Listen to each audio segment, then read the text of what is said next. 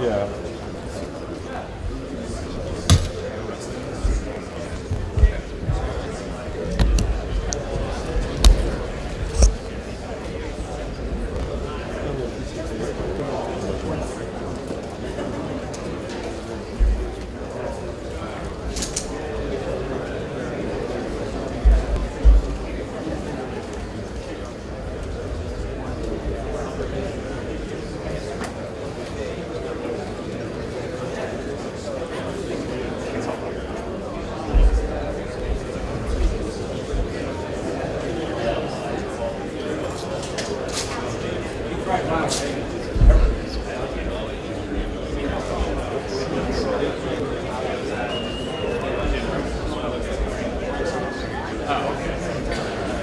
We'll just tell them that. Yeah.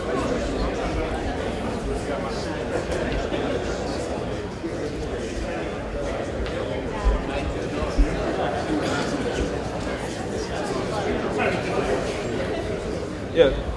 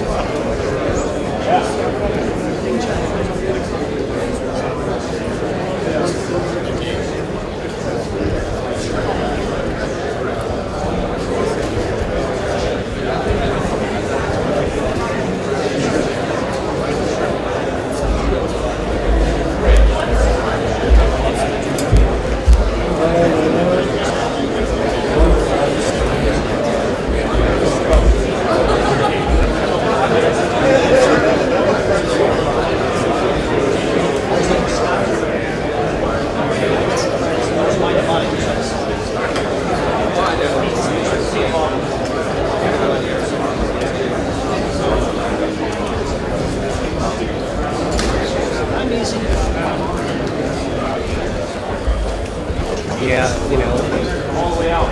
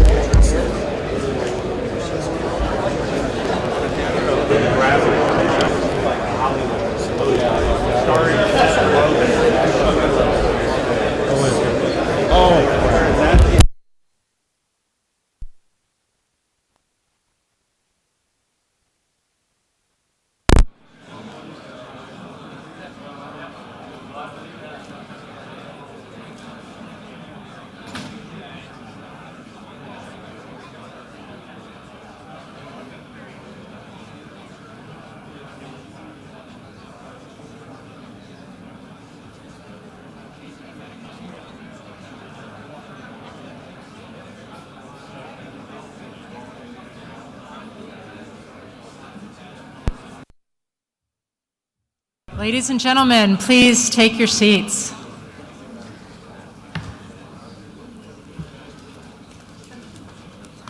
Good morning. I'm Michelle Flournoy, the CEO and co-founder of the Center for a New American Security, and welcome to CNAS's 9th annual conference. We are so pleased to have you here, and we're glad you found us in our new venue. This conference comes at a critical time. As our banner suggests, the world is indeed in turmoil. We are seeing a time of unprecedented crisis and volatility. Multiple crises in the Middle East, from chaos in Syria to instability in Iraq, insurgency in Yemen, warring factions in Libya, Iran's pursuit of nuclear weapons, and its support for terrorism. Meanwhile, in Europe, we see Russian aggression against Ukraine, posing a real threat to the notion that had taken root of a Europe whole, free, and at peace. We see now in the East the rise of a more assertive China, flexing its muscle, posing challenges in the East China Sea, the South China Sea, and to the rules-based international order that has undergirded the stability and prosperity of that region for so many decades. We see evolving terrorist threats with the morphing of al-Qaeda, the emergence of the self-proclaimed Islamic State, and others. We see the proliferation of advanced technologies, from drones to cyber tools to precision munitions, and I could go on. A very, very daunting security environment. So in this complex and volatile environment, the question we want to ask today is, how should the United States use its power, its influence, to protect and advance our interests and values? How can we leverage our advantages? Because we do have advantages. Our global network of alliances and partnerships, our strong and innovative economy, the American energy revolution, the unparalleled quality of our all-volunteer force. In short, what course should America chart in these troubled waters? This is the animating question of our discussion today. So as we consider these challenges and these opportunities, we want to be thinking not only about the crises that we see today, and there are many, but also about the broader trends and developments that will really drive the future. How do we expect the security landscape to evolve and change over the next 5 to 10 years and beyond? And importantly, what can U.S. leadership do to actually shape that environment and how it evolves? The timing of this conference is also critical for another reason. We are less than 17 months out from the next U.S. presidential election. I bet many of you didn't know that. Now is the time to begin generating the innovative ideas, the intellectual capital that we can offer to a new president, be it a Republican or a Democrat, to navigate the national security landscape in January 2017 and beyond. What are the bold, innovative ideas that we can offer the next administration to strengthen U.S. leadership and enhance our prosperity and security? And even in today's highly polarized political environment, can we elevate the national security debate to a more strategic level? Can we begin to rebuild the bipartisan consensus that is so essential to having a sustainable and effective American foreign policy going forward? Again, these are some of the questions that we'll be wrestling with, and I hope we'll start to answer today. Back in 2007, when Kurt Campbell and I co-founded CNAS, we had several things in mind, several objectives. First, we wanted to take on the toughest, most painful, most important national security challenges that we face as a nation. We wanted to develop bold and innovative ideas, recommendations on national security and defense. We wanted to elevate the national security debate, and we wanted to grow the next generation of national security leaders. Today, 8 years later, we are very proud to have earned our place in the world of think tanks. We are now the only national security think tank to be co-led by a Democrat and a Republican, and I think we're still both in good standing with our own parties. We take a very active approach to bipartisanship every single day. Our work has shaped U.S. policy on issues ranging from Iraq to Afghanistan to sanctions policy to our posture in the Asia-Pacific. And since our founding, and maybe this is the thing we are most proud of, we have launched dozens and dozens of professionals into public service, from DOD to the White House to the State Department to Capitol Hill. And though we are small, we have had an outsized impact. I think I'd venture to say that no think tank in Washington delivers more impact per dollar than CNAS. And in part, that's because of all of you. Many of you out here in the audience have been our supporters. You've contributed to our success, and for that, we are very, very grateful. So I'd like to take a moment to thank our 2015 conference sponsors. First and foremost, this year we have the Washington Post as our media partner. and our co-host for the conference. The Post is live streaming the events all day today on their website. So thank you to the Washington Post. I'd also like to thank this year's conference sponsors. They're listed on the slides there: PenFed Credit Union, the Carnegie Corporation, PwC, IBM, Textron, DynCorp International, Beacon Global Strategies, Huntington Ingalls Industries, L3, the Asia Group, Rolls-Royce North America, and Latham & Watkins. And now, with that, I'd like to turn it over to David Romley, our Senior Vice President, to introduce you to a new feature at this year's conference, the CNAS Conference app, which you can get on your iPhones or your Androids. We're impartial. And that will help you navigate the sessions and participate more fully in the conversation today. So again, welcome, and looking forward to a wonderful day today. Thank you all for being here.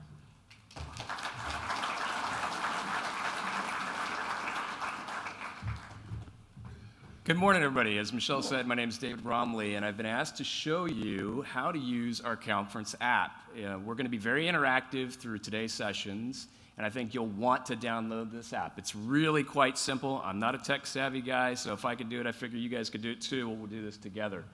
So if you join me, please go ahead and take out your phone or your tablet device, whatever you might be using, and simply go to either Google Play or your App Store, and search for CNAS 2015. That's CNAS 2015. You can download it. If you have a BlackBerry, you're out of luck. I'm kidding. There's actually a website you can go to. You have to go to the website. I don't even know how to do that. So actually, we do have a crack team of support specialists in the back. So if you're having a hard time downloading the app or just accessing the app, raise your hand, and they will come out and help you. There's also, if you need help to access the app throughout the day today at the conference, just go to the registration desk, and they will help you as well.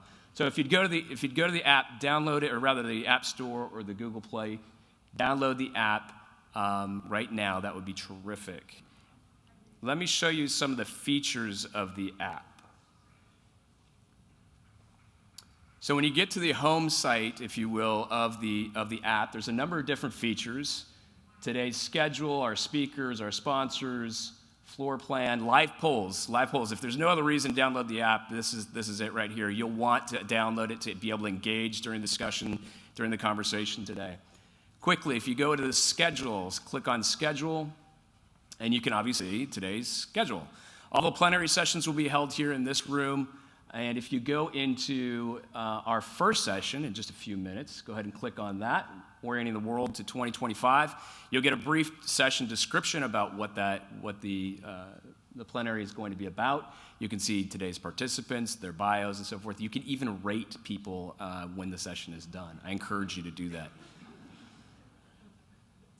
Going down the schedule, you can see at noon today, we're going to feed you over smaller breakout sessions. So those breakout sessions will be just right across the hallway from where you came into this room. And you can see those breakout sessions listed here. If a tip for everybody, if you forgot which breakout session you registered for, simply look at your name tag, and on the back or on the front, it should say the name of that breakout session. And if you're not sure where to go for that breakout session, you can reference the app. So go back, you can see, click on the floor plan, and you can see that we are currently in salons 1 and 2. Right across the hallway from where you came in, on the right-hand side, are the breakout sessions. I can't quite read this, but it looks like the China sessions in Salon D, the energy sessions in Salon E, Russia in F, and the future of all volunteer force in H and J. And if you go back to the homepage, get to the fun stuff here, the live polls. This is really what I want to focus you on. Go ahead and click on that. Thank you. So, as I mentioned, the moderators and the panelists really want to engage you throughout today. This is your chance to directly provide your thoughts and input. And so what they've done is they've crafted a number of questions to help us interact with one another today. And if you would entertain me right now to answer this very first question for our upcoming session, then we can provide you the results of that survey during that session.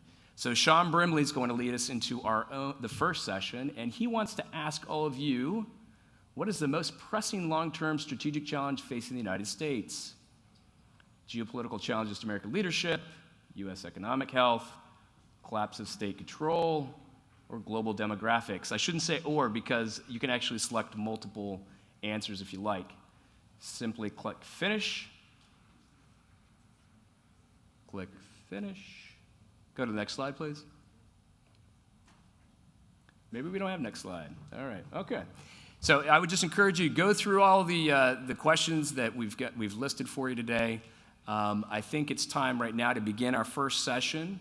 So I'm going to introduce you to our colleague, Sean Brimley, who is going to lead us into the first session, which is going to be discussing reorienting the world in 2025. In today's fast-paced world, policy decisions are often made on a news cycle schedule. Today's urgent crises typically crowd out the planning needed to prepare for tomorrow's challenges. The next president will inherit a world in turmoil, a world shaped by enduring tensions, trends, and threats. We have brought together experts to discuss these deeper strategic currents and how the next president ought to think about them. Which trends do you think will define our future? What do you think will be the biggest national security challenge facing the United States? Please vote using the conference app. Sean Brimley begins our conversation. Isn't that cool? Thank you all for coming today. My name is Sean Brimley. I'm the Executive Vice President, Director of Studies here at CNAS, and I'm looking forward to a whole day of debate and discussion concerning how we can protect and advance America's national interests during this tumultuous period in global affairs. Indeed, as Michelle talked about, from Russia's invasion of Ukraine and threats to Eastern Europe, to China's aggressive tactics in the East and South China Seas, to the chaos in Syria and Iraq, the challenges to our national security are real and they are quite urgent. Most of the attention, will come as no surprise to you, that we'll devote to national security over the next 18 months or so will be focused primarily through the prism of the 2016 presidential election cycle and how the next president can deal with the challenges facing our country. But it's important as we go through this debate not to lose sight of the strategic horizon and to appreciate how today's crises have been shaped and will be shaped by the deeper currents of geopolitics, longer-term trends, and the arc of strategic competitions decades in the making. So this first session will frame today's discussions. The next president will need to enter the Oval Office not simply with an informed view as to how to deal with challenges he or she will inherit, but rather how to orient America toward a more affirmative and secure future and navigate amongst the challenges to help get us there. And we are privileged today to have three speakers who will each give about a 10 to 12-minute presentation before I then moderate a short discussion with them and then engage you all in a Q&A session. First up will be Robert Kaplan. He's the best-selling author, as you probably know, of 15 or more books on foreign affairs and international travel, to include Asia's Cauldron, The Revenge of Geography, and the classic The Coming Anarchy. He's a senior fellow at CNAS and a contributing editor at The Atlantic. Bob will speak to the ever-evolving geopolitical trends that continue to undergird and change our international system. Next will be my friend Dr. Aaron Simpson, CEO of Karas Associates, a research and strategy firm that has built a strong reputation for combining advanced social science and fieldwork to better understand conflict environments. Simpson will speak regarding some of the more profound structural trends shaping our world, from population movements to the role of non-state actors, and how such trends pose core challenges to how we understand and act around the world. Third and finally will be Dr. Jerry Hendricks. He's the director of our Defense Strategy and Assessments Program here at CNAS. A retired Navy captain, Dr. Hendricks earned a reputation inside the Pentagon for fearlessly developing ideas that challenged the status quo, but helped improve our strategic thinking. Jerry will speak to the long-term but urgent nature of some of the ongoing military technical competitions that will challenge the next president and his or her successors. So with that, I'm thrilled to have all three of them here to help orient us towards an emerging strategic landscape to 2025 and well beyond. So with that, Bob, over to you. Thank you, Sean. It's a great pleasure and privilege to be here. We live at a time of traditional geopolitics, but this traditional geopolitics is being played out in a very untraditional, globalized setting. What that means is there are more interactions between regions than ever before. So that if America were to suffer a loss to its reputation for power in Southeast Asia, that would affect its reputation for power in Europe more than ever before in history, and vice versa with the Middle East, everything. Technology has not negated geography. What has happened is that technology has shrunk geography. The globe is more shrinked. But what that means is that the ground on which people have disputes is more precious than ever. And therefore, the conflicts on them are more fractious and precious than ever. So it actually intensifies conflict in this shrunken globe where there is a crisis of room, so to speak. So let me break apart these patches of ground and talk for a few minutes about the Middle East, about East Asia, and Europe, the three biggest areas. In the Middle East, we're at the end of three basic systems of imperial and quasi-imperial order. First was the Ottoman Empire, the Ottoman Turkish Empire, which ruled for hundreds of years. And the Ottoman Empire was weak in many parts. There was fighting within parts of the Middle East, but to a relative extent, there was order. And there was order because whether you were Sunni or Shia or one ethnic group or another, you were all citizens of the Sultan. So that battles over borders and territories were muted. And the Ottoman Empire collapsed at the end of World War I in 1918. And one could say that the Middle East, almost 100 years later, has still not found a solution to the collapse of the Ottoman Empire.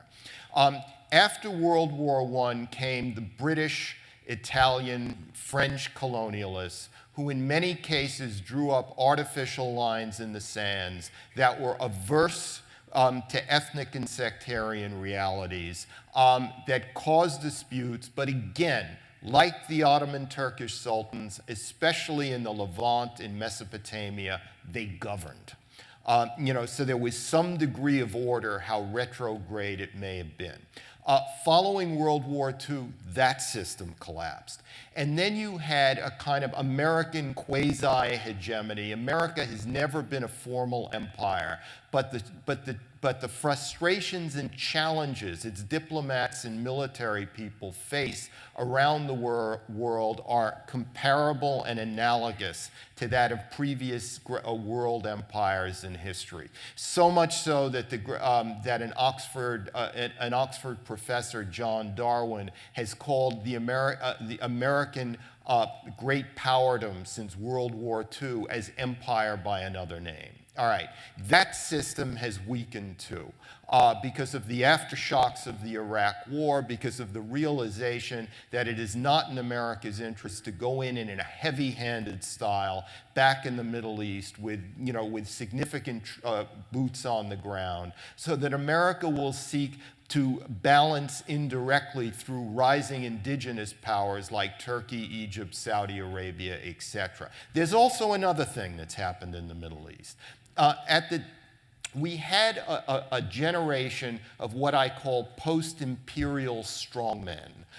These were men like Muammar Gaddafi in Libya, the Assad family in Syria, a string of dictators culminating in Saddam Hussein in the late 70s to 2003 in Iraq, who essentially had to rule according to the borders drawn up by colonialists, and because those borders were averse to sectarian and ethnic realities, they had to establish secular state identities and very suffocating totalitarianisms in order to keep states that weren't really states because they were artificially created together.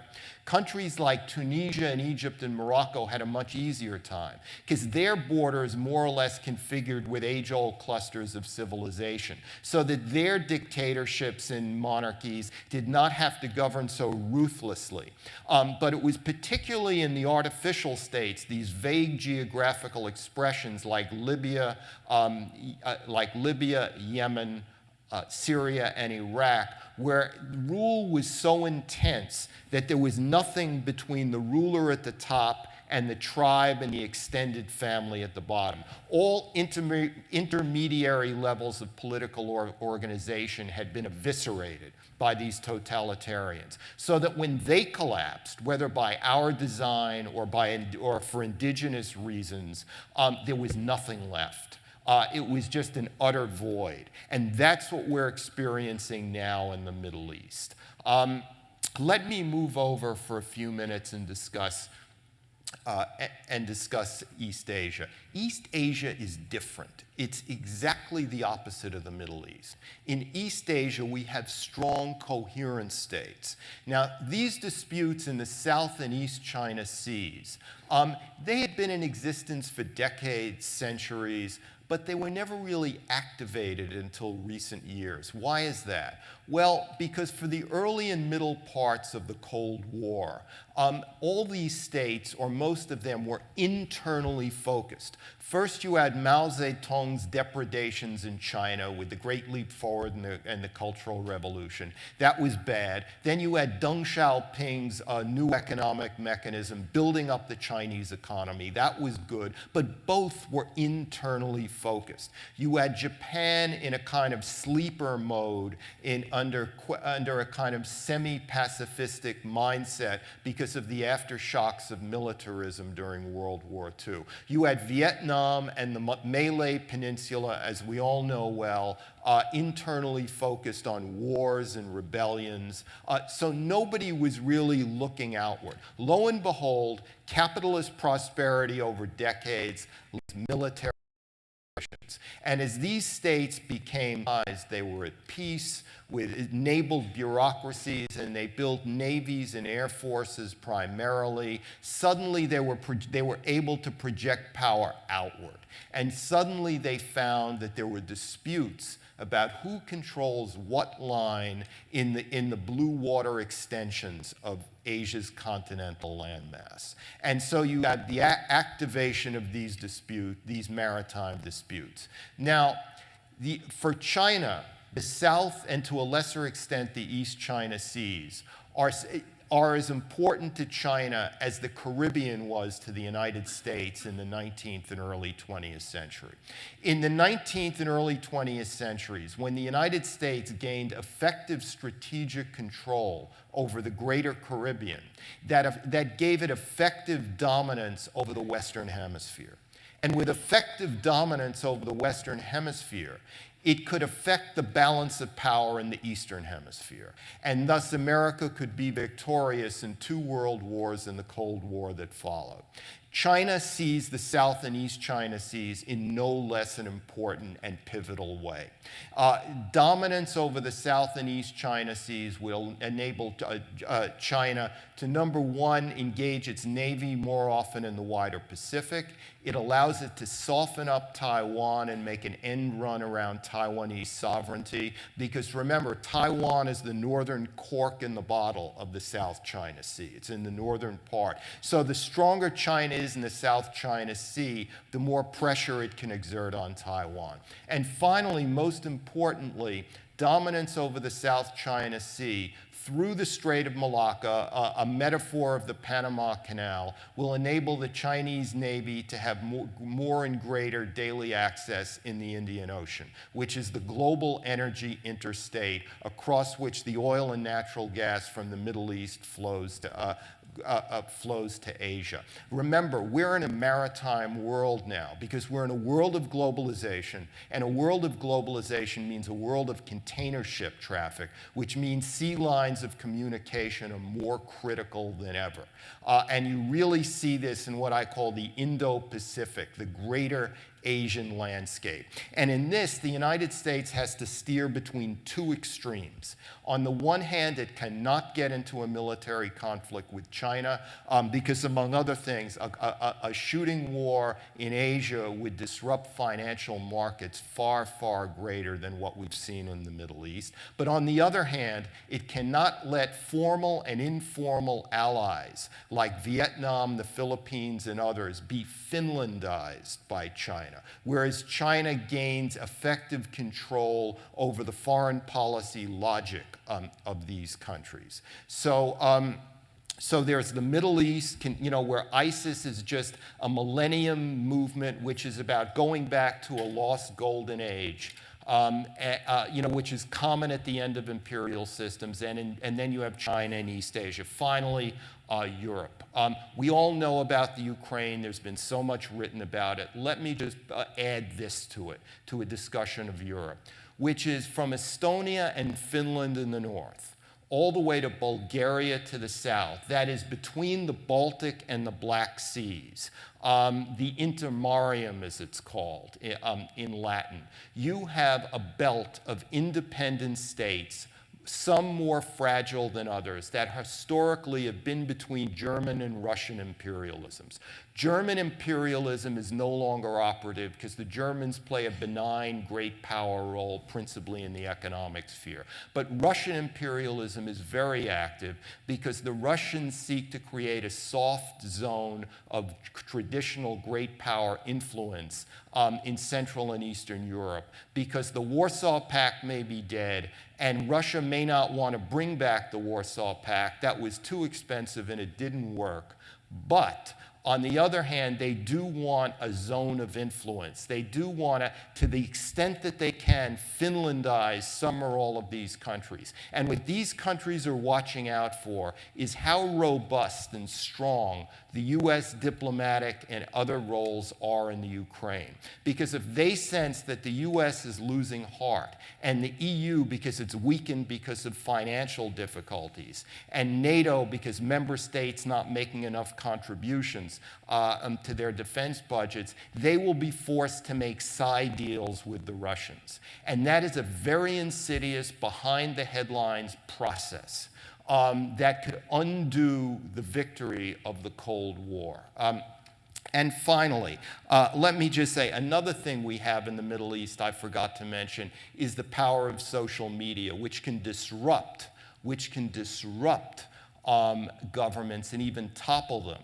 However, it cannot organize alternative bureaucratic roles of poles of power to actually govern. So it's a disruptive, destabilizing force, and Aaron Simpson, who's going to follow me, is going to talk more about trends such as that. Another thing in East Asia, we have a new strategic geography of conflict, or rivalry, I should say, between India and China that never existed before in history. Because in the past, India and China had relatively little to do with each other. There were exceptions like the rise of Buddhism, the Opium Wars, but generally they were separated by the Himalayas. But now, because of technology, you have Indian ICBMs that can hit China. You have Chinese fighter jets that can include the subcontinent in their arc of operations. You have Indian warships in the South China Sea. You have Chinese warships increasingly in the Indian Ocean. Technology has created a rivalry in a way that didn't exist before. This is exactly what I mean by technology shrinking the globe and making a crisis of room, so that it isn't that geography is not important anymore. It's that it's smaller and more precious than it's ever been. One more point about Europe, which is that if you were Poland and Romania in the mid-1990s, the world looked great to you.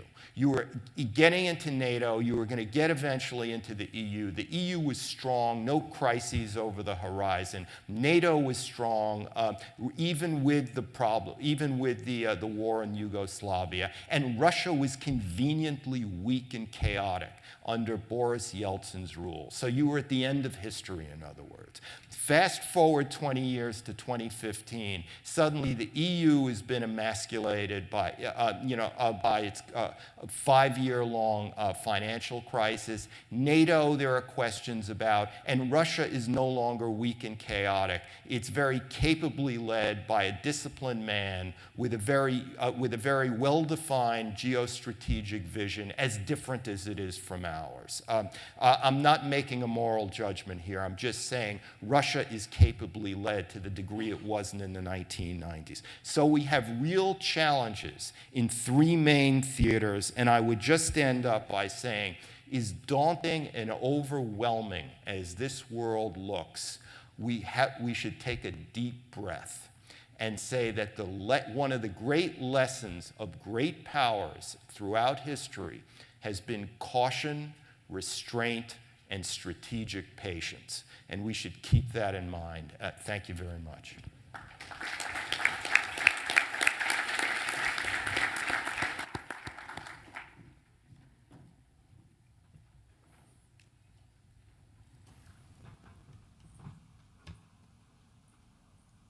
Just going to see if we can get the slides to advance here. Too many. I first want to thank Michelle and Sean for inviting me here today, and thank Bob for that wonderful overview of the geopolitical realities of today, looking forward to 2025.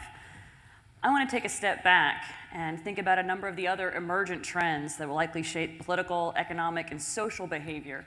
We can think of these trends as presenting threats, and Bob certainly characterized several of those geopolitical threats we're likely to see, but they also pose opportunities not just for the United States and advancing our interests around the world, but opportunities for our allies as well. How we go about forecasting their impact on U.S. interests and anticipating how those allies and adversaries will respond to these threats and challenges will be a key strategic challenge over the next 10 years. Many of you are familiar with some of these trends. Secretary Work has highlighted them in his new work with the Long-Term Research and Development Program. The Office of Net Assessment and the NIC have also highlighted in their forward-looking looks to 2030 and beyond. And we can think of, I think, 4 different trends that are likely to shape the broader social, political, military landscape over the next decade. The first is an increase in population growth, particularly in urban coastal areas. Rapid unplanned urbanization contributes then to this governance gap that the NIC has identified and a diffusion of power beyond traditional state-based actors that we're used to interacting with. This combines then with the explosion of connectivity, the ubiquity of sensors, the Internet of Things, and all of the great information availability that we are able to just now begin starting to leverage.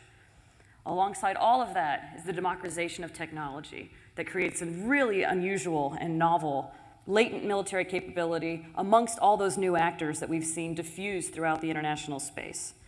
Let's take a moment and look at each of these in turn. At the start of the Industrial Revolution, population on planet Earth was about 700 million people. It took 150 years for that to double to 1.5 million in the year 1900. Global population doubled again to 3 million people in 1960, this time only taking 60 years. And population doubled again to 6 million people by 1999. Current UN projections suggest there'll be 9 billion people on the planet by the year 2050. But that population growth is not evenly spread around the globe. In fact, already today, 80% of humans on planet Earth live within 60 miles of a coastline. Those aren't rural villages on those coastlines, however. They're large, increasingly sprawled cities. For the first time in human history, more than half the global population lives in an urban area, and that trend is only accelerating. Looking forward, then, we can imagine a situation where there's rapid, unplanned urbanization in some of the most sensitive and vulnerable countries around the world. This contributes to that governance gap identified by the National Intelligence Council, limiting governments' abilities to respond and govern their own populations. But it also contributes to a gap in what Jim Scott calls legibility, which is the ways that states impose order and meaning on their populations.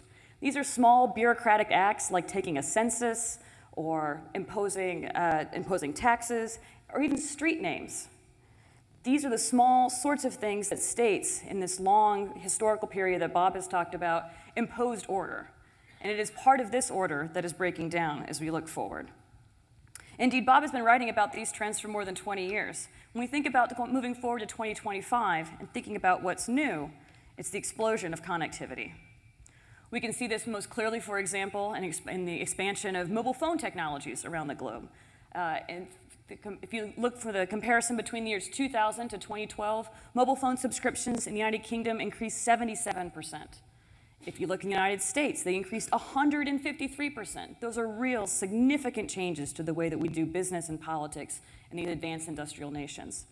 But if you look at Nigeria, in the year 2000, there were 30,000 mobile phone subscriptions. But by 2012, there were 113 million and still climbing. That explosion of connectivity, that exponential growth and connection and in connection, not just within communities, but around the world, is what's really dynamic as we look forward to the next 10 years. We can see similar trends in global internet traffic. In the year 2000, there were 84 petabytes per month of Cisco IP traffic. Today, there are 27,000 petabytes per month of traffic, and again, those trends only increase.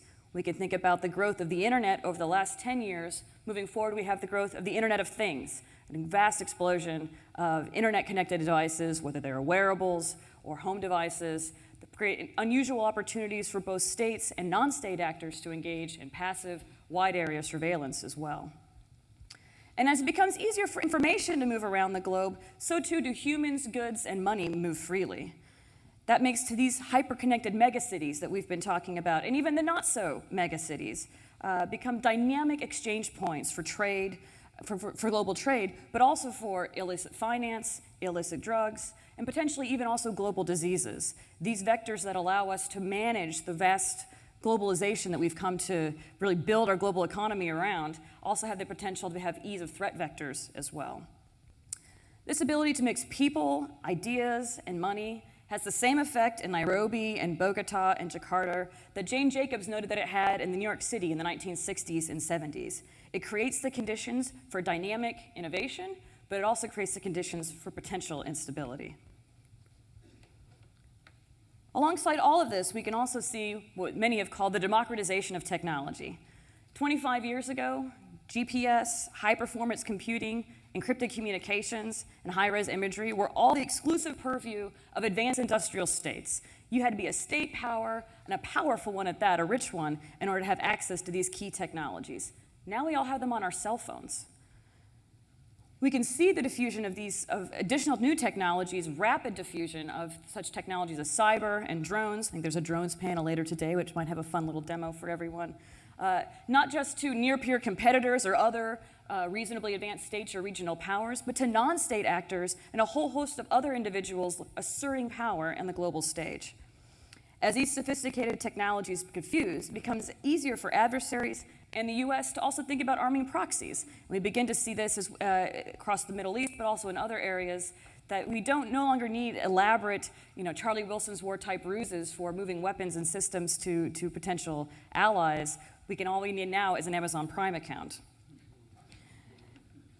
This also creates a situation where we're no longer just tracking state capabilities. As individuals and well-organized groups have access to these technologies, access to global communication, access to, interestingly, DIY-styled missile technology systems, we can see a real growth in the latent military capability of a vast array of new actors. That in and of itself is challenging. But it's also challenging to think about how the pace of that innovation, how quickly new groups will emerge, and how fast those newly emerging groups will themselves evolve. How do we track these trends? How do we imagine the potential capabilities that these new groups and new technologies might allow? How do you identify the implications? Jerry Hendricks is going to talk in a moment about the history of military innovation, and we can think about how the radio transforms trench warfare into blitzkrieg over a very short time frame. What will be the impact of the internet or the Internet of Things on how our allies or our adversaries choose to organize their military forces? How do we identify the implications of these overlapping trends? And more importantly, how do we anticipate them? Our current intelligence system largely works as a function of stealing state secrets. If you want to know the new specs on a Chinese submarine or the Japanese trade position, you spy, respectively, on the Chinese and Japanese governments.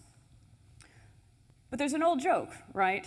That if you wanted to know if the Soviet Union was going to collapse, the last place you should be spying is in Moscow, because they were the last ones to know, right? So if you want to know if there's a sleeper cell in Cairo or an emerging new cyber technology being developed in the hacker communities of Nairobi, spying on those governments isn't going to get you very far. This system is ultimately based on task collection, with the idea that you know where to look and what to look for. But what if you don't? What if you're looking for emergent qualities? And what if the more you task, the more you think you know what's going on in the world, ultimately, the less you discover? I think looking forward to 2025, focusing on discovery is key. How many of you have read World War Z or watched the first season of The Wire? You guys need to read more. One of the things that's so compelling about those pieces is that the main characters stumble around the dark for a considerable amount of time before they even realize that they're in the midst of a zombie apocalypse, that there might be a new Barksdale clan, right? That's a lot like the real world, right? It is very different to look at the world and say, find me everything in Al-Qaeda. It's very different to sit in 1990 or 1993 and say, I wonder if there might be an Al-Qaeda. How would I know? How would I find that out? You find that out through discovery. And in a world of rapid innovation, dynamic cities, and evolving threats, we need new tools and new analytical approaches that focus and enable discovery. It might be by 2025 that we've moved away from a system of finished intelligence products that have been thoroughly vetted by 15 agencies that are presented in a sealed box to a decision maker so that they may receive this intelligence from on high, and instead move toward guided discovery, side by side, where analysts and decision makers are able to figure out together what is actually happening in this incredibly dynamic and potentially unstable world. Without these tools, without tools to create baselines, to sense emergent behavior, and even tell analysts where not to look, which in a world of explosive connectivity and overwhelming information is a really important piece, we'll continue to be surprised. And in fact, I think we'll continue to face strategic surprises, where we think we've known what we're supposed to look for, and in fact, we've really missed a much larger picture.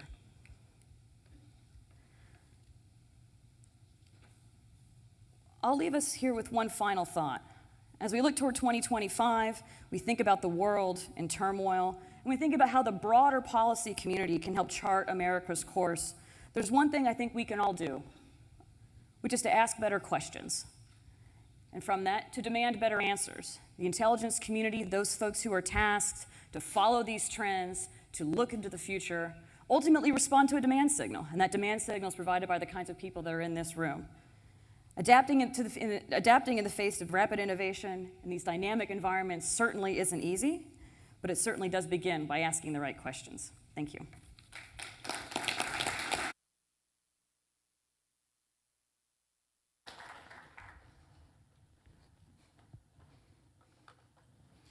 Good morning. I'm Jerry Hendricks, and I'm the Director of the Defense Strategies and Assessments Program at the Center for a New American Security. 1 year ago, actually 1 year ago today, I was still a Navy captain and was going to retire the next day. And if you had told me that a year hence I would be on a panel with Bob Kaplan and Aaron Simpson, I would have think, oh boy. And I would have started preparing a long time before I actually did. So one of the key breakaways when you get out of the military is actually attempting to break away from PowerPoint as a means of communicating.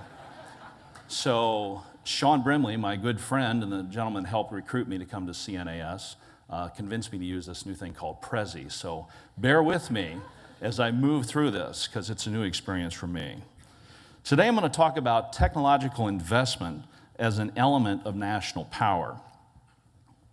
Along the way, I'm going to use history to illustrate the intersection of technology and national competition between nations.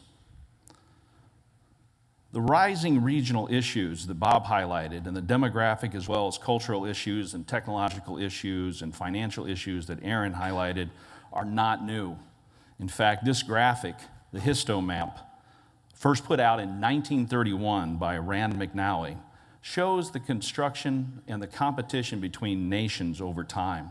Just so you know, as you look at this, it's going to scroll for 4 feet from the top to the bottom, and based upon the width of the nation's column, shows how great their power was in the world within a given period of time. So this goes from about 2000 BC to 2000 AD and shows the rise and fall of powers over time.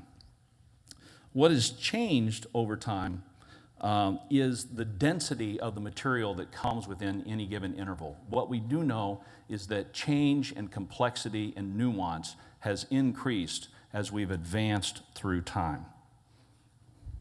Professor Graham Allison, the dean of the Kennedy School for so many years, wrote recently about 15 great powers that have risen and fallen. He remarked specifically about 11 of them that fell in great power competition. But what I found interesting about it was that there were 4 powers that were able to renew themselves. I wanted to look more closely at that, and so what I wanted to do is go back and use this as an example, which is the Assyrian Empire in 950 BC. The Assyrians were in decline. They had ridden essentially their horses for about as far as they could go, and they were essentially coming up against a wall. But in 950, they made an investment in what they called were mounted lancers, where they were able to combine both the horse and a long spear. And in doing so, they revitalized their empire, expanded it out, and had what I called was a double pump, or an ability to extend and revitalize themselves. Other examples of technology having an impact on the rise of a power include the phalanx, which is a spear and a shield wall wedge that was employed by the Greeks, the Roman adaptation of the phalanx to become the maniples, Genghis Khan's use of mounted archers, Great Britain's use of sail to build a global colonial empire that was also economic and commercial in nature. Still later, the Germans building railroad systems to both connect themselves as a newly emergent nation as well as an industrial power, and ultimately Japan's combination of steel and steam. These observations and example provide us with another lens to examine the rise and fall of powers, which I look at as the tech cycles. By tech cycle, I mean the rise and the fall of a technology over time, starting first on the left with research and development, then going through an ascent phase, reaching maturity where it dominates a particular market or space, and then falling off at the end. The fall off is important because generally the fall off is associated with the rise of a competitive technology cycle that overtakes and overcomes it. This example here that I use shows the maritime propulsion over time. Rowing, or galleys, ruled the oceans for, well, really the Mediterranean, for over 1,000 years before it was replaced by sail. Sail, in turn, was replaced by steam, and then steam went through a number of different iterations, first with steam turbine, and then nuclear-powered steam turbines, and then ultimately the diesel engine coming on. What's also interesting about this is the periodicity that comes along with this. About 100 years ago, actually about 120 years ago, the historian Brooks Adams, who was a descendant of 2 presidents, talked about the fact that he was seeing historical intervals have themselves which each successive era. And that's actually what we see here. Road vessels lasted for well over 1,000 years. Sail lasted for 600. We're 150 years into steam, and we're already into the 5th iteration of it. And we're seeing them have each other. And of course, we can talk about Moore's Law and other examples where technology is becoming increasingly competitive and is having an impact for a less and less period of time.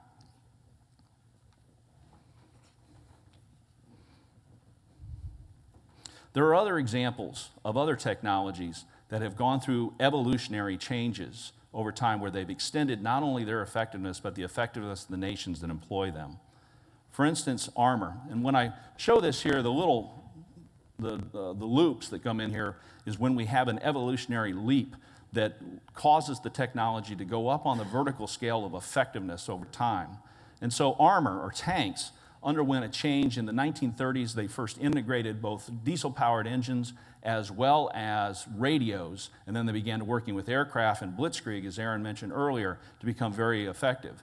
Later, they went through the integration of reactive armor that increased their effectiveness yet again. Aircraft have gone through numerous iterations. I've highlighted 2 here, the integration of a jet engine, then we went through swept wings, and then we found stealth that has again given the aircraft extended life and effectiveness over time. Submarines went through a massive change in the 1950s. We had been operating diesel boats for some 50 years, almost 60 years at that point in time. But the integration of nuclear reactors and then ballistic missiles onto the submarine in a very short period of time in the mid-1950s dramatically changed the employment of that platform. However, evolutionary developments can only support a nation for so long. After that, they become targets. It allows a competing nation who is rising alongside to target or hone in on a specific technological line and know that that's how they're going to overcome it. And if we look back across the span of history, we see this time and time again. If you want to have a double pump, you're going to have to move beyond evolution to revolution. You're going to have to go for transformation, not reformation. You're going to have to go for offsets and not a continuation. No one achieves the double pump by becoming more efficient at what they do. We have to shake things up. Investment in new technologies allows us to take the opportunity to go to the next level, to jump up that vertical scale of effectiveness. One key for us to understand is the importance of unyoking ourselves from previous thought patterns. In World War I, the tank was introduced, and ground commanders looked at it essentially as mobile artillery, and they allowed it to move at the pace of the soldiers that it was accompanying, essentially at the pace of a walking man. But in the 1920s, thinkers like George Patton and Heinz Guderian freed the tank and allowed it to develop blitzkrieg and move and revolutionary the very nature of mobilized war. And we've taken that to a heightened sense with the M1 Abrams tank and some of our desert campaigns. Today we have a number of new technologies to include hypersonics, unmanned stealth, new resilient communications architecture that knit us together in ways we've never thought about, and the swarm robotics that my colleague Paul Shari has written so much about, and I'm sure will come up in numerous conversations today.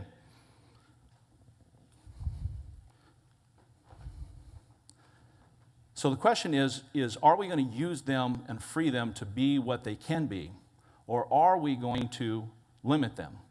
Directed energy is one of the other new technologies come along, and we now have mounted it on ships, and we put it on board aircraft, manned aircraft. The question I have is, when are we going to allow them out of the stable, to allow them to roam free and to develop themselves to their fullest potential? We need to make sure that we consciously divorce ourselves from thought patterns of the past and allow these technologies to develop to their full natural potential.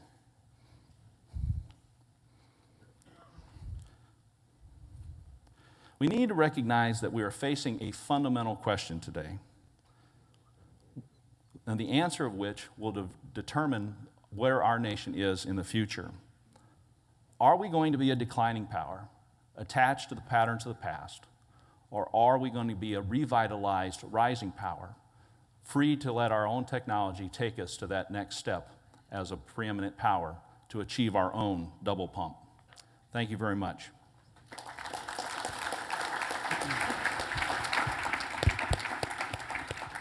Well, thanks, Bob, Jerry, and Aaron. Those are very provocative by design, spanning the dawn of time all the way to emerging technologies. So, when I was briefly at the White House, President Obama would ask sometimes through his national security advisors to put together some panels like this to have these sort of broad discussions. And I imagine at some point he probably asked folks the question I'll ask you, which is, this is all provocative. Thank you for framing the way I should think about the world. But what should I do? So, Bob, whether it's geopolitics, Aaron, whether it's how to reform the intelligence community, Jerry, whether it's how to harness some of these new strategic competitions and to really have a greater sense of urgency. If you could give the next occupant of the Oval Office, the next commander-in-chief, sort of one piece of advice, what would it be? Bob, I'll start with you. Well, first I would say, Sean, what should I not do? And one thing I should not do is, if you're going to do something dramatic, topple a regime or something of that nature on Wednesday, have a plan for Thursday, or don't do it on Wednesday. In other words, don't be impulsive.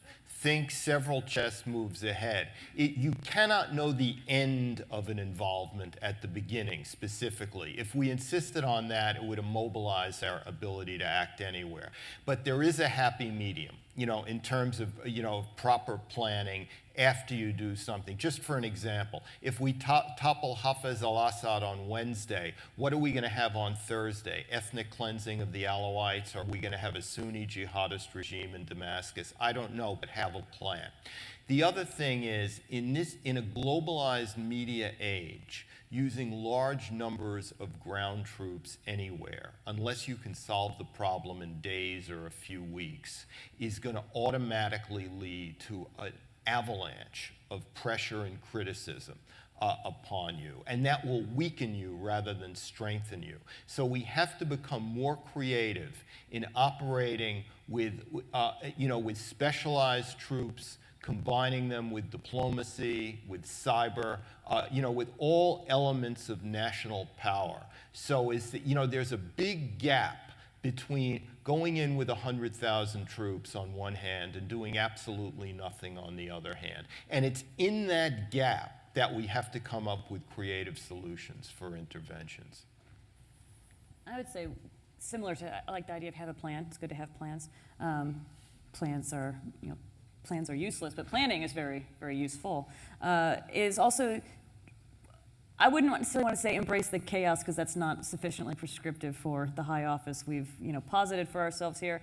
But I think there is an element of thinking about how we buy ourselves time, right? So if you think in the kind of the indicators and warnings problem set from the Cold War, what you wanted to know was when, for example, the Soviet Union was preparing to launch missiles, so that you had time to ready yours as well, right? Here, we're not really talking about buying time in order to launch a large-scale military offensive. We need to buy time, anticipate new technologies or new threats, to buy time to adapt ourselves, to innovate ourselves, to do some of this double pump that Jerry has talked about. And so that requires actually some parts of the defense and intelligence apparatus to be integrated that don't usually talk to each other. Folks who are doing relatively near-term threat assessments, folks maybe from net assessment who are doing longer-term capabilities evaluations, and folks in the science and technology community to really think about what it is we're going to do now so that we're going to be in a better position 10 years down the road. I think I would focus on the at-home challenge right now. We have a number of significant issues that face us. You can go from our fiscal environment, but I think the thing that recognizes the calcification that has risen in the way that the United States views itself and itself strategically in the world, and we need to break down those bonds or those barriers that have sort of locked us into the way we're doing things because we've always done them that way. And I think we have to challenge that, be that in the type of strategy, the way that we approach the world, or for that matter, in the way that we employ or build weapon systems. And I think we need to step back, really look at the world and the challenges it faces, and make sure that we're addressing the conflicts that we're likely to fight, not necessarily the conflicts that we want to fight. I think that that's a big challenge that we face, and we have a real opportunity right now to take those issues up. Thank you for that. We're running a bit short on time, and I want to engage the audience. So if folks have a question, why don't you raise your hand?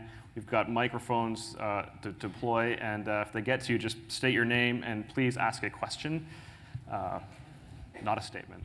Sir, right there.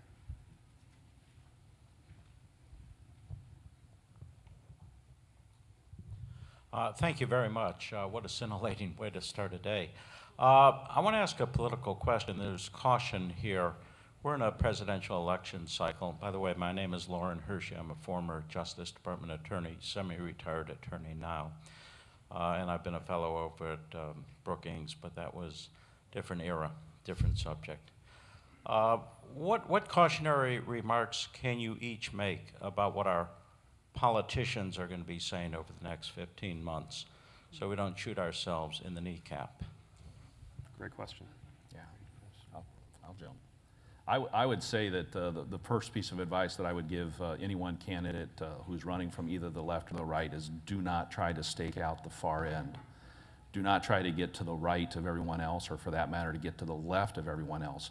What is needed right now is an openness to the idea of reforming that bipartisan consensus that Michelle Flournoy talked about earlier, where both sides can understand what the key foreign policy requirements and challenges that the nation faces.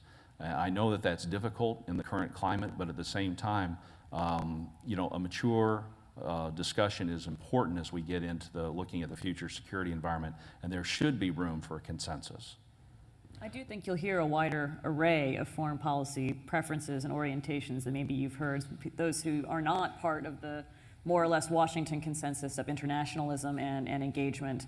I don't know that I want to characterize all of those viewpoints as irresponsible. I think it's important to engage that debate because a lot of the American public is not part of that Washington consensus, and there needs to be a discussion and a persuasive engagement of why it is we do believe we need to have a certain type of defense spending, foreign aid spending, and engagement overseas, whether diplomatic or otherwise. So I'm hopeful that by having a little bit more, few more viewpoints, we'll be able to have that discussion. But I think Jerry's right to highlight the risks of some of that debate as well. Bob, I know you'll jump in, but I wonder, you've mentioned the word restraint a few times, Yeah. both in the hallways at CNAS and just here. Can a presidential candidate talk about a restrained foreign policy in a way that resonates with the American people? And how does one talk about that without appearing weak? The way you talk about it is by saying that passion in the service of general principles is a good, but passion in the daily conduct of foreign policy is bad. You need like blood running with ice. And the best role model in modern times, in recent decades for this, was the foreign policy team, I believe, of the elder Bush, of Baker and Scowcroft, who the way they reacted to the collapse of the Soviet Empire and what didn't happen, how restrained they were, how they didn't jump up and down and congratulate themselves and make a victory tour around Eastern Europe, how they did not break diplomatic relations with Beijing after Tiananmen Square, how they did not do a lot of things. It was what didn't happen that defined how good a team they were. In other words, don't operate on your emotions. Foreign policy is not about making yourself feel good, because it's often about taking decisions that you feel bad about, but there was no other choice given the limitations. That's great. Sir. Hi, thank you. Well, great presentations. My name is Chuck Woolery. I'm former chair of the United Nations Association Council of Organizations. And thinking about a book written right after World War II, Emory Reeves had this quote that came to mind. He said, security is not a function of armaments or disarmaments. This conference seems to be about the evolution of armaments. People I work with seem to think about disarmament. But he said real security is about justice. And when I look at the evolution of weaponry, it doesn't look like we're going to have an advantage in that in the near future. And so to look at alternative means, instead of the law of force, looking to the rule of law. And what about international institutions and their role in helping us stay safe, protecting both our freedoms and our security? I'd like to hear more about that. Great question.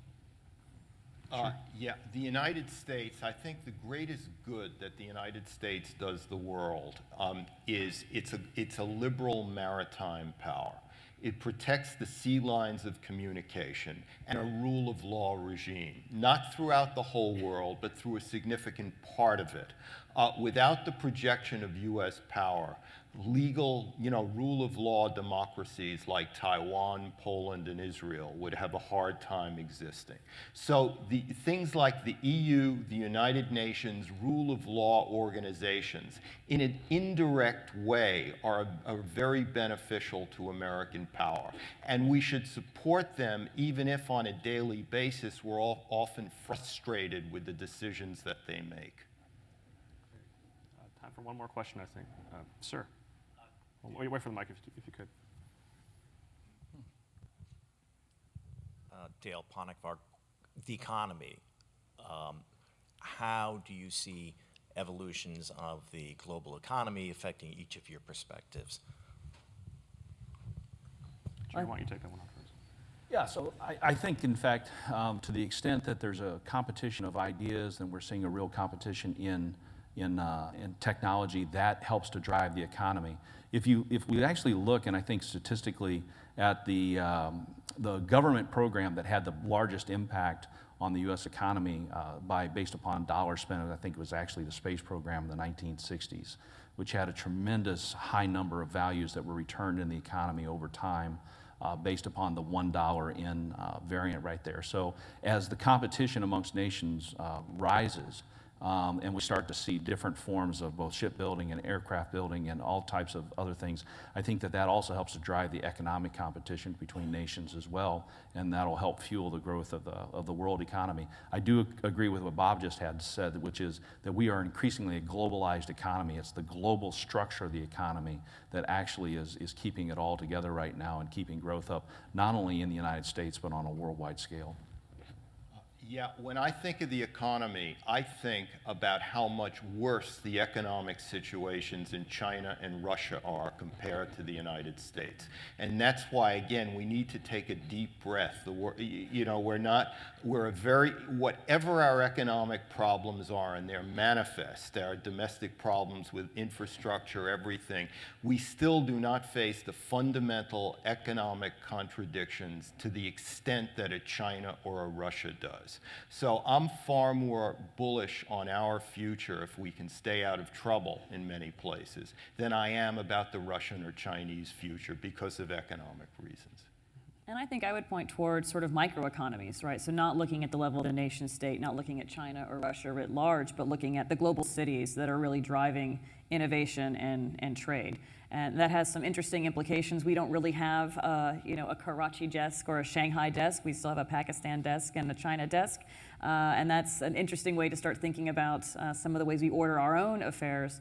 But it's those global cities and then the attractions they have for migration within those countries and from elsewhere that are really going to drive, I think, both the innovation but also the potential economic growth in the world in the next 10 years. Well, I'm getting the hook here. I could stay here all day and have this conversation, but thankfully I have a job where I get to do that every day. So thank you to Bob, thank you to Aaron, thank you to Jerry. I think you provided us with a great prism through which to look at maybe some of the more urgent foreign policy challenges that we're facing. Thank you all for the engagement as well. Thank you.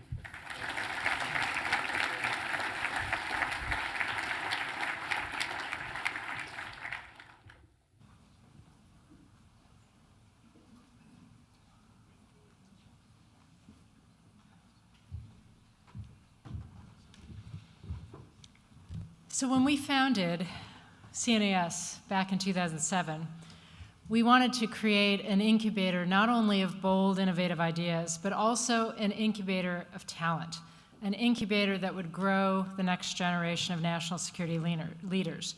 So as we were crafting our original mission statement, we added a very important sentence at the end.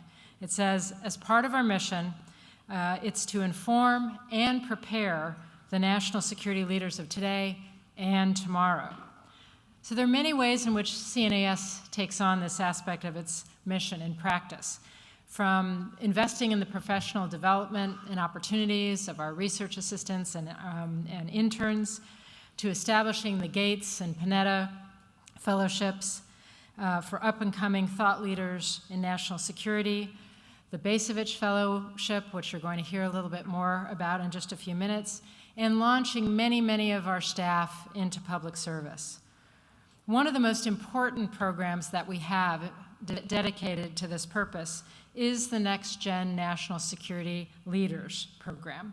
Every year, CNAS selects 20 up-and-coming national security leaders from an applicant pool that's usually way more than 200. And they participate in a year-long program where they meet monthly, engage with current and former national security leaders of all stripes. They write, they publish with CNAS, many of them, and we embark on domestic and overseas learning tours. To date, we've had 6 classes of national security next-gen leaders with over 110 alumni.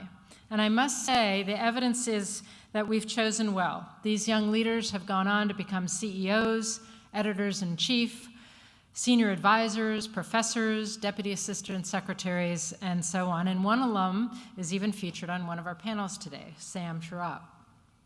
I count this program as one of the most important contributions that we've made to the field and to a more promising future. This program would not be possible without the support of some of our partners, This year, it's Lockheed Martin. And actually, Robert Rangel has been deeply engaged in this program, co-hosting the events with me, co-leading it, and has been absolutely invaluable. Unfortunately, Robert can't be here today, so I want to turn over the podium to Dan Feda from Lockheed Martin to say a few words. Well, thank you, Michelle. It's an honor to be here today representing Lockheed Martin on behalf of my boss, Robert Rangel, but I also know I have some colleagues here, including Leo McKay, out in the audience. I've been a fan of CNAS for many years. In my many incarnations in DC, I've had the opportunity to participate in many events and forums, and CNAS really does world-class work. So hats off to you, Michelle, to Kurt, and to Richard for all that you've done and for all those that have joined you along the way. Let me start by saying that Lockheed is a proud partner and sponsor of CNAS activities.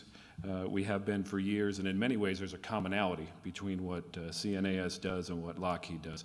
Both want to have a strong national security, both deliver innovative solutions, and both try to solve complex problems. CNAS has done a great job over the years, really almost in an immeasurable way, of contributing to the national security debate, to foreign policy debates, and so all of you should be proud of what it is that you have done and will likely do, and so we are proud to stand with you as a partner. It's actually because of this great work that CNAS has done over the past couple of years that Lockheed decided to partner with the Next Gen Fellows program.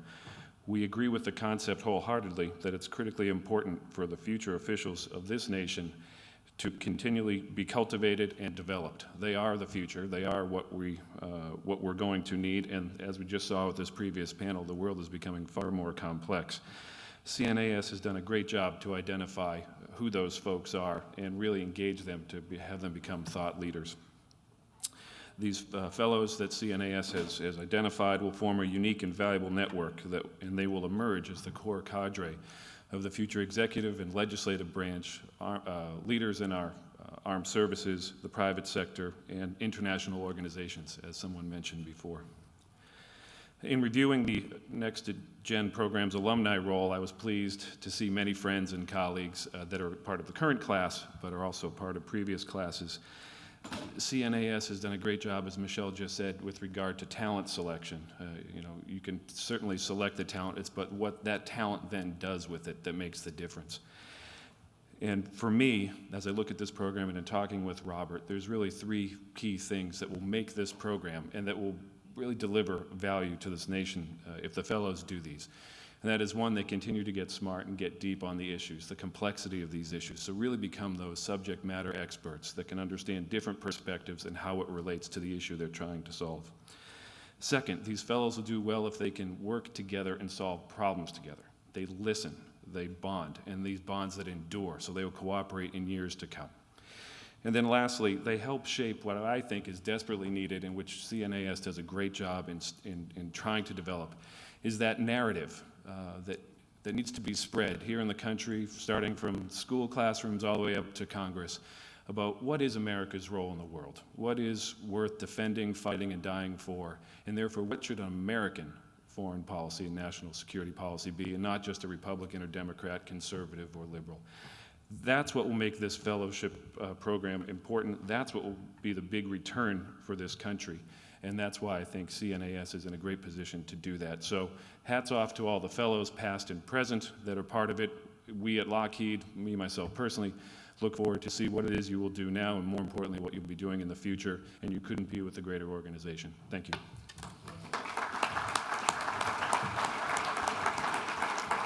So I'm hoping that we have several of our current and former Next Gen national security leaders in the audience. So if you are here, please stand so we can give you a round of applause. A few? Yes, good. They're hiding in the back. But take a good look at these folks, because these are the folks that we'll all be working for someday. So. Now I'd like to turn it over to the chairman of the board of the CNAS and my co-founder, Kurt Campbell. Thanks. Thank you very much, Michelle, and particular thanks to Lockheed Martin for the support for this great program. As Michelle mentioned, 9 years ago, I was very proud to work with Michelle to found this organization, and I've watched in amazement over the last couple of years the remarkable things that it's been able to achieve. One of the things that we set out to do at the outset was not only to focus on national security in its narrowest terms about what are challenges, what are opportunities, but also to remember the enormous costs, long-term challenges associated with conflict. And in that capacity, we're not only committed to training a new generation, but to remembering what was lost in the process. We're very proud that our center has probably the most dynamic effort associated with veterans, the opportunities and the challenges that presents. But we also have tried where we can to remember that this is an enormously difficult set of challenges when we confront conflict in the world. And so one of the first things that we did at the outset was to set up a fellowship, the Basevich Fellowship, which you're going to hear a little bit about. We chose that name for a number of reasons. Many of us had the opportunity to work under Andy's father when we were graduate students or undergrads. Most professors just close the door, don't really have that much interest in inspiring or talking to or helping young people that are looking for opportunities. Professor Basevich was the exception for me. He wouldn't even remember it, but he took time when I was a young person, completely lost, didn't know what I wanted to do with my career. And when the tragedy happened, we decided that we wanted to take the opportunity to set up something that would help remember his son and others who had fallen like him. I will tell you, I've been involved in a lot of scholarships, a lot of fellowships, a lot of choices about when people are given awards and honors. I have never been a part of anything in which, if you were chosen to be the Basevich Fellow, it was an unbelievable honor. I've had people break down in my office when informed of that. We're so proud that we were able to establish this, and we're even prouder of what the young people who have received this honor have gone on and done with it. So I'm going to introduce this video so you know a little bit about what they've accomplished, and then I'm going to ask the fellows to come up so that you can meet them in person. Okay, please. Well, my wife and I have 3 daughters. We had 1 son. He was the third of the 4 children, and he was a good boy, and we loved him dearly.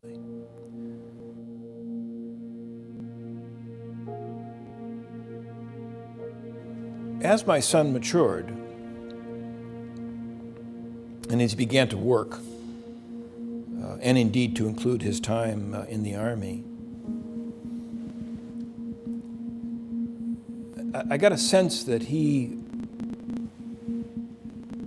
was developing a very powerful shrewdness, an ability to see through pretense. I had a sense that applying that shrewdness, that deeper understanding of events, was something that he found very satisfying. Being able to see beneath the surface of events can enable you, could have enabled him, to make a real contribution, to make a difference. I think he was drawn to service. I sensed when he was working in state government that he found that very exciting. And my guess is that to the extent that he had a plan for his future life, his plan was going to involve service of some kind.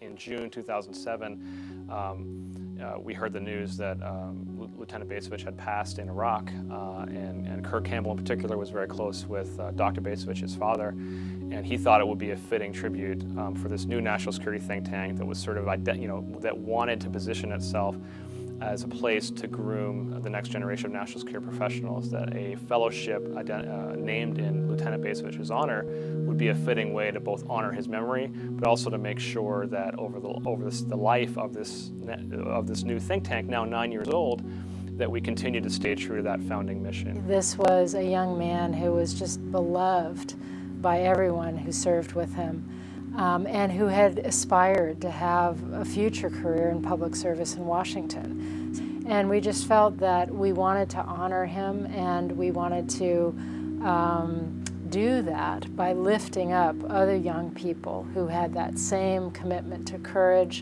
and integrity and public service that Lieutenant Basevich did. So when I was awarded the Basevich Fellow, the family had provided us this picture that we used for the first time it was awarded in June of 2007. And I felt that it was important for me as the first Basevich Fellow to have that picture. And so that picture I printed out, I had it printed and I had it framed for myself to put on my desk. And that picture followed me, and it will follow me for the rest of my career. And for me, it's a constant reminder of what national security decisions mean and the importance of getting it right, and the importance of not being flip and cavalier about weighing use of force decisions that can ultimately result in people losing their lives. So I always had this idea that I wanted to come to CNAS, and the Basevich Fellowship is part of that consideration. Junior researchers can move through the ranks and be able to engage in the policy conversation at a higher level during their time here. I get to work in a really collaborative environment where I'm constantly learning. This is like a whole new level of education. And also working in an environment where individuals, where young individuals, the next generation of national security leaders are really fostered and developed and mentored. Most think tanks try to fill their ranks with policymakers who have done their time and have left government. And what we're trying to do is bring up the next generation to go into government and to go into public service. And the Basevich Fellowship is a key part of that, bringing in the next generation of national security leaders and training them, giving them both the expertise but also understanding the networks and how Washington works to be able to be effective in bringing those new ideas and putting them into practice in the real world.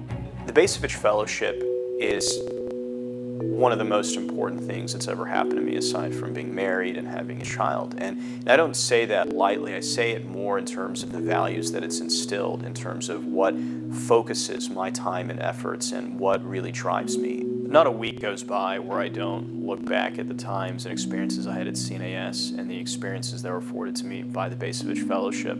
And without those, I know for a fact I wouldn't be where I am today. And I'm very proud of those accomplishments, but I'm also just gratefully honored and humbled by the opportunity to have served as a Basevich Fellow during a very formative period in my professional life. Basevich Fellows have started to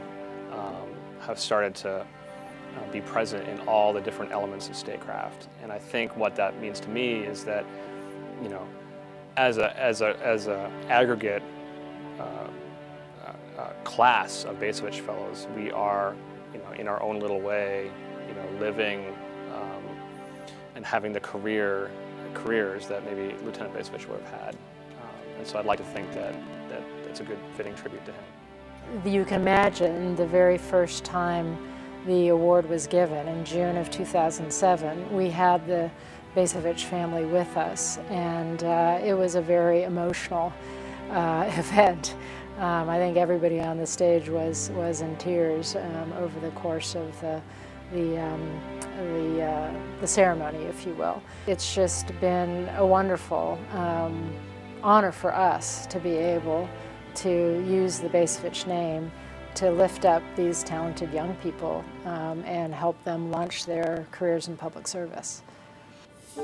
The initiative for creating the fellowship in my son's name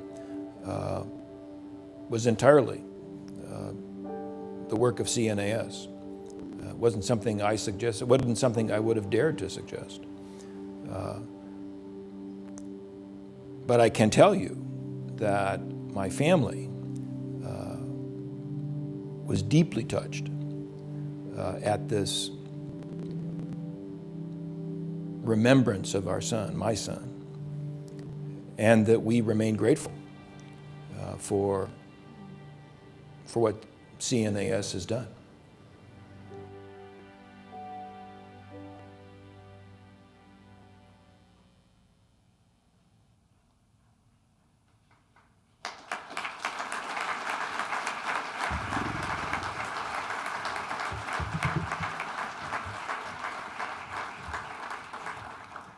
Well, thank you for your attention to that. As you can tell by that video, it's a pretty fundamental part of what we do at CNAS and a pretty fundamental part of each annual conference, so thank you for your attention.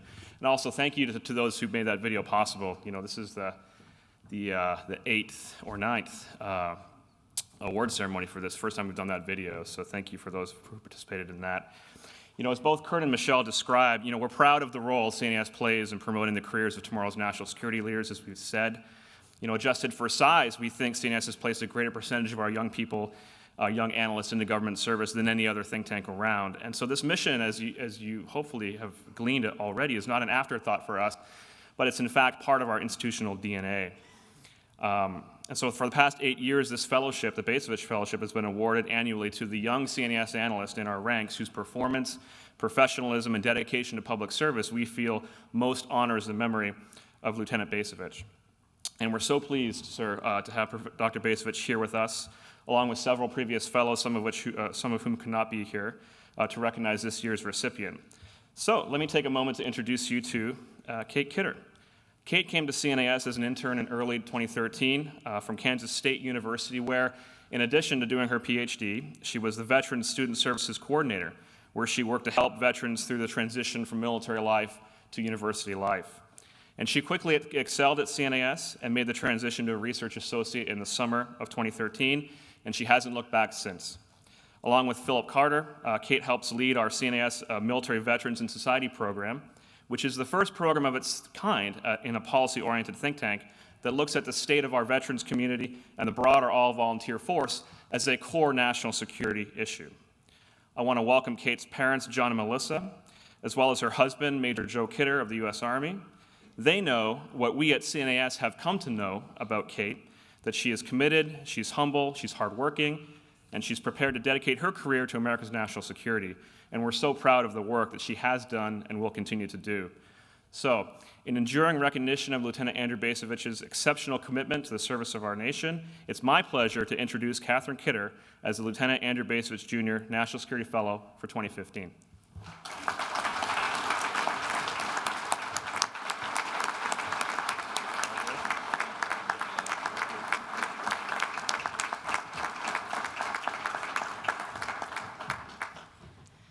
So I'm definitely a feeler who works in a think tank, so you'll forgive me after the video and the honoring tribute to Lieutenant Basevich. It's certainly a humbling honor to receive the Basevich Fellowship.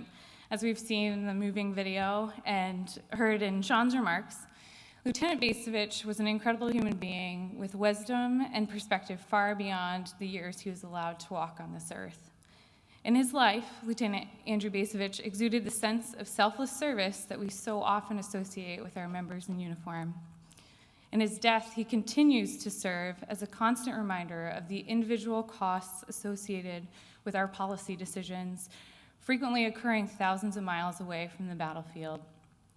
In the same way, working at CNAS is a humbling experience. On a daily basis, I'm surrounded by individuals who weigh the burdens of their policy decisions and recommendations with a deep and profound sense of how those decisions affect the lives of those at the other end of the spear. Like many in this audience, and like many in the office, I too have walked along and mourned beside young widows and family members who we've lost service members in the last 13 years. Many of us have also walked alongside those walking wounded whose experiences in war have changed them. Many are stronger because of it, but all are changed. The thoughtfulness of my colleagues as they weigh the risks of conflict play out profoundly in the form of the CNAS commitment to raise this next generation of national security leaders. There's a concept that we think about and talk about in the hallways as we're walking about you've heard a lot about our thoughts on emerging military technologies, and there's this concept of the human in the loop, and we frequently think about no matter how far removed we can take human beings from the battlefield, there's always going to be a human risk, whether it's the individual who is sitting in Nellis Air Force Base as a drone operator miles away from the battlefield. They still experience the change that comes with war. What I've come to understand through the mentoring relationships I've experienced here at CNAS is that this same sentiment holds true in the policymaking world, that humanity is never that far removed from the tough choices. While there are thousands of miles between the Pentagon, the White House, Capitol Hill, and places like Kabul and Baghdad, those charged with making the tough strategic decisions, be it deciding whether and where to engage in conflict, prioritizing risks across the globe, or those more seemingly boilerplate issues, such as where to invest our research and development dollars, or how to best compensate our service members. That distance is never so far that it can't be bridged by the weight of a common humanity. Working at CNAS, I've been exposed to individuals from all parts of the government on both sides of the aisle, from the Pentagon, the National Security Council, the White House, and Capitol Hill. The most meaningful expression of the CNAS commitment to building, investing, and mentoring the next generation of national security leaders has been the open way in which our leadership, the program directors, have honestly shared their experiences and the weight of that decision-making process when faced with the option of expending U.S. blood and treasure. While no one is ever truly prepared to make those decisions, I count the investments made in me here and in all of the junior staff here as the best preparation possible for a lifetime of service in the policy sphere in the future. As I take on this new title and the responsibility that comes with it, my sincerest hope is that I honor Lieutenant Basevich and his commitment to service and the nation. Thank you.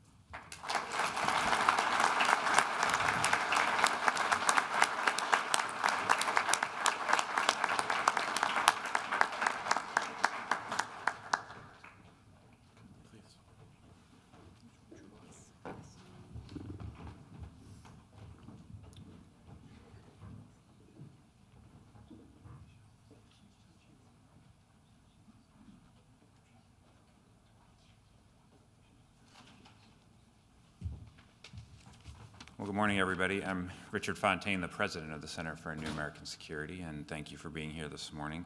I'd like to just offer first my own congratulations to Kate Kidder on being named the Basevich Fellow, and my thanks to the Basevich family for being here today and making this fellowship a reality.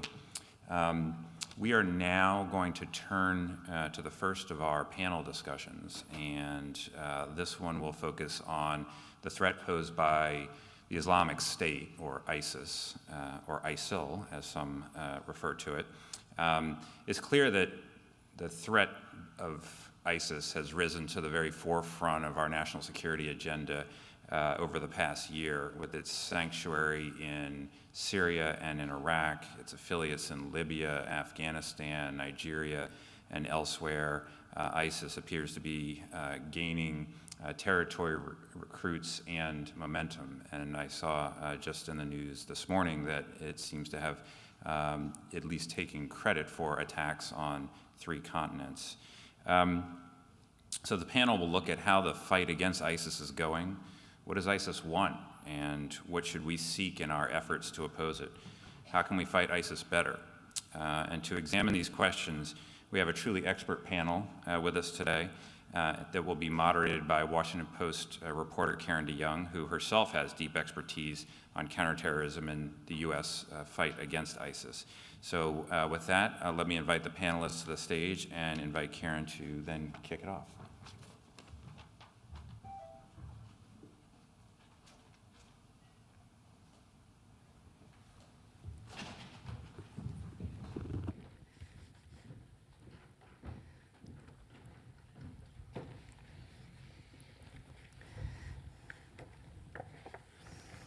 Good morning, and thank you for being here on behalf of the Center and of the Washington Post.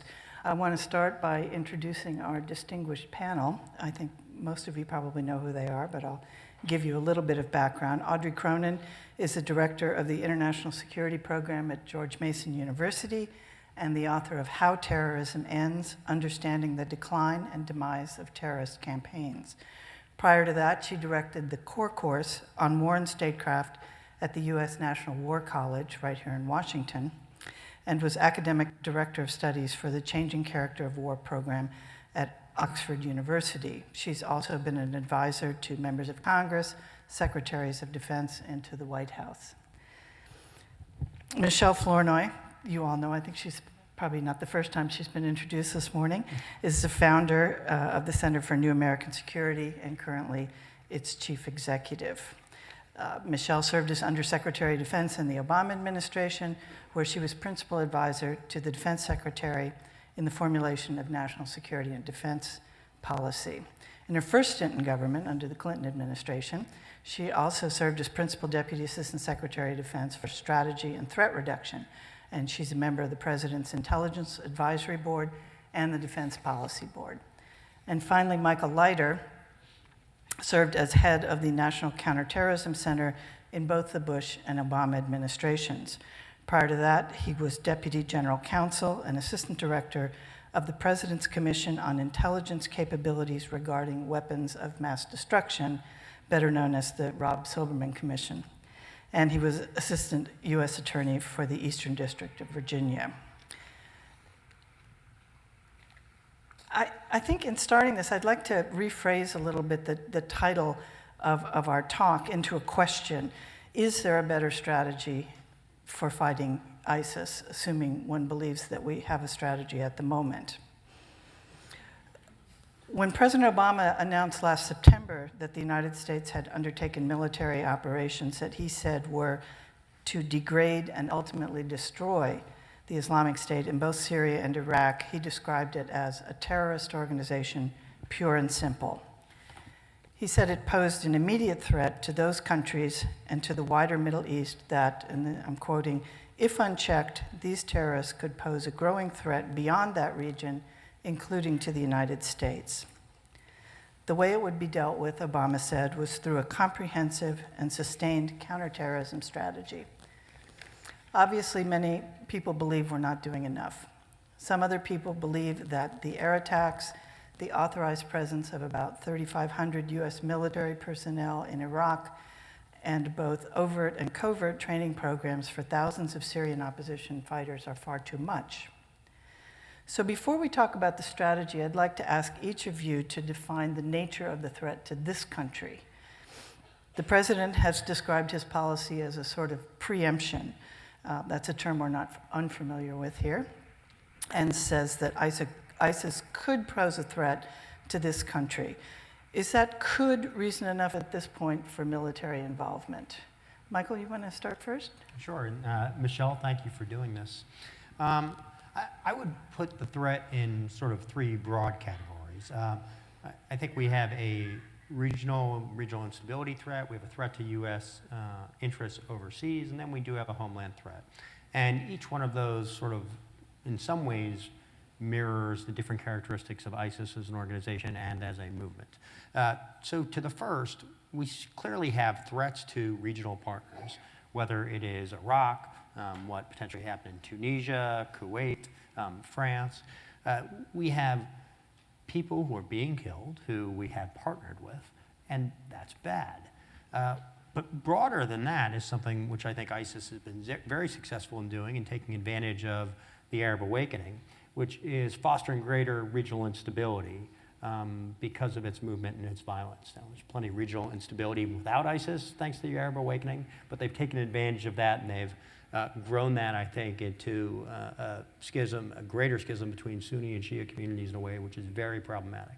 Second, clearly we have direct threats to US interests overseas, whether it's our embassies, our troops.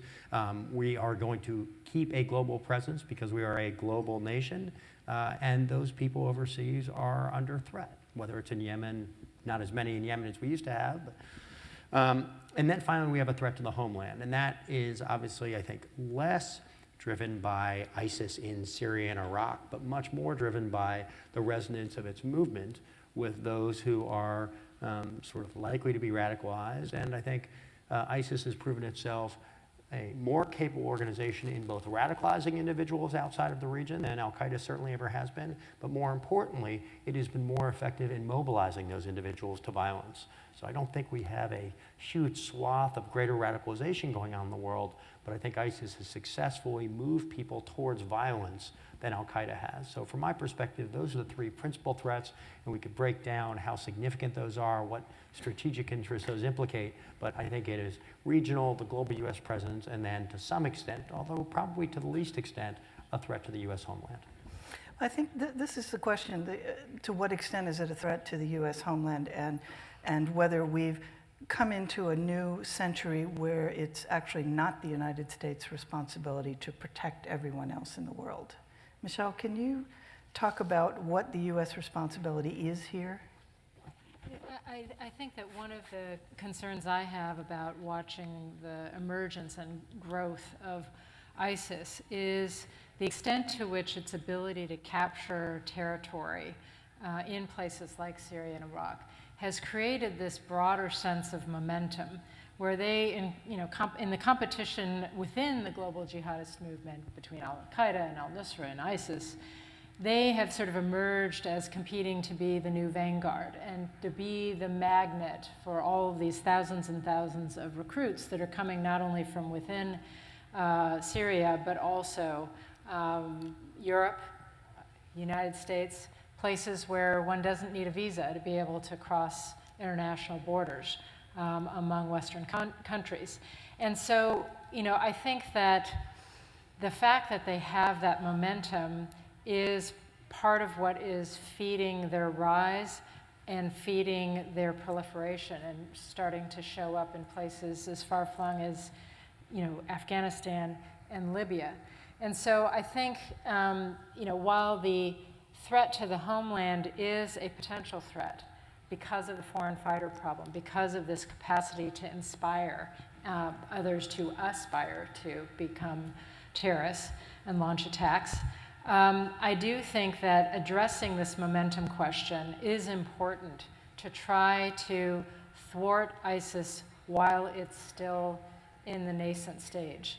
And that means we need to care about how much of a safe haven they're creating, how much territory they are taking in the Middle East, not only because it threatens our allies and partners there and U.S. people deployed forward, but because it feeds the momentum that will eventually, if unchecked, make them much more a threat to us.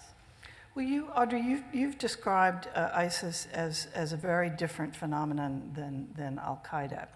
In terms of a threat, how would you describe it as different? Threat to this country? Sure. Well, I understand the seriousness of the ISIS threat. I understand the fact that they're taking credit for a lot of the attacks that are happening throughout the world, including today. I think all of those things are concerning. Nothing I'm about to say is ignoring that threat. But the difference between a state, a so-called caliphate, that controls territory and claims that it is building something that it will govern for the future of Islam. And the fact that ISIS has presented itself as a new caliphate that controls territory in Iraq and Syria is both concerning and also a serious vulnerability because they have a return address. And their return address is not only obvious, but it's greatly championed and emphasized by them. So the difference with Al-Qaeda is that for ISIS, they have to continue to win in order not to lose. Whereas when it came to Al-Qaeda, the situation was the other way around. As long as they were able to carry out attacks and continue to be present, we knew that there was a global Al-Qaeda threat. ISIS, on the other hand, is busily depopulating all of the areas that they control. The displacement problem that we have right now is the most serious movement of population since the Second World War. It's extraordinarily difficult for ISIS to make the claim that they are representing and championing the exact people that are leaving the territories that they control.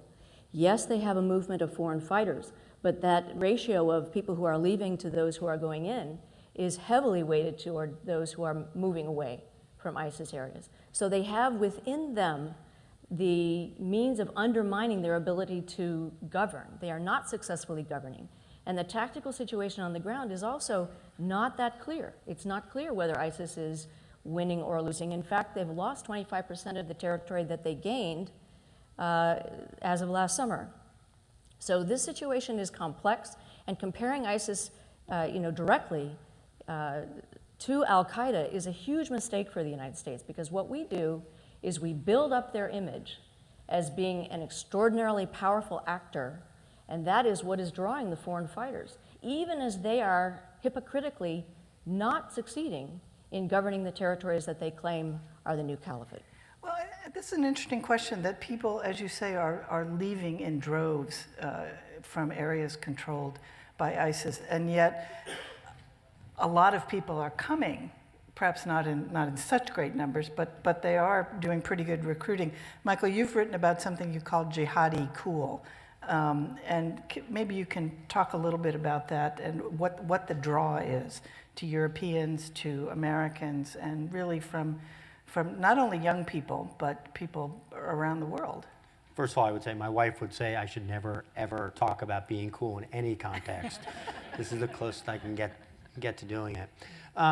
There is some jihadi cool, and I agree with a lot of what Audrey said, but I would say it's not just the U.S. standing up and saying, they're so big, they're so bad. A lack of an effective U.S. strategy to defeat them quickly with force, with overwhelming force. The longer you lack that, the stronger they look in Iraq and Syria, which then continues to increase the magnetism that Michelle talked about. And what is that? If you think about al-Qaeda and its ability to communicate with the Muslim population throughout the world, some English-speaking, some non-English speaking, think about those early videos of bin Laden. I mean, they were, unless you were really, really into this, they were terrible. It was hours of bin Laden, or even worse, Zawahiri, speaking, and you had to already be pretty hardcore to sit down and watch that. Either hardcore Audrey or hardcore bad, but people were not drawn to this in droves. And then you have a bit of an attempt to appeal to the English-speaking world, which is completely, fails utterly through al-Qaeda senior leadership. And you see the next evolution. They get a little bit better, and they try in Yemen. And Awlaki has some appreciation for the Western-speaking world, but he still doesn't fully understand the power of social media and the like. So jihadi cool, if you are jihadi cool, and if you're 17 to 25, 16 to 25-year-old male, which frankly is the population you're most worried about if you're a counterterrorism person, you look at this and go, it just doesn't resonate.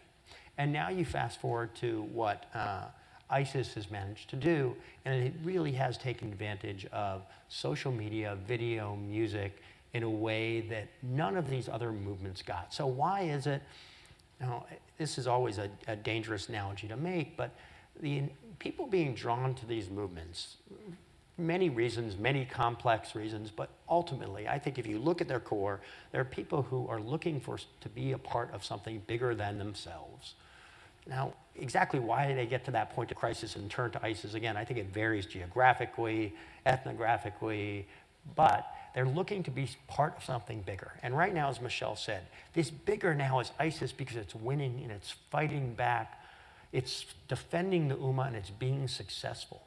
And the question is how we can make it less cool to do that. And so far, I think in the course of our 14, 15 years of battle against Sunni extremism, we have failed miserably on this front. So we're pretty good at killing them once they are attracted to this jihadi cool, but we're god-awful at keeping them from thinking this is cool and giving them an alternative, whether internationally or domestically. We could have a whole conversation about how we can't present an alternative to cool. But I think that maybe we can get into that as we look at what the strategy is and what it should be. Obviously, the question from each point of view becomes, what do we do about it now? And Michelle, you co-authored a piece this week that laid out several points: integrated political military plan, redouble engagement with Arab allies, send arms directly to the component parts of Iraq, to the Kurds and to the Sunnis, in addition to directly through the Iraqi government. With the exception of that last one, it sort of sounds to me like that's what the administration is doing. Are they just not doing enough of it? Are they not doing it good enough?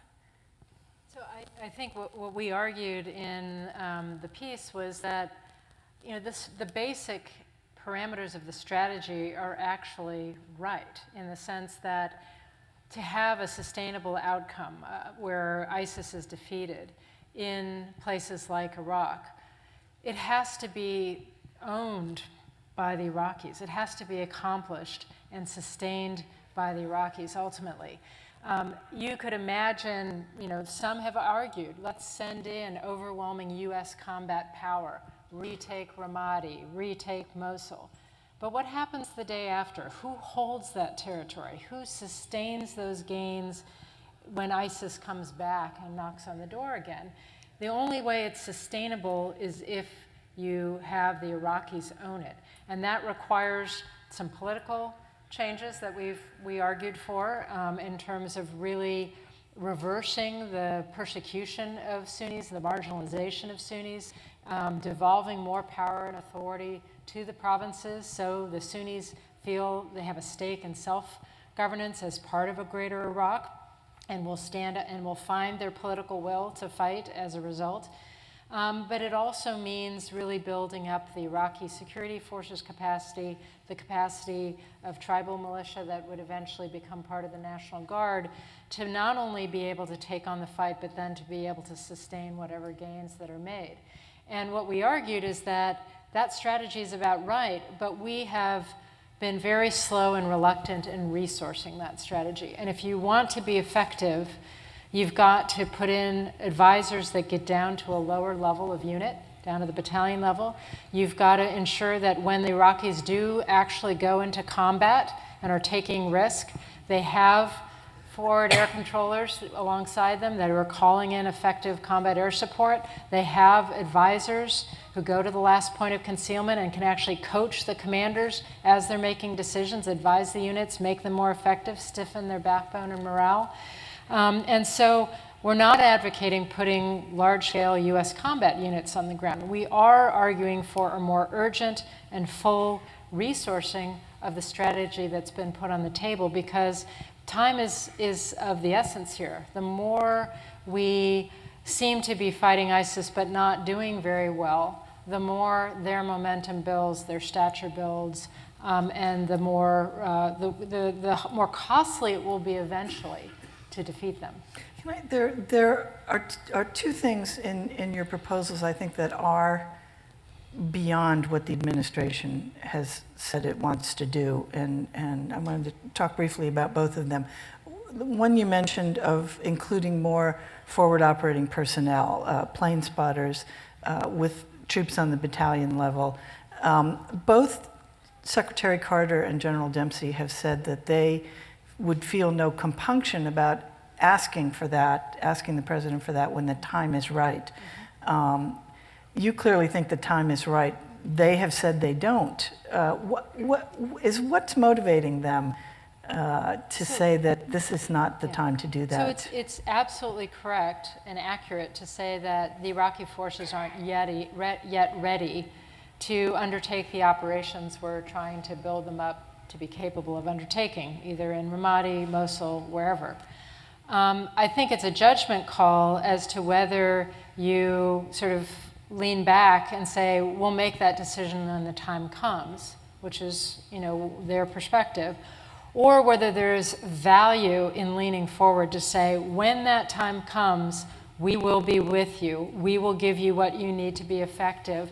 And the additional, sort of moral support, mental support, assurance that they're going to be with us, so therefore we are willing to, to get ready and be there. I mean, I think there is a psychological value to assuring the people that you're training that when it comes time for you to go into battle, we're going to support you with what you need to be effective. You think that would and to do that up front? Perhaps help the recruitment process, because one of the things that the president has also said is that there just aren't enough Iraqis that are coming forward to be in the military. You have to remember that we are on the Sunni side in Iraq. We are recruiting from the same pool of people, or maybe their descendants, who went through the Sunni awakening, who stood up and took risk and fought to regain their home territory once before.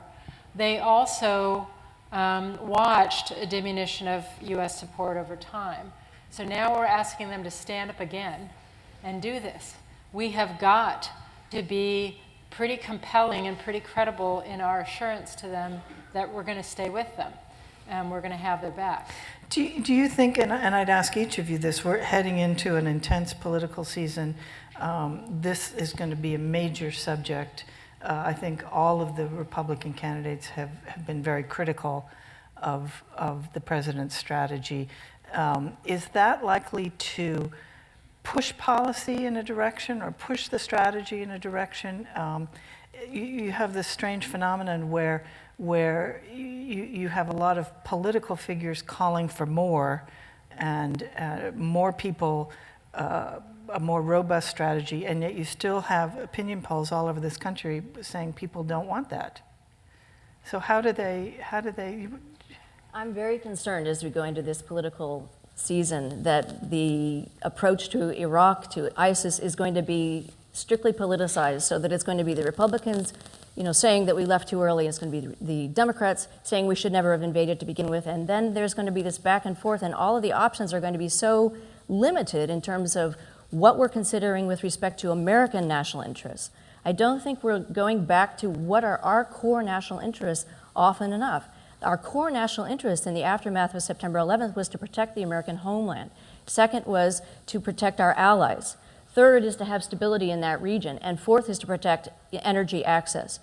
Our core national interest is not to put Iraq back together if the Iraqis themselves are in the midst of a civil war. The problems that occur in Iraq now go before 2003. You can start the history wherever you wish, but Saddam Hussein also killed off and terribly discriminated against the Shia well before the United States was involved. So where do we start that history? I'm not convinced that we can transfer will to the Iraqis when they're in the middle of fighting amongst themselves. ISIS is partly made up of Sunnis who are Iraqis. In fact, many of them are the ones who are leading and are the most effective military commanders. So when we say we're going to help Iraq and have them stand up, I'm a little bit confused because I'm not convinced that the Iraqis themselves have resolved what it means to have an Iraqi state. I think on at least two fronts, we have really core national interests at stake here, not just in Iraq, but the broader fight against the movement that is ISIS. First of all, the instability that we see in the Sunni-Shia divide in this region is cataclysmic. It's the biggest upheaval we've seen in this region for probably 50, if not 100 years, if not more. And we absolutely have a national interest in greater stability in this region.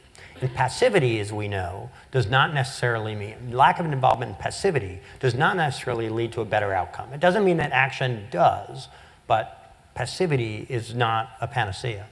With the question of strategy and, do we need a different strategy? I think, frankly, the most reasonable of candidates, the strategies will look similar. They will be expressed in different ways, but they will be similar. I sometimes feel, though, when I hear about strategy in Washington, I hark back to the Seinfeld episode where he shows up at the rental car counter and he says, "I have a reservation." They say, "Well, we're sorry, we don't have a car." And he says, "I don't think you know what a reservation means then." Well, everybody around Washington has strategies. Whether the strategy is an A+ or a B+, whatever the strategy is, we have to execute forcefully and effectively on that strategy. And what we're seeing over and over again is a lack of ability to do that. Whether it is on the broader messaging piece, we know what we have to do. We know we have to have an all-government approach. We know we have to reach across and work better between state and DOD and the like, and FBI domestically, and we haven't. We failed at that. We think we know we have to strengthen the Iraqi spine. We have to really push back and help the moderate forces in Syria. Frankly, we haven't done very well at that. So whatever the strategy is, we have to execute that forcefully, and that, in my view, means really looking hard at what the resources are that are being provided, make sure that we're resourcing this effectively, that we're then delegating that authority and responsibility to our cabinet secretaries and their institutions, and we're not micromanaging it from the White House. If I may just clarify that I wasn't trying to be passive by any means. In fact, I think we should be using more military force in certain situations. But I think instead of going big, we need to go smart. And that means not necessarily putting Americans right at the front of Iraqi units or embedded in those units that are not necessarily going to have the will to fight. Will is not something that we can transfer. So, instead of incrementally increasing the presence of Americans on the ground in Iraq, I think, for example, that we should give our air power more free ability to carry out strikes. One of the things that pilots are arguing is that they have to wait an hour before they can take out, a very clearly ISIS target on the ground. Why is that?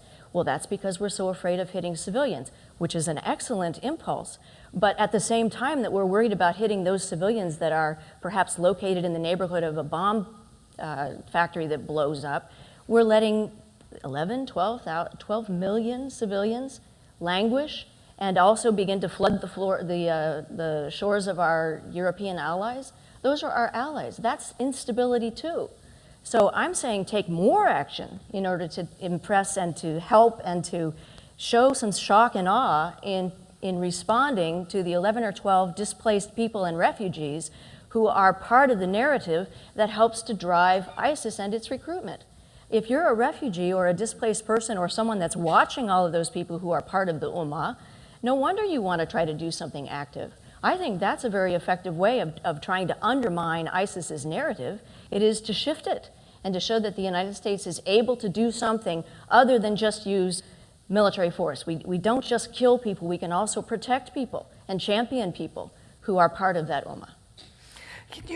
Michelle, could you talk a little bit about arming the component parts of Iraq?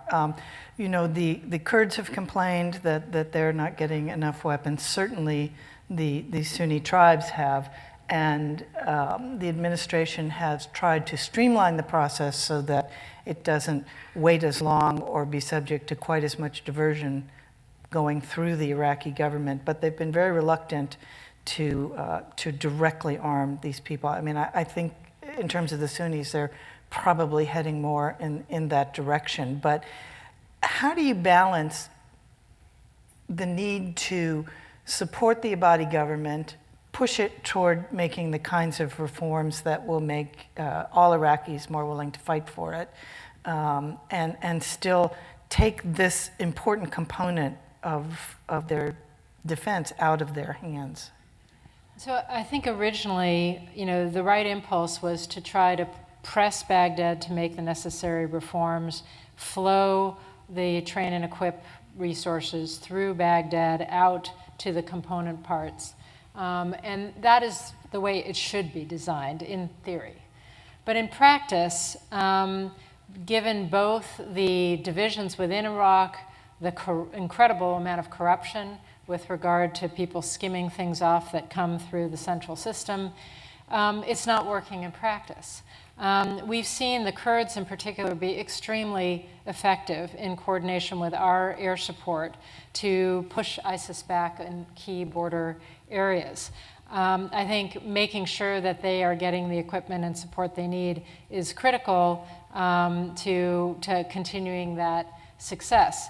I think getting equipment to, now that we have more trainers in Western Iraq, getting equipment to the Sunni tribal forces that we're trying to help stand up is very important. I think getting it to them directly at this point actually changes the incentive structure for the Iraqi central government. Because once you have these more effective, trained, and equipped units, they have every incentive to make sure to bring them into the Iraqi security forces, to make them part of the National Guard, so they're not free and independent and outside the central government. So I actually think this could help push the incentive structure for a reluctant Iraqi government in the right direction.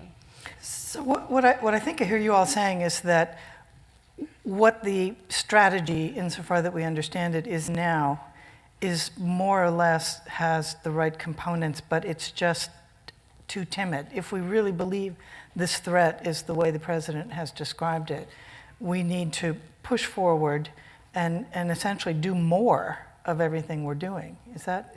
The one piece where I would say I think this strategy, I think the regional strategy is fair to good. I think the place where the strategy is most lacking, other than execution, is the lack of a global character to that strategy. And against Al-Qaeda, we sort of said from the start, this is a global fight. And this isn't, I'm not suggesting that the White House has utterly ignored the global consequences of ISIS and the way in which it is resonating, and that Al-Qaeda did not. But I think that even this discussion, criticizing ourselves, this discussion has focused a lot on Syria and Iraq, appropriately so, because that is their base. But again, the global resonance of the message is extremely problematic. And whether it's Tunisia or Libya or France, we really have not stepped up in the plate, in my view, to mobilize a global team to fight this. The president did have the messaging summit, I guess, about 2 or 3 months ago. I would argue that that was about 3 or 4 or 5 years too late. I'm not sure what's come out of it, and that's actually not a criticism. It's not immediately apparent to me what major efforts have come out of that. I think we have to accept that the traction that this organization is getting globally requires a more robust global coalition, and sort of talking about this, I hate to say, in some of the terms that we previously talked about Al-Qaeda, and we don't have to call it a global war on terror, but it is a global war on something. Well, yes, I think that our current offensive containment strategy is the best that we can expect with ISIS. But I don't see much of a regional strategy with respect to getting the Saudis and the Iranians and the Turks to talk about what's happening in the future with respect to ISIS. And I don't see a global strategy with respect to the Russians, the Chinese, who are, by the way, according to some, providing ships that help to move weapons among different factions of ISIS, for example, from Syria down to Libya, et cetera. I mean, I don't see much of a global strategy when it comes to the major powers responding to ISIS. ISIS does not have any state in the world that supports it, and yet we don't seem to have a state coalition. We don't seem to have our diplomatic efforts underway. With respect to our counterterrorism efforts, I have a lot of faith in the things that we've been doing, and I don't disagree with a word that you've said about improving those. But again, in order to change the narrative of ISIS, I truly believe that we have to have a new dimension to this. If you don't have some response to the fact that so many people that ISIS is trying to attract are currently dying on boats on the way to the European shores, or living in, millions of people in these refugee camps, potentially undermining Jordan, Lebanon, all of these great allies that are on our side with respect to ISIS, how can we expect to change the narrative? Because it seems as if we're working around the edges. Can I just ask a follow-on question of Audrey, if you don't mind, if we start questioning each other? Absolutely. I think, the U.S. has led the humanitarian effort. It's not enough. We obviously need to do more. I think we are trying to support Jordan and other peripheral states that may risk experiencing some greater instability because of the refugee flows and so forth. But can I just push you on what exactly are you suggesting? Do you suggest that we create a safe zone or a protected zone along the border of Syria and we take on protecting those populations? Can you say more about what do you mean by doing more to protect the population? Sure. I think we had boots on the ground in response to the Ebola crisis. That was a humanitarian crisis where we had a very remarkable response. This is a different, but also likewise humanitarian crisis. Why can't we have boots on the ground that are protecting displaced people and refugees in areas of sanctuary that the United States is responsible for? In Syria? No, in Turkey, with the accommodation of the Turks. Those countries where these refugees are collecting would have to give us permission and would have to accept whatever it is that we were wanting to do. But they're desperately wanting more help. And even though the United States is leading, it's a pathetic effort, according to the latest Amnesty International pleas. There isn't much that's happening in terms of helping the increasing flow of refugees. I'm not sure that what they would want is more U.S. personnel. They certainly want more money and more resources. But we've sort of raised the question of Syria, where I think the strategy is more problematic, both on the ground and in terms of trying to form a regional coalition. If you talk about the Iranians and the Syrians and the Saudis and the Turks, I don't think, obviously, none of them is very happy with what we're doing in the region right now, and that focuses to a large extent on Syria. The administration has been very, very reluctant over the past 5 years, to increase its participation, and some would argue that indecision and reluctance has in fact produced the situation that we have now.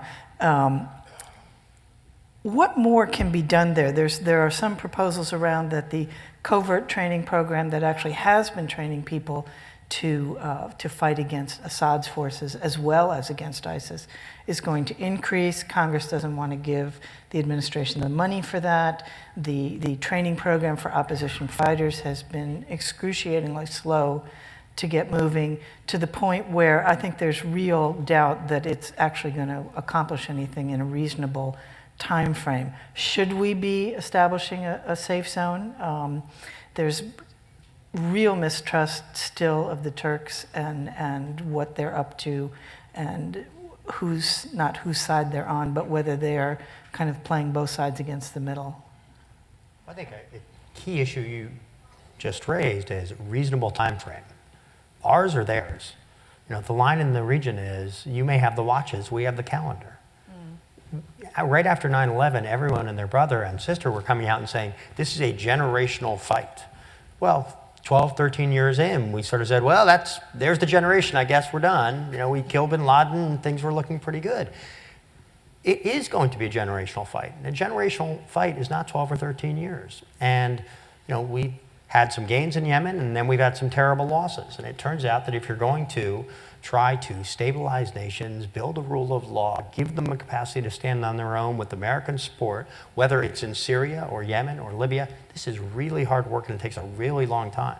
So, you know, my criticisms of this White House and previous White House is not to say that it's a simple problem, but you do have to message to the American people and work with Congress and say, if this is our national interest, we are going to invest money. We are going to invest blood. We're going to lose wonderful people like First Lieutenant Basevich. And this is terrible. Michelle and I have, you know, Michelle more than I have, we've received the bodies of our fallen heroes at Dover. And it's the worst experience you can have other than being one of those families. But we have to decide if this really is a generational fight or if we're going to change it and just say, can't do much. So my view would be, we do have to do more in Syria, we have to do more with our allies, and we have to accept that this is going to be 10, 15, 20 years of deep U.S. engagement in this region. And I think the analogies to deep U.S. engagement in Europe after World War II, Japan and Asia after World War II, these are not so outlandish. That we've had deep engagement around the world for a long time because it takes a long time to rebuild these societies and push back and teach people, cultures, countries that in fact there's a better way, there's a less nihilistic way than trying to promote political agendas through violence. I agree that these things take a long time and that we need a more robust air campaign and counterterrorism efforts, but I'm very reluctant to, I'm not sure what it means to do more in Syria. I don't know on the Syrian side of the border, what is the theory of victory? What is, I mean, it's not a criticism of the administration as much as it's the folks on the Hill who sort of say, oh, we just need to do more in Syria. What is the theory of the case that gets you to some outcome that is positive for the United States interests, but commensurate, the costs are commensurate with those interests? Because, you know, going back to Bob Kaplan's comments this morning, I mean, Syria is one of those artificial states. The question at this point is, can Syria be put back together again? I think there were options a few years ago that could have resulted in a negotiated solution with some eventual transition of power from Assad to some other coalition. I don't know at this point in the war and with the rise of ISIS that those options are really on the table right now. And so what we find right now is a situation where you put too much pressure on the Assad regime. If it falls, what comes? The most likely outcome right now is you hand more of Syria to ISIS. If you put a lot of pressure on ISIS, which we must do right now, the primary beneficiary is the Assad regime, because the opposition is so fragmented and many have fled and it is so weak. The arm and train and equip program is important, but it's not anything near enough to create a viable third entity that can really compete effectively with either the regime or ISIS. So I think we have to stay on the primary question, which is what are our interests and what is the theory of the case that is plausible in Syria at this point? I mean, that one response to that is that we need to rethink our insistence that Assad has to leave, which a lot of people have started to say at this point. Is that ultimately the way to, the only way in here anymore? I think given what he's done to his own population, which borders on genocide, if not being genocide, I mean, I don't think it's credible to have Assad stay. What we have to focus on is what do we believe would come after? And that's what we don't have an answer to. I mean, if the most basic theme of combating terrorism and Sunni extremism has always been, it is not the US against the Muslim world, it is Al-Qaeda against everyone else, then allowing Bashar al-Assad to stay will eliminate any credibility of the US saying that. It will fundamentally be saying, for geopolitical interests, I know you just killed a few 100,000, if not more, Sunnis, but that's how it goes. We cannot take that as an American policy, in my view. Well, I personally don't think that the United States is responsible for everything that happens in the region. I don't think it's just the United States and regional events. I think that there's a war going on within the region to develop what the future of that region will be. And the core and the foundations of the Arab Spring went way before the extreme and very active American involvement in the region. So the question is, how do we find the next governance within that region? You know, the theory of victory has to have something to do with stability, because we all agreed that stability is one of our national interests. And if we can't find stability within Syria, then we're going to end up with an even worse situation than if we had a killer like Assad in power. I'm not saying that I'm supporting Assad, but I think we have to think about what are the realistic outcomes of that struggle and then work from there. I'm going to ask one more question to take us into the audience question section, and that's about Iran. I think all of this, what we've been leading to, is Iran. Many will say that you're not going to get a regional solution unless you get the Saudis and the Iranians to come to some kind of accommodation. Obviously, the Iranians are on opposite sides of our interests in these two countries, Iraq and Syria. The administration has not said outright, but has certainly hinted that if it can get this nuclear deal under its belt, that the door will open to start talking about some of these other things.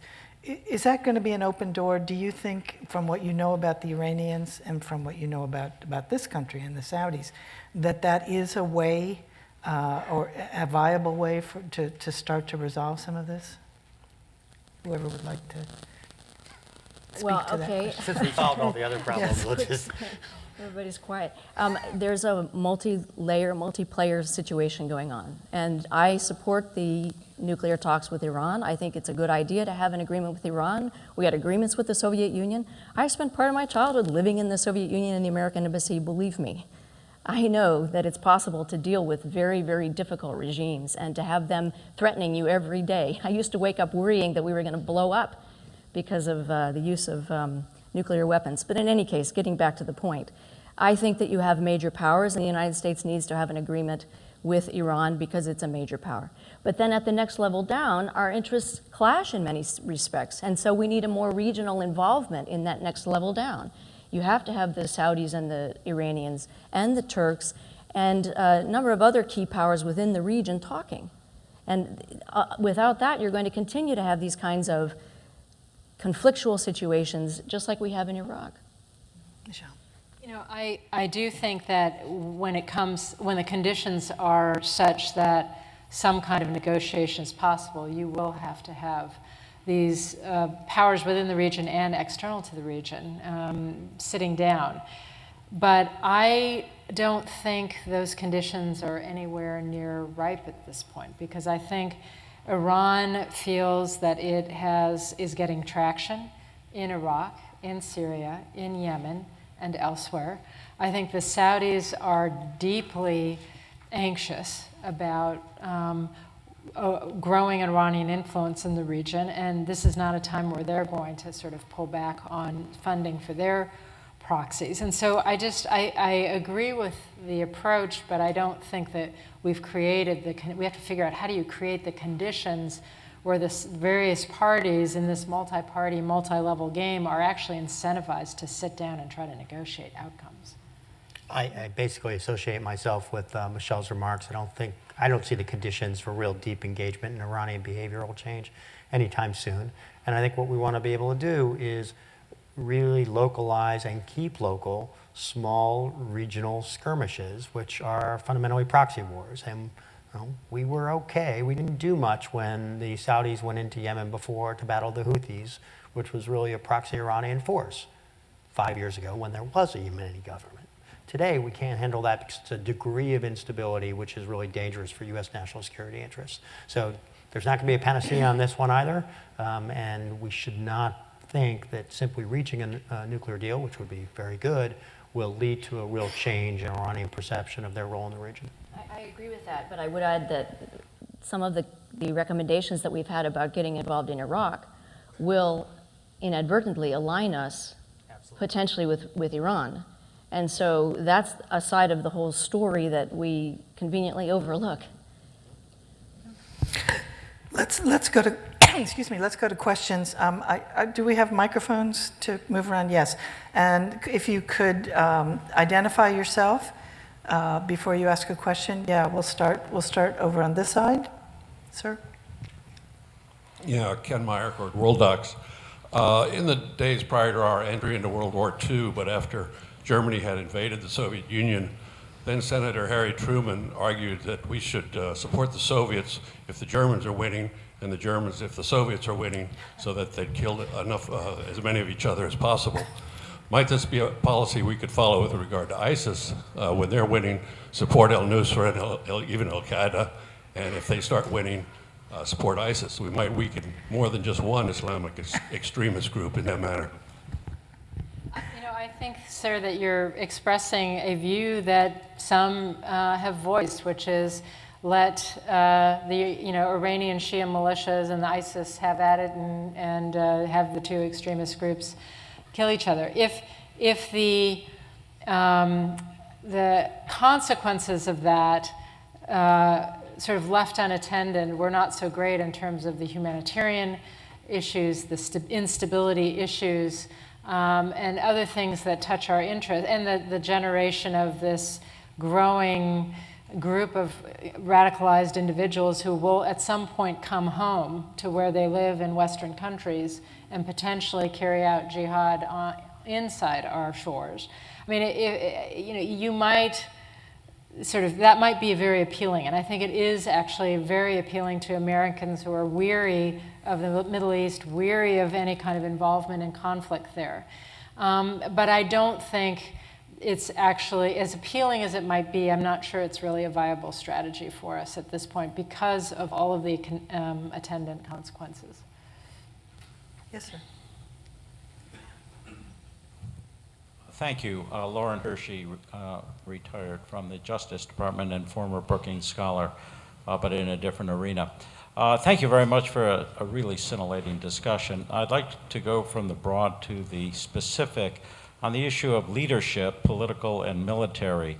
Could you tell us what do we know about the collectivity of the ISIS leadership? Are they charismatic? Are they practical at the political level? And who the heck are they at the military level? We hear about these former Iraqi generals who obviously are advanced in age. I don't mean too old to fight or lead, but have all of that savvy of the last 20 or 30 years.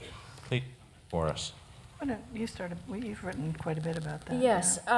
Well, the leadership is a kind of an alliance between some elements who are quite driven by very fundamentalist concepts, and then elements of the Ba'athist military who are much more pragmatic and much more interested in trying to protect Sunnis, particularly within Iraq. So it's not, a one-dimensional thing.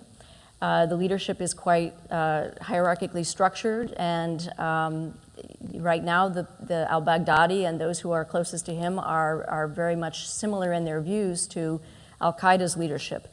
But it's a very different kind of an organization because, again, they've established a caliphate and they're trying to govern. I would just say they tend to be more attractive and popular the farther you are from them. There's no shortage of Western and other recruits who show up there and go, this is really awful. Yeah. And even more so if you actually are Sunni or anything in Syria, this is not the most popular government.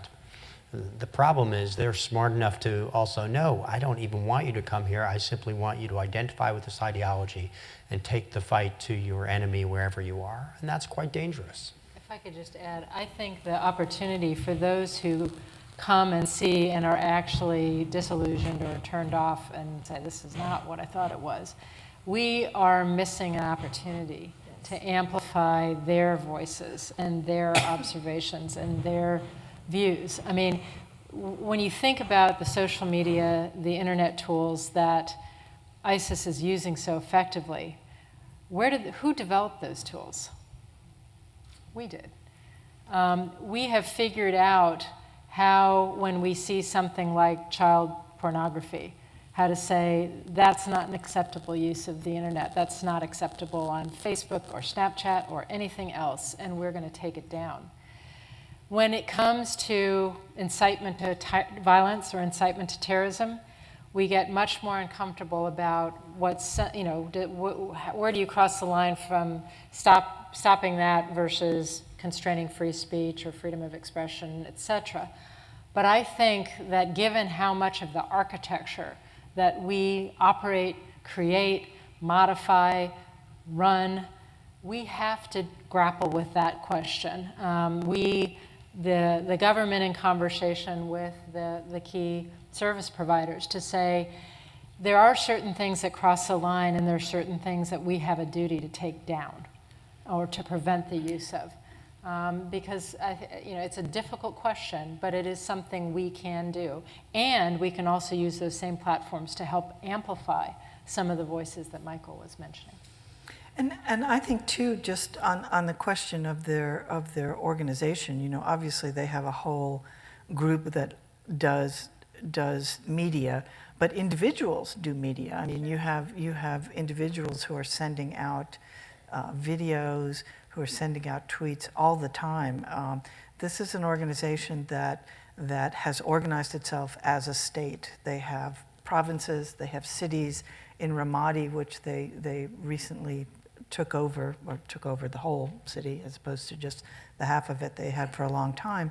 One of their first goals has been to restore services there, to get the water running, to get the electricity running, to get food in the shops. The flip side of that is where you can pray, when you can pray, what you can wear, and what you can say. But I think that for people who have been essentially under siege for a long time and felt that they were dealing with a government in Baghdad that did not have their interests in mind, there's some attraction. Karen, I think there was a lot of commentary when ISIS really started to seize ground. A lot of people saying, well, they're going to collapse because they don't know how to run these things and they're going to make life so miserable. This is the best thing that could have happened. They'll go away. It turns out that bad government or even mediocre government, if you have a really fierce hand of violence, can last for a really long time. Whether it's Afghanistan or Western Iraq, people have to understand how hard it was, what the awakening was, and the Sunni awakening was. This was really hard work by thousands and thousands of American troops in conjunction with the Iraqis, and it was still hard to pry that province back. So They may eventually fall under their own incompetence and violence, but that could be 5, 8, 10 years from now. That's true, but if they fall with that kind of dynamic, the likelihood that that's going to be the end of it is much higher than if they are able to recruit additional people because we give them the excuse that they're fighting the so-called infidel army that is part of the whole story of the caliphate. So we have to be very careful about allowing that dynamic to unfold, even if it's likely to take 5 or 8 or 10 years. Because after all, the kinds of revenues and the way that ISIS is supporting itself is not sustainable in the long term. There's only so many times you can sell artifacts, loot banks. The oil revenues, we've been quite successful at bombing and also interjecting and preventing people from buying the oil. There's more that needs to be done. There's a lot of smuggling that needs to go on, but that's not nearly the cash cow that it had been before. These sources, extortion of their own people, many of the people in ISIS's areas have left. So their actual population and sources of extortion are relatively small, and that undermines their very narrative. So I think you're right, Mike. I think it is going to take a long time.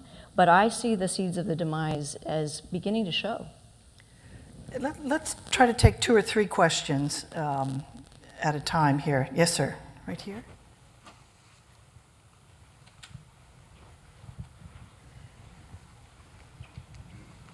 Yes, I'm Russell King, retired federal employee.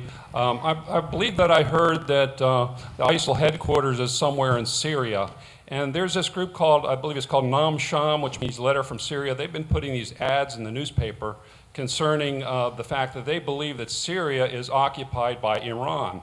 And they have pictures of an Iranian general on a Syrian banknote. But in Syria, you have the Russian influence, you have the Iranian influence, and you have Assad. They are all supposedly adversarial to ISIL. So if the headquarters of ISIL is in Syria, then and they really are adversarial to ISIL, then it would be in a part of Syria that's not controlled by Assad. And you would think that if the Russians were really our partners in terror, as they claim to be by showing their solidarity with Charlie Hebdo, they'd let the United States just destroy ISIL headquarters in a part of Syria that's not controlled by Assad. Do you think the Russians and the Iranians are deceiving us about their role in Syria as that applies to their relationship to ISIL, whether it be adversarial or collusive? Let's take one more question. Yes, sir, right there. Thank you. Yes, hi, I'm Larry Hanauer from the RAND Corporation. Over time, Al-Qaeda expanded its reach by establishing regional affiliates and partnering with extremists in Yemen, Somalia, the Sahel, and elsewhere. To what extent is ISIS doing the same? And to what extent is this a concern? And if it is, how could ISIS expansion into Libya, Tunisia, Nigeria, or wherever else affect U.S. interests, and what can we do about it? Who wants to tackle either of those? Take a stab at the last one. I do think this is a concern, even though some of their initial efforts haven't been all that successful, and in some areas they've been pushed back. We just had an instance in Libya where they experienced some pushback. But they are trying in Libya. They're even showing up in Afghanistan with bags of cash to try to recruit disaffected Taliban. There are splits within the Taliban. And they're trying to recruit some of the disaffected parties kind of to rebrand themselves as ISIS with some success. They're showing up, they're exploring in Yemen. They're exploring in a lot of places. And I think it goes back to this question of momentum and jihadi cool.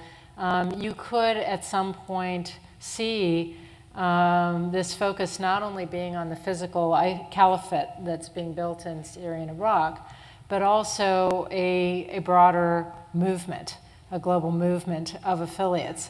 And I think that, the whole question of nipping that in the bud, how best do we do that so that we don't face in 10 years a global network of ISIS as opposed to a struggling caliphate. A couple of quick points, Larry. First, we shouldn't exaggerate the dangers of affiliation and expansion. Al-Qaeda in the Islamic Maghreb, I think, is a classic case. Yes, they're Al-Qaeda. Yes, they're very bad. Mali's been a mess for a long time, and the Tuaregs and what goes on in Mali. And we really have to be careful about saying, oh my gosh, here's a core U.S. national security interest. We have to dedicate blood treasure to go, eliminate this immediately. We can't overreact. But I do think the ISIS expansion is more problematic than Al-Qaeda. And maybe people in this room know, you have AQIM want to become part of Al-Qaeda. You'd have years of back and forth. The memos shooting back and forth between Africa and bin Laden saying, well, you're not quite ready. You got to do this PQS, personal qualification statement. It's going to take a while. You're not Al-Qaeda enough yet. And huge frustration. And ISIS has bypassed this entirely. There's no affiliation other than someone standing up and saying they're ISIS. And that is a movement versus an organization, and that movement is much harder to stop from our perspective, and I think in that respect more dangerous. Can I agree with everything you said except that last sentence, Mike, because I'm not sure that ISIS as a movement will be more dangerous than Al-Qaeda was. Al-Qaeda was pretty darn dangerous and still is. But ISIS is aligning with people who are in many cases in local contexts not respected, groups that are full of criminals, thugs. One of the reasons why Al-Qaeda, you know better than I do, was worried about vetting people that they aligned with was that they didn't want their message undermined by the fact that they were aligning with really nasty people that everybody locally hated. So if ISIS is doing that, I'm not sure that's all necessarily bad. Who wants to tackle the question of Russian collusion in Syria? Thank you. So, I think Russia sees Syria as sort of its last toehold of influence in the Middle East. And I think they've been very clear in I don't think they're hiding anything. I think they've been very overt in their support for the Assad regime and their collaboration with Iran in supporting the Assad regime and so forth. So they may talk about cooperating on counterterrorism in other parts of the world, but that's not really happening fundamentally in Syria. They are on the wrong side of this conflict certainly from my perspective, and would need to be one of the powers brought to the table should the conditions ever get to the point of supporting some kind of negotiation. But they're a malign actor in Syria. They are making things worse, not better at this point. And I think we have time for 2 more. Yes, ma'am.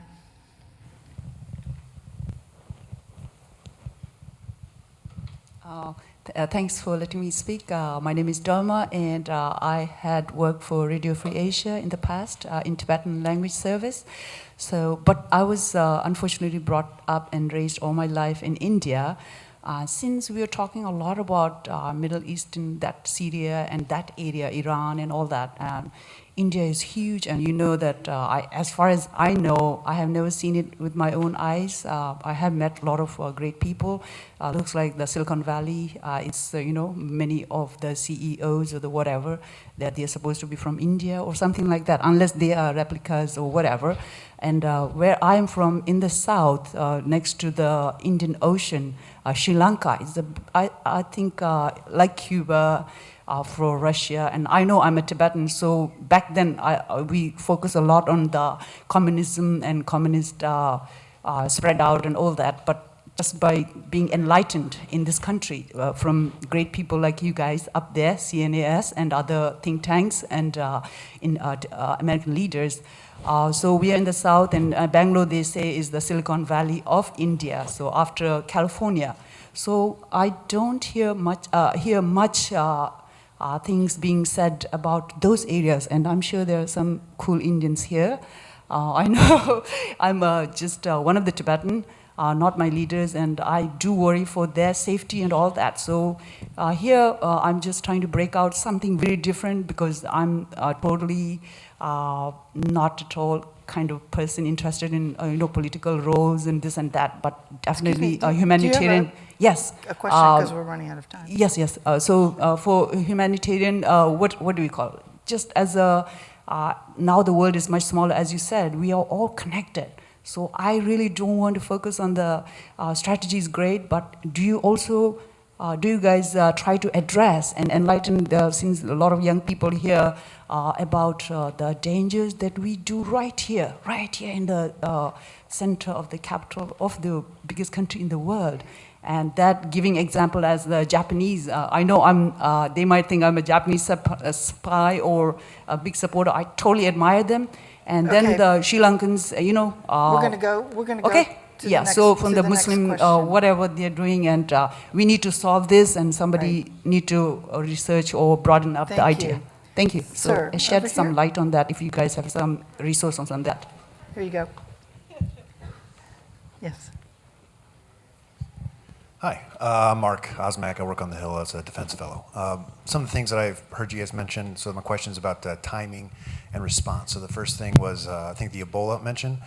And by all accounts, it was too much, too late, and in the wrong place. So I don't know if that's the best example to use as far as our responses, but the other one is, I think safe zones were mentioned as well, and that makes me think of Bosnia, and what it allowed them to do was actually concentrate their military forces elsewhere. So the safe zones were safe, but yet Serbian forces were able to focus their military efforts elsewhere. So my question is, what is your opinion as far as our timing and our response? Is it too late, or should we keep the path that we're currently on? Sure. Yes, I understand the argument about Ebola, and my point was to say that we can do these kinds of humanitarian responses. Yes, it was late, but there was also some value in being able to practice responding to a serious biothreat. That's a complicated situation. I'm talking more about our ability to do it. And with respect to safe zones, I'm talking about zones that are outside of the conflict area, where you're not diverting the ability of fighters to attack other places instead of attacking the zone where you are. What you're actually doing is you're protecting displaced people and refugees who are in places like Jordan, Turkey, Lebanon, providing resources, and to the extent that the local government wants it, also potentially military resources in order to take care of that serious problem. Because the key point is to turn around the narrative. The United States right now is very well known for its ability to use fast, devastating military force, but it's not that well known for its ability to help rebuild and actually do positive things. And that's what I'd like to see us do in order to take away from the narrative that ISIS has. It's too late, and we can't act soon enough. There are great dangers of inaction and great dangers, unintended consequences of action. And if these were easy, and there were none of those, we'd have a really boring panel. My take would be, yes, some of our choices have been narrow. We might not be able to accomplish what potentially we might have been able to do 2 or 3 years ago. I don't think we can still sit back and say, oh, I wish it were 2011. I think that's a great summary of where we are. Thank you all very much.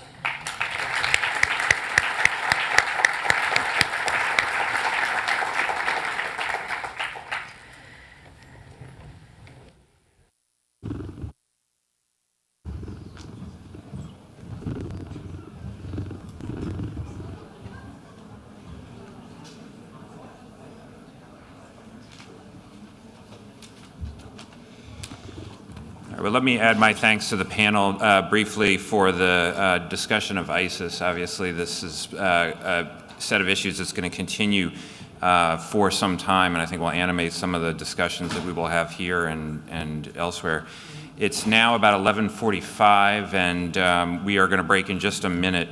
At noon, our breakout sessions will begin. There's 4 of them, and you should be registered to attend one of those 4. They are debating China's future in Salon D, which is the furthest from this room, U.S. energy and national security in Salon E, which is the second furthest, Russian foreign policy in Salon F, second closest, and then the last one is the future of the all-volunteer force in Salon H and J, which is the one closest to this room. Lunch will be served in the breakout rooms, and for those of you who are not signed up for a breakout session, we are going to stream the Russia session in this room, and we will have lunches available, box lunches available here in just a few minutes. Once all the breakout sessions are completed, we'll reconvene back in this room at 1:30, and we will have a plenary panel on Iran. So thank you very much, and enjoy lunch.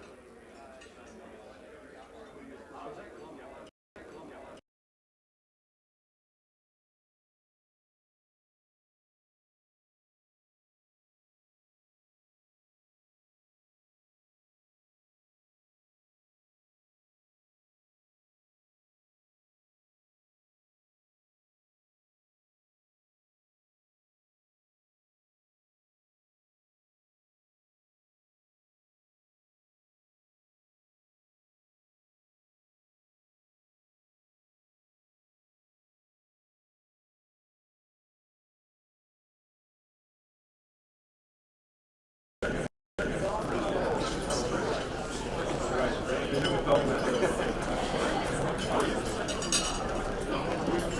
still want to ask, is this the lever so you can adjust it up and down?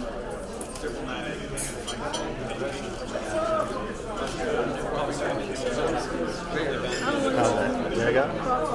Try. Just play with it. No, play with it. How's that feel? Good. I mean, I'll play with it. Yeah. Because I want to crop out that your hair.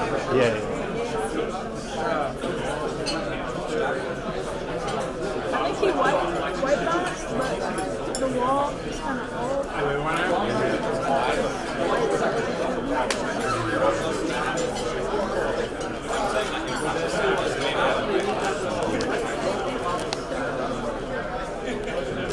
You get it? Maybe if you zoom. You get it? I got it. There's a button right here.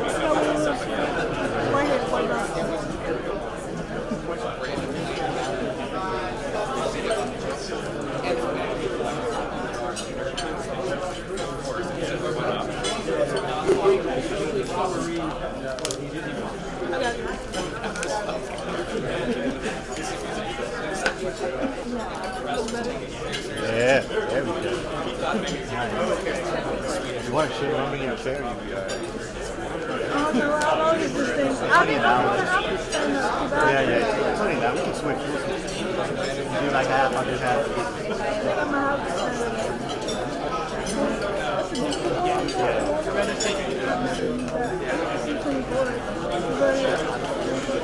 going to have to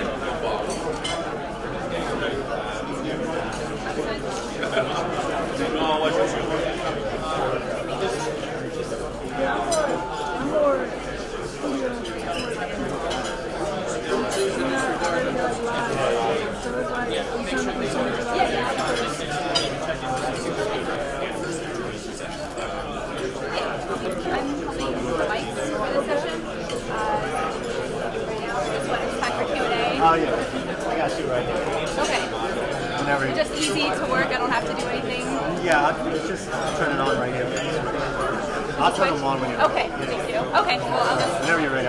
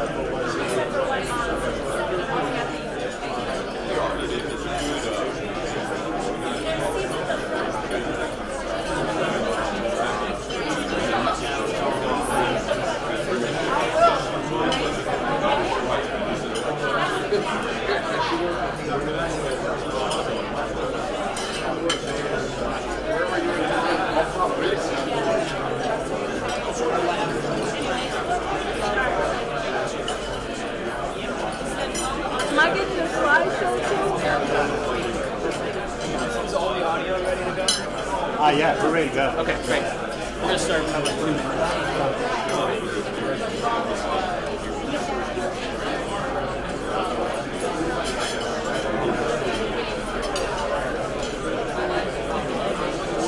You good?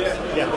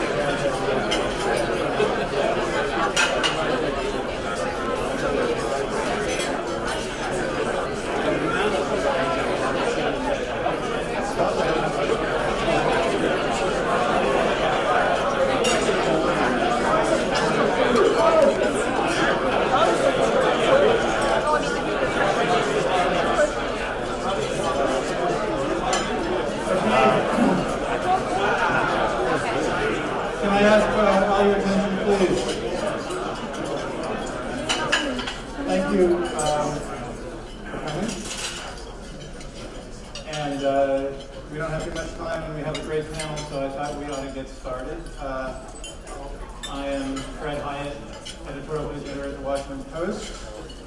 And joining us today we have Sam Charap, formerly of the administration, now with the International Institute for Strategic Studies. Dr. Celeste Wallander, who is the Special Assistant to President Obama and Senior Director for Russia and Eurasia at the NSC for almost the last 2 years. And David Kramer, also a former senior administration official from the previous administration, now Senior Director for Human Rights and Democracy at the McCain Institute for International Leadership. Is the sound okay? People can hear it? So there are longer bios for all three of these people in your app, and I will not take any more time, because I know we're going to have a lot to talk about and a lot of questions. So the panelists agreed to each just kick off with brief 5-minute overviews, and then we'll move into discussion. And since Dr. Wallander is fresh from the conversation between President Putin and President Obama, and promised if we keep it off the record to give us all the details of that, I thought we'd ask her to go first. Thanks, Fred. I think Fred's been spending too much time with Russian journalists. He's having no trouble with the truth. Thank you. I want to thank the Center for New American Security for inviting me to join for this discussion, and in particular to CNAS and to all of you for actually being interested in understanding U.S. policy on Russia directly from one of the sources of that policy. Because as we've seen in the last couple of weeks or even months, the truth can sometimes be muddy, and the current Russian leadership has spun quite a tale in which the United States has sought to disregard, weaken, and exploit the Russian Federation. So I want to set the record straight. And in fact, the United States has long sought a robust and constructive relationship with Russia, and this is why, for 25 years, the U.S. bipartisan core strategy has been to integrate Russia by facilitating investment and trade, support Russia assuming a strong role in global institutions, and deepen partnership in security cooperation to reinforce the foundations of stability and predictability in the world. So let me note some key examples, because this historical record is somewhat muddy. The United States recognized Russia as the sole legal successor state to the Soviet Union, which enabled Russia to take the Soviet Union's seat as a permanent member of the UN Security Council, with all the rights, privileges, and responsibility that status carries. The United States has also recognized Russia's successor role in treaties and agreements governing nuclear weapons possession and stewardship, and concluded a new strategic nuclear reduction treaty with the Russian Federation that entered into force in early 2011. The United States worked for many years, and the Obama administration brought to success Russia's accession to the World Trade Organization. And through persistent efforts in the NATO-Russia Council and Organization for Security and Cooperation in Europe, the United States has consistently sought to engage Russia on some of the toughest European security issues of our time.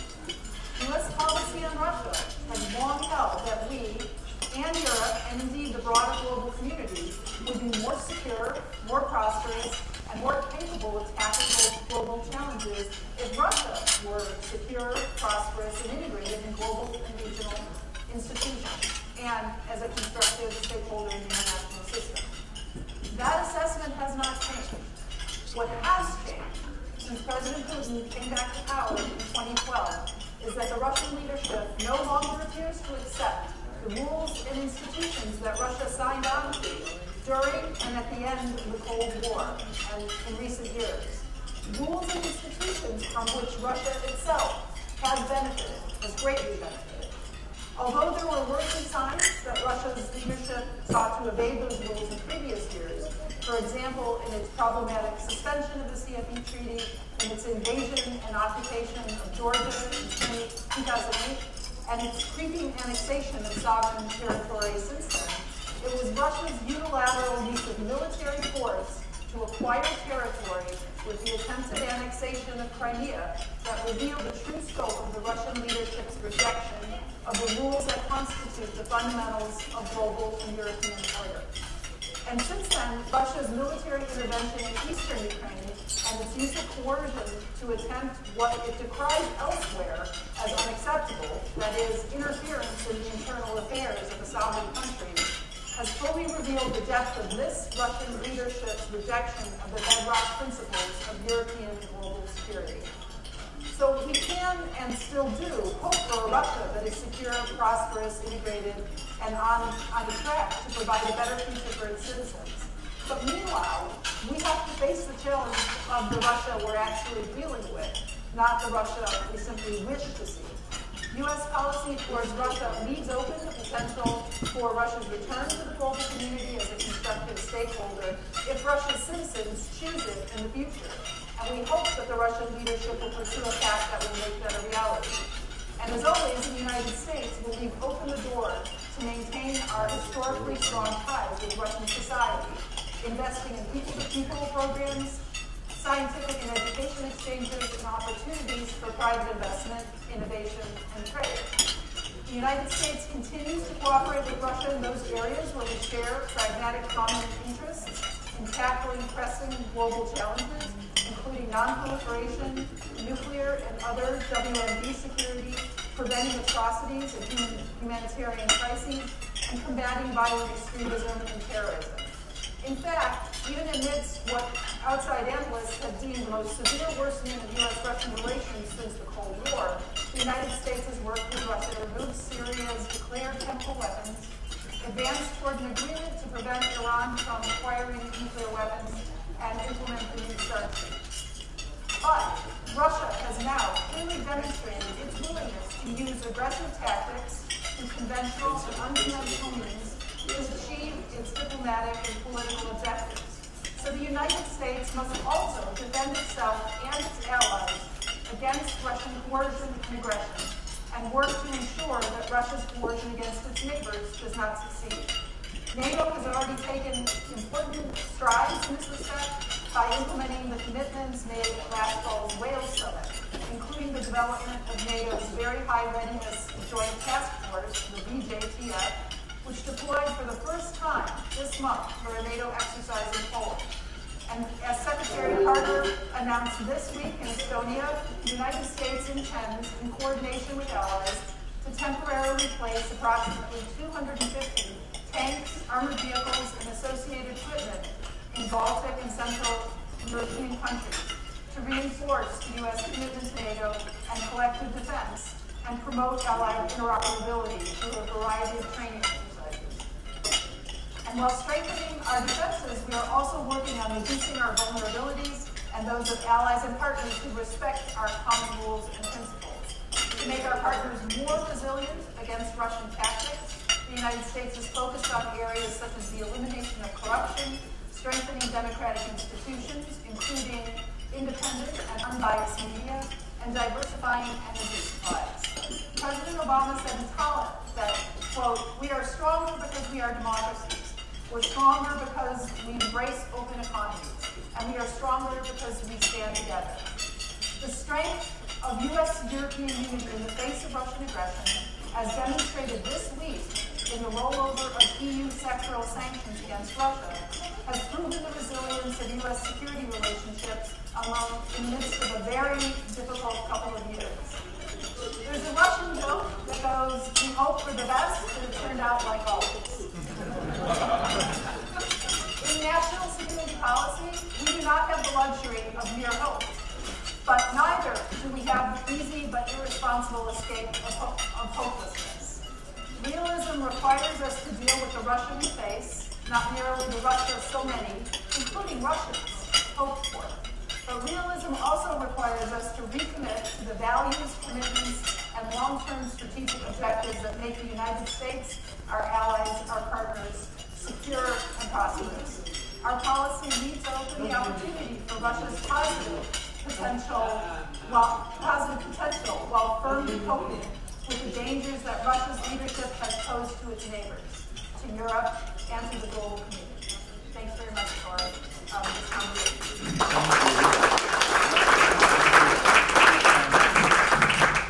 Thank you for a very clear statement and one of a lot of questions and discussion. But before we do, let me stand and jump in. Thanks, President. Thank you to CNAS for the invitation, and thank you all for coming today. Regardless of how we got to where we are right now, and I think we're going to talk perhaps more about Russian motives later on, I'd like to focus my introductory comments on where we go from here, because I do think we're at a very important turning point in U.S. and broader Western strategy towards Russia. One way forward, which I think Celeste has outlined, the administration's current policy, is what I would call this middle way, because it attempts to strike a balance between the imperative of responding to Russian actions and the equally important need to avoid an all-out Cold War-style confrontation. And I think the President's instinct to avoid that kind of outcome, which I'll call the new Cold War, but I think there's problems with the analogy, is clearly the right one. Gratuitously seeking confrontation with Russia, after all, could lead to Armageddon. But more to the point, the U.S. needs Russian cooperation on any number of global priorities, particularly Iran in the short term, but also Syria, Middle East peace, Afghanistan, counterterrorism, and so on. At the very least, the United States needs Russia not to play the spoiler role that it can so expertly play on any number of those issues. So as long as Russia is willing to play ball on those, the U.S. has every reason to continue doing so as well. But the middle way, as I define it, is also characterized by continuing to impose costs on Russia for its actions in Ukraine, avoiding major escalation on the ground there, preventing the government in Kiev from collapsing through financial, military, and other assistance. And it also involves, as Celeste mentioned, assuring NATO allies on Eastern frontiers through a bolstered U.S. military presence there and elsewhere in Europe. And I think, all things considered, the middle way seems prudent today. My problem with it is that I don't think it can last. And that it will likely devolve into that sort of very Cold War-like scenario that the President has said that he's seeking to avoid. And I'll make the case that politics in both Washington and Moscow and the interaction between them will make it impossible to sustain over time in two ways. First, I think it will become untenable for the U.S. to avoid escalation in Ukraine while maintaining cooperation on global issues. If this dual-track approach, condemning Russia as an aggressor on one day and seeking to work with Moscow on the next, creates opportunities for the President's critics to decry him as reckless and to pursue an agenda of cutting off that cooperation. And believe it or not, a similar dynamic also plays out in Moscow. But second, I think perhaps more importantly in this context, is that both countries' bureaucracies will prove incapable of resisting the urge to link their dispute over this crisis to those aspects of bilateral interaction that continue to function. Actually, the U.S. began linking those unrelated aspects almost immediately after the annexation of Crimea in March of last year, and in the sense that all non-essential areas of bilateral cooperation were frozen. And so what remains of the relationship today is therefore what matters most best, from the Iran nuclear talks, the purchase of Russian rockets, the launch of U.S. military satellites into space, and so on. And Moscow, for the most part, has continued to cooperate on those issues, compartmentalizing them from the Ukraine dispute. But already we've seen that this mutual compartmentalization has started to fray. Just in one example, late last year, Russia announced that it would not be attending the U.S.-led Nuclear Security Summit in 2016, and that's one case, we've seen others. And in my view, it's only a matter of time until the tsunami of tensions overwhelms those remaining islands of cooperation in the relationship. But even assuming the political and bureaucratic forces can be kept at bay for a while, the middle way would face another key challenge, which is time. It is explicitly a temporary policy, as Celeste mentioned, in place until Putin and his regime give in to demands to change course in Ukraine. Now, we can debate whether such a change is possible, but even those who argue that it is possible do not see it as a short-term proposition. It's a matter of many months, if not years, of squeezing Russia to produce results. The problem for the administration is that the political dynamics pushing towards escalation and the bureaucratic dynamics pushing for linkage will produce results much quicker. In other words, even in a best-case scenario, it's just a matter of time, in my view, before the sort of new Cold War kind of scenario overtakes the middle way. And the reason that this crossroads is so serious is because that new Cold War-like dynamic will be hugely damaging for U.S. interests. And I'll give 4 quick reasons before I pass the mic along to David. First, Ukraine, as we know it today, would be finished. A new Cold War would transform Ukraine into a violent, perennially destabilized economic basket case. Second, a new Cold War would destabilize Europe well beyond Ukraine. And we've seen sort of what the beginning of that might look like already, with alleged Russian financing and fringe parties in the EU that threaten to undo the European integration project, abduction of various intelligence officers in the Baltic region, and brinksmanship in the skies and on the seas. So while it's true that this conflict wouldn't be global like the Cold War, it would affect a region, Europe, that is key to U.S. security and prosperity, and therefore it will become a drain on U.S. military and diplomatic resources. The Obama administration has already allocated $1 billion to its European reassurance initiative, and we can expect that to be a mere down payment on billions more in reassurance measures and further military deployments to come. And the new tensions on the continent will divert resources and attention to priorities in other regions, particularly the all-important Asia-Pacific, at a time when sequestration is already forced by belt tightness. The third reason why I think this scenario is dangerous for U.S. interests is that the effects of the new Cold War will not be confined to Europe. Once the prospect of a negotiated settlement of the crisis fades completely and the sort of new Cold War sets in, I think the gloves are going to come off in Moscow, and we're going to see efforts to spoil U.S. initiatives to address global challenges across the board.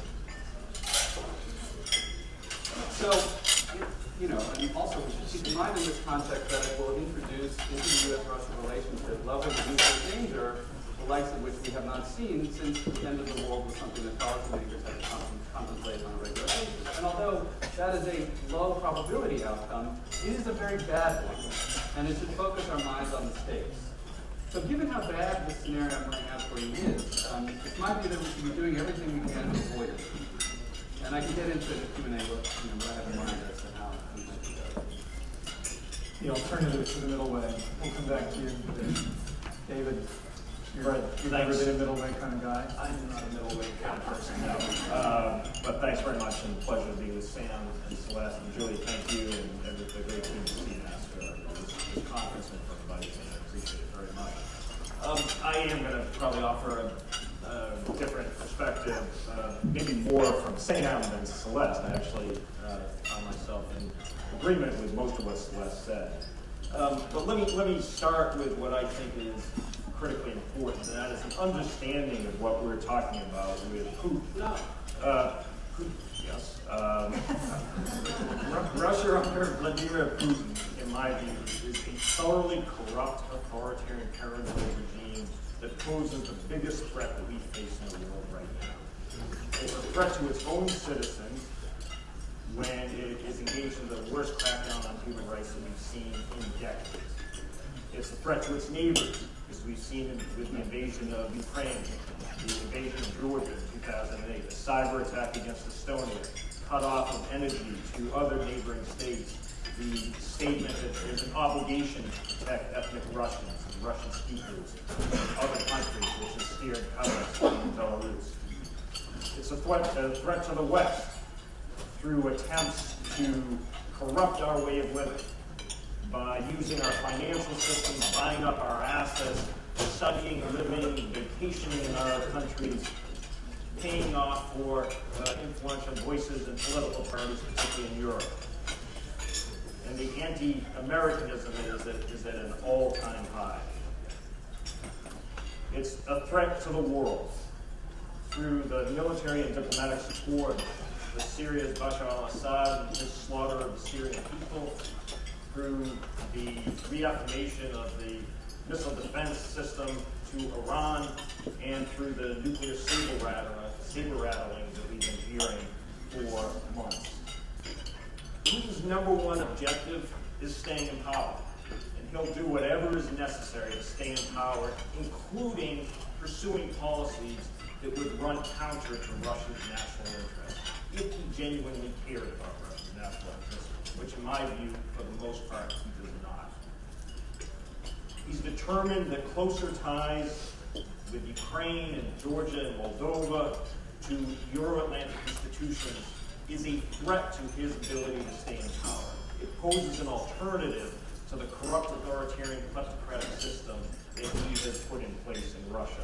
And he will do whatever is necessary to try to blunt the efforts of those countries and those societies to move toward the West. He believes that populations in those countries are inherently incapable on their own of demanding change. They have to be fomented and prodded from the outside, from the State Department, from the U.S. government, from the Europeans. He thinks that popular movements at home are also fomented from the outside. If you think back to December 2011 through May 2012 with the protests, which he blamed on the U.S. government. So to justify his way of governing, he perpetuates this myth that the West and the United States in particular represent a danger and a threat to Russia. As far back as his speech after the Beslan tragedy in 2004, he talked about this. Of course, the Munich speech in 2007, and he has been talking about it since. The NATO enlargement was cited as early as the 2010 military doctrine as the greatest danger that Russia faced, and it was repeated in the 2014 military doctrine. The reality, by the way, quick digression, is that Russia's most secure, stable borders are with countries that are members of either NATO and or the EU by far. Putin's invasion of Ukraine, starting in February of last year in Crimea, marks the first annexation of one European country by another since World War II. threatens the entire order of Europe and even beyond. In one stroke, Putin thumbed his nose at the Helsinki Accords, the Paris Charter of 1990, the Budapest Memorandum of 1994. I could go on and on. But please no. I won't. No, I couldn't. To offer a better way forward, I think we have to learn from our mistakes. We have to stop seeing Putin for anything other than the threat that I described. Crackdown on human rights, as I said, is the worst threat to the neighbors and the threat to the international community. So let me just quickly outline several steps that I think we need to take in fashioning the approach to dealing with Russia. Containing Russia. It's as simple as that. We are back to containing Russia by using sanctions, by supporting allies, and we should go at higher level people, including, in my view, Mr. Putin himself. We shouldn't confuse maintaining unity with the EU as the objective, when the objective should be using unity with the EU as a tactic to get Russia out of Ukraine and to help Ukraine succeed. Second, support reform-minded forces inside Russia, and I support what Celeste said on this. We should not unilaterally disarm, thinking that the current environment makes it impossible for us to support forces. We need to bolster Russia's neighbors, and I do support what the administration and NATO have been doing with the military buildup of NATO allies. We need to keep doing that. We need to back Ukraine in overall reform and in providing military assistance, and this is where I think the President, and I do mean the President, since it seems that the Vice President, the Secretary of State, the Secretary of Defense, the Chairman of the Joint Chiefs of Staff, the Supreme Allied Commander at NATO, the Director of National Intelligence, all support arming Ukraine. I won't go down to the senior director level of the NSC, and yet the President refuses to move in this direction. Stop telegraphing to Putin what we won't do. Stop telling him there is no military assistance to Ukraine. Stop telling him there's no military solution. Stop telling him there's no linkage. All these things that we have been telegraphing, I think, Fred, you and Jackson coined the phrase gratuitous clarity. We have been very guilty of that in this administration. Prevent the import of corruption. Which is funny because as journalists, we're not very guilty of that at all. Clarity comes last. I will not comment on that. Support diversification of energy supplies in Europe and unleash the export of American energy. And last, coordinate a coherent counter-narrative to the Russian propaganda campaign by supporting factual-based reporting and journalism, not counter-propaganda. That is a losing battle. So and I'll end with this, such a change in policy requires strong American leadership, no longer contracting out resolution of crises to the Europeans. We should work together with them, but the President of the United States himself has to invest more time than going to G7 meetings. Let's remember that the West had no interest in picking a fight with Russia and with Putin. The reset policy is a perfect example. Just months after the invasion of Georgia, of the United States extending its hand, and what did Putin do? He slapped it. We have to avoid misreading the situation in Russia, understand what we're dealing with, come up with a more candid assessment of the threat that we face, and come up with a more coherent, clear strategy. And I'm still waiting for the release of the Russia strategy from the administration now 6 months after I first heard about it. With a new administration coming into office in January 2017, the timing of the new strategy is more important than ever. But as we've seen in just the past 16 months, a lot can happen in a brief period of time.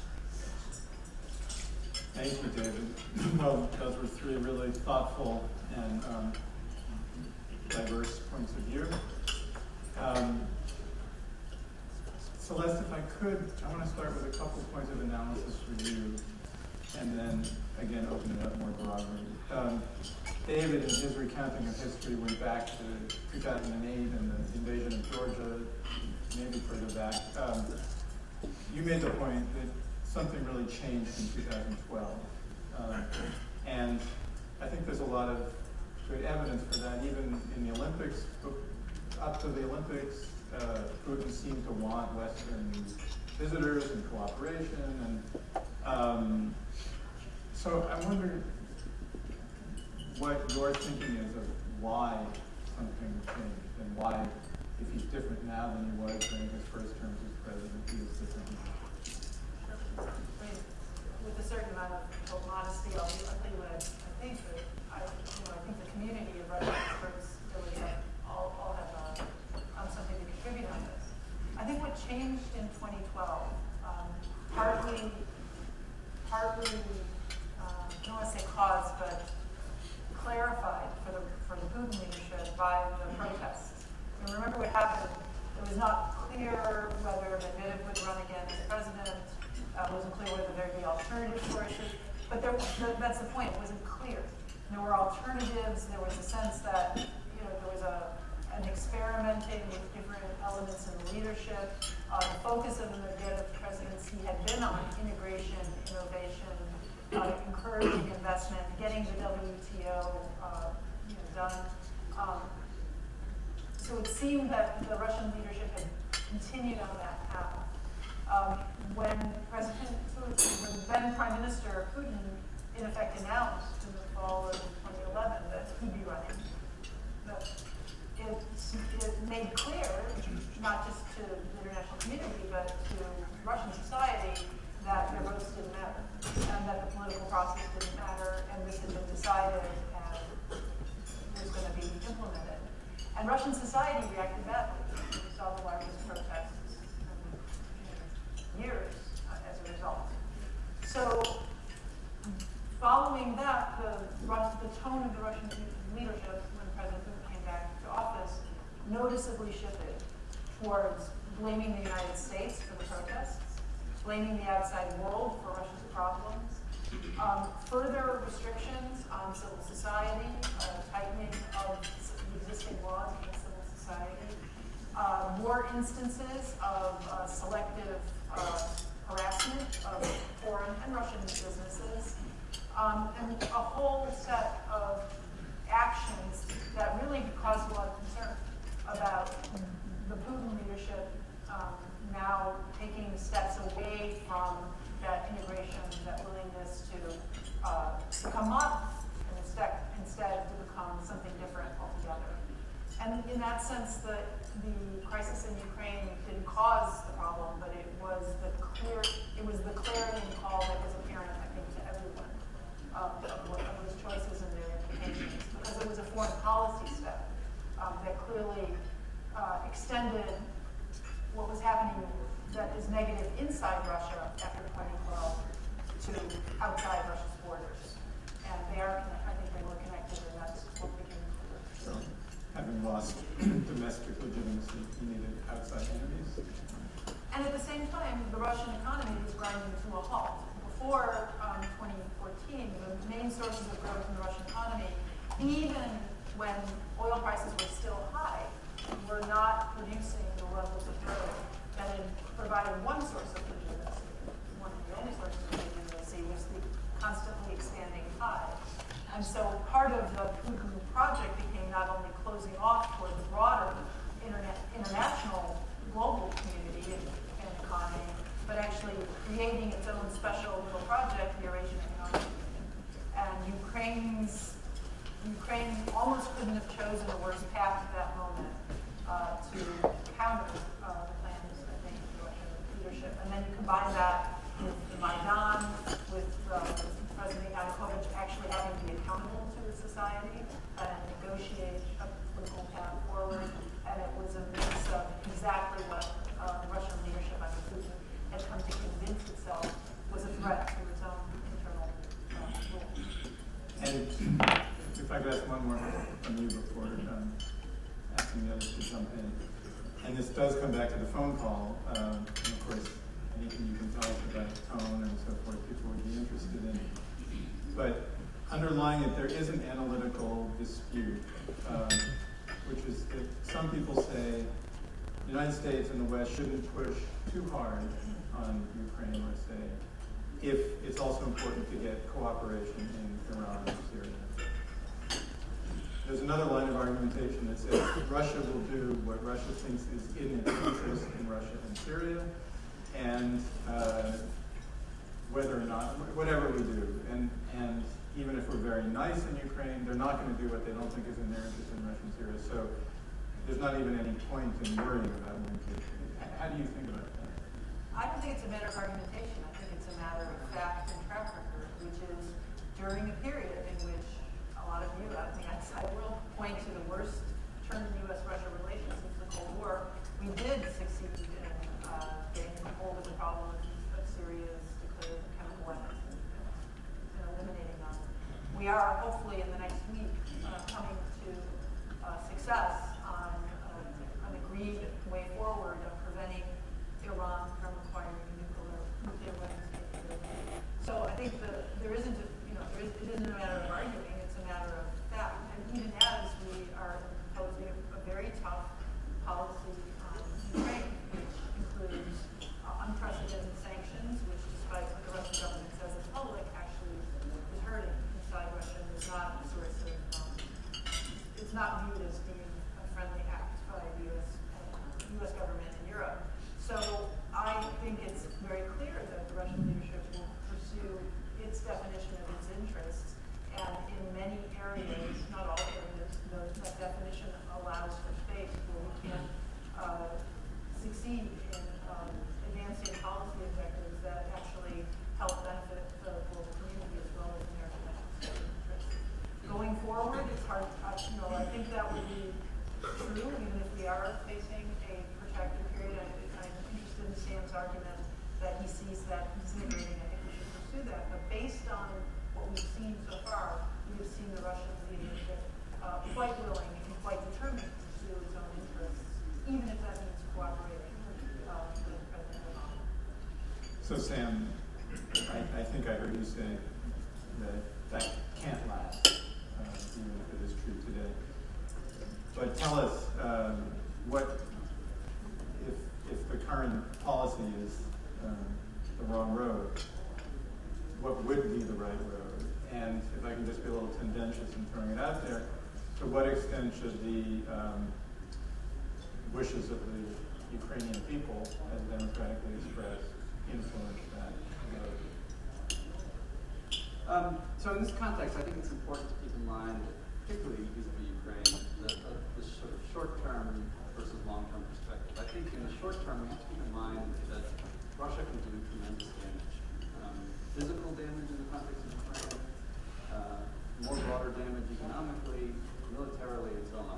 And I think our strengths and Russia's weaknesses will manifest themselves in the long term. So the challenge, it seems to me, is managing a short-term acute problem and relying on the fact that we should be confident in our long-term strengths and their long-term structural weaknesses to eventually achieve victory in the long term, but avoiding the negative consequences of short-term escalation. And so in that context, it seems to me that, pursuing a broader, at least an attempt at a broader negotiated outcome would be, in the short term, a preferable one for U.S. and Ukrainian interests than it would to devolve into that kind of new Cold War scenario. And so, in my view, the key to success in that kind of a negotiation would be finding harmonizing mechanisms or some sort of mutually agreed order that Russia does not end up militarily opposing and imposing this kind of cost on its neighbors to prevent from being manifest. And here I agree with David's analysis on Russia's opposition to Euro-Atlantic integration for its neighbors.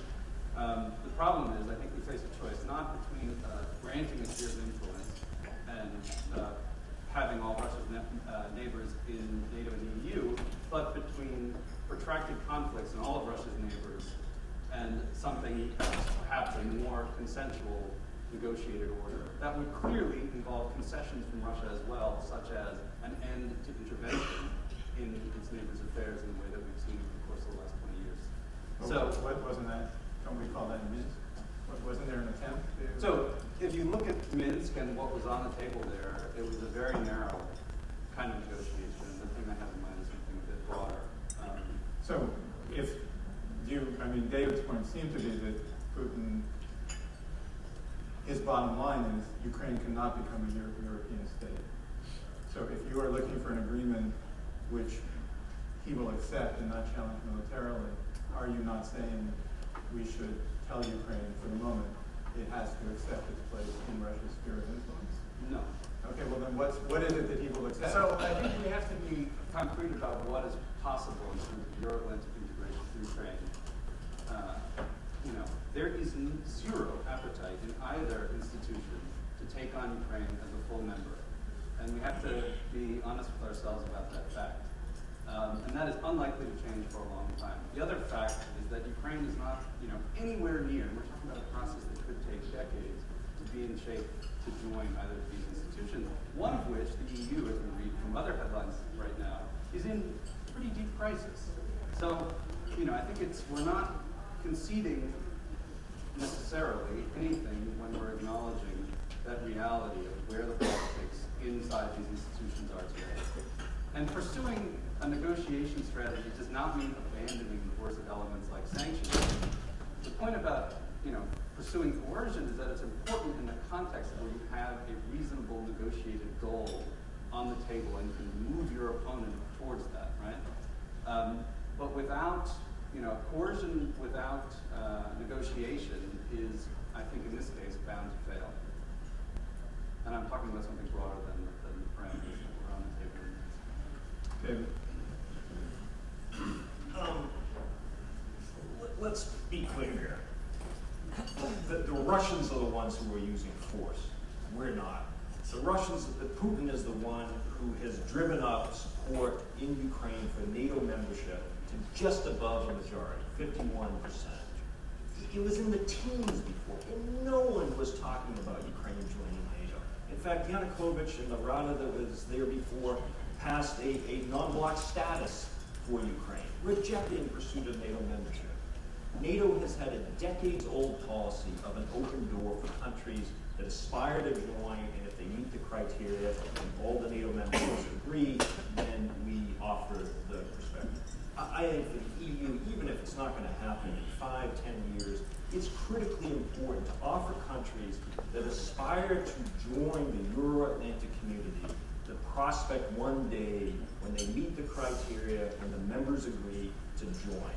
It was critically important to the Baltic states, it was critically important to the countries of East Central Europe to have the prospect of joining NATO and the EU as an incentive to undertake very difficult reform as they were trying to overcome the devastating legacy of communism. So I think talking about this, that we should put it to the side, is a huge mistake. It would be a betrayal of the Ukrainian people who already feel that the West is not doing enough for them. And so I just reject this notion, and some people talk about Finlandization of Ukraine, which I don't think the Finns, frankly, like very much. And I certainly don't like either. Yes, exactly. No, exactly. But if I can, Fred, I mean, the problem I think with the administration, let me be clear, I worked all 8 years in the Bush administration. I am not here to say Bush policy toward Russia was perfect, we had it just right, Obama administration policy is all wrong. We screwed up plenty of things. We did not finger wag and lecture and patronize Russia on human rights. I wish we did. I wish people could rightly accuse the Bush administration of taking a much stronger approach on the deteriorating human rights situation in Russia, which began while Putin came to power roughly 2003 in particular, and the Bush administration was in office here. We didn't do much after Russia invaded Georgia. There was very little that we did, although we did bring Georgian troops back on U.S. planes. That was very important. I think that sent a signal. We mobilized some ships. We didn't impose any sanctions. And then the Obama administration came in with the notion of trying to repair relations. In theory, that was fine. But I think there were 3 fundamental mistakes we all said. One was it became a Russian-centric approach. And I know Sam didn't like this when I used it years ago, but we then threw the other countries under the bus. We ignored them. Second, we went quiet on human rights following the Bush administration's approach. Again, not to distinguish between the two. The third was missile defense, where we thought we could make a change on missile defense. We announced it on the anniversary of the Soviet invasion of Poland, which wasn't great. of changing it with Poland and the Czech Republic. And those three things, I think, were the fundamental misunderstandings and mistakes we made. The last one, and I'll stop, is we publicly and repeatedly rejected the notion of linkage. The Obama administration would not be the first administration not to pursue a policy of no linkage, but it's the first administration to publicly say it would pursue linkage. Linkage between, what do you mean? In other words, the human rights situation, the crackdown internally, can have an impact on other issues in the relationship. And by saying we would not link things, we gave Putin a green light to crack down internally, because we said to him, don't worry, no price to be paid. It's one of the reasons the administration objected to the Magnitsky legislation, which passed by an overwhelming bipartisan majority in 2012. So the rejection of linkage, doing it publicly, was also, I think, a big mistake. It was before Celeste was a big mistake. Do you want to jump in on that, or can I ask a specific? Let me just address one. Okay. The policy under my predecessors was not to explicitly rule out a link. It was to actually say that we can do both. We can chew gum and walk at the same time. We can do cooperation, and we can have a robust project of reaching out to civil society and supporting those groups. So that's a little different than saying. Mike McFaul publicly on numerous occasions rejected linkage. I was at several of the events in which he did it. So let me ask you about a different part of. Missile defense. You know, there was a change in the program, and we're deploying missile defense now sooner than the previous program when we deployed it. So that was the reason for changing the program. But the impression created was that the change in missile defense was a concession to Putin to try to work for them. The impression was created largely because critics of the administration outside keep saying that. Perception takes on reality. Let me move to a more modern day question of deterrence, which part of David's critique, which was the arms for Ukrainians. We've had visitors from the Ukrainian government to the Post editorial board, most of them either coming from or on their way to the White House, who say, look, we're putting up a staunch defense. We're not asking for very provocative stuff. We need some help with intelligence and counterintelligence. We need some help with anti-tank missiles. Traditionally, the United States in the past has seen this kind of defensive weaponry as a deterrent. What is the argument now against providing the kind of assistance that Ukraine is asking for? Well, the United States is actually providing a lot of assistance to Ukraine. I would agree with Sam that more than agree. I mean, our policy is such that we're trying to help Ukraine implement the reforms that its citizens have demanded, and that is really tough in a financially perilous world. And so a lot of our focus has been on the financial side, financial stability through the IMF, but also bilaterally. So it's not just about security assistance, it's also about financial assistance and assistance in implementing those political reforms. And the United States has, for the last year, had a program of security assistance and defense assistance for Ukraine. Some of which I can talk about here, which meets some of what you raised, but much of which we have talked about. And right now, for example, U.S. military trainers are in Western Ukraine training Ukrainian forces on self-defense and national self-defense. The debate about specific systems has been useful because it's caused people to really examine the arguments of what is the right balance at any given moment. And the view of the administration right now, and it is the administration, despite David inviting me to say otherwise, is that we have the right balance of assistance to Ukraine under the current circumstances, but we continue to look at what's right, and we are ready to pursue whatever form of assistance to Ukraine we feel meets the conditions and makes Ukraine stronger and more secure, and that review continues. It's not a closed issue at all. It remains an issue.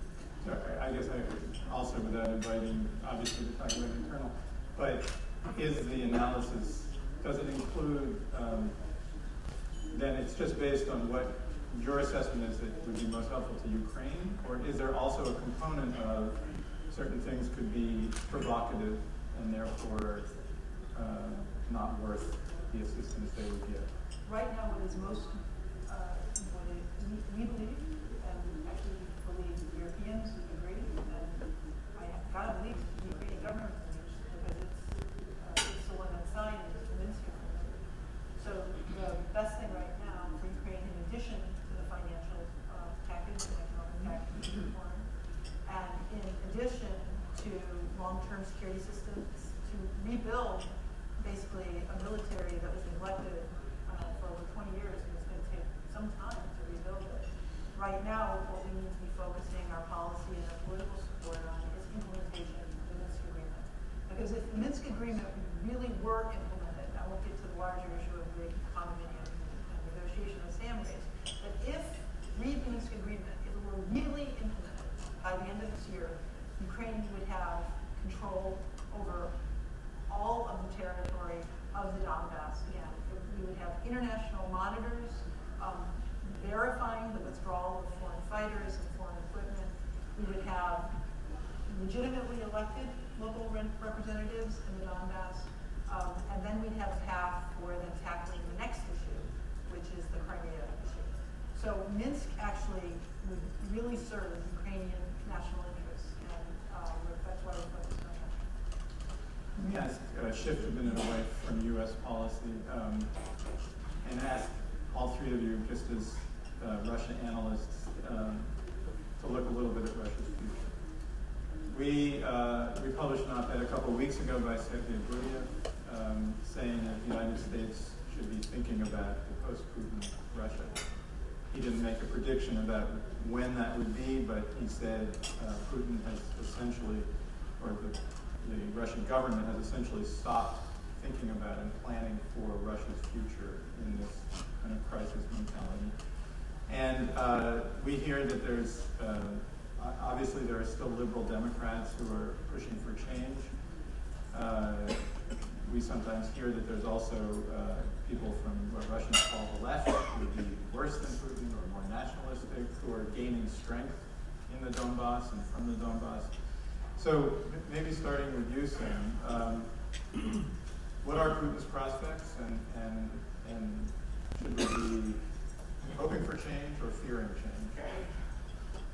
So I think in the short term, depending on your perspective, we either don't have much to worry about, or we do have a lot to worry about on this score, in that it doesn't seem like Putin's popular support is going anywhere but up. It reached a record of 89% this week.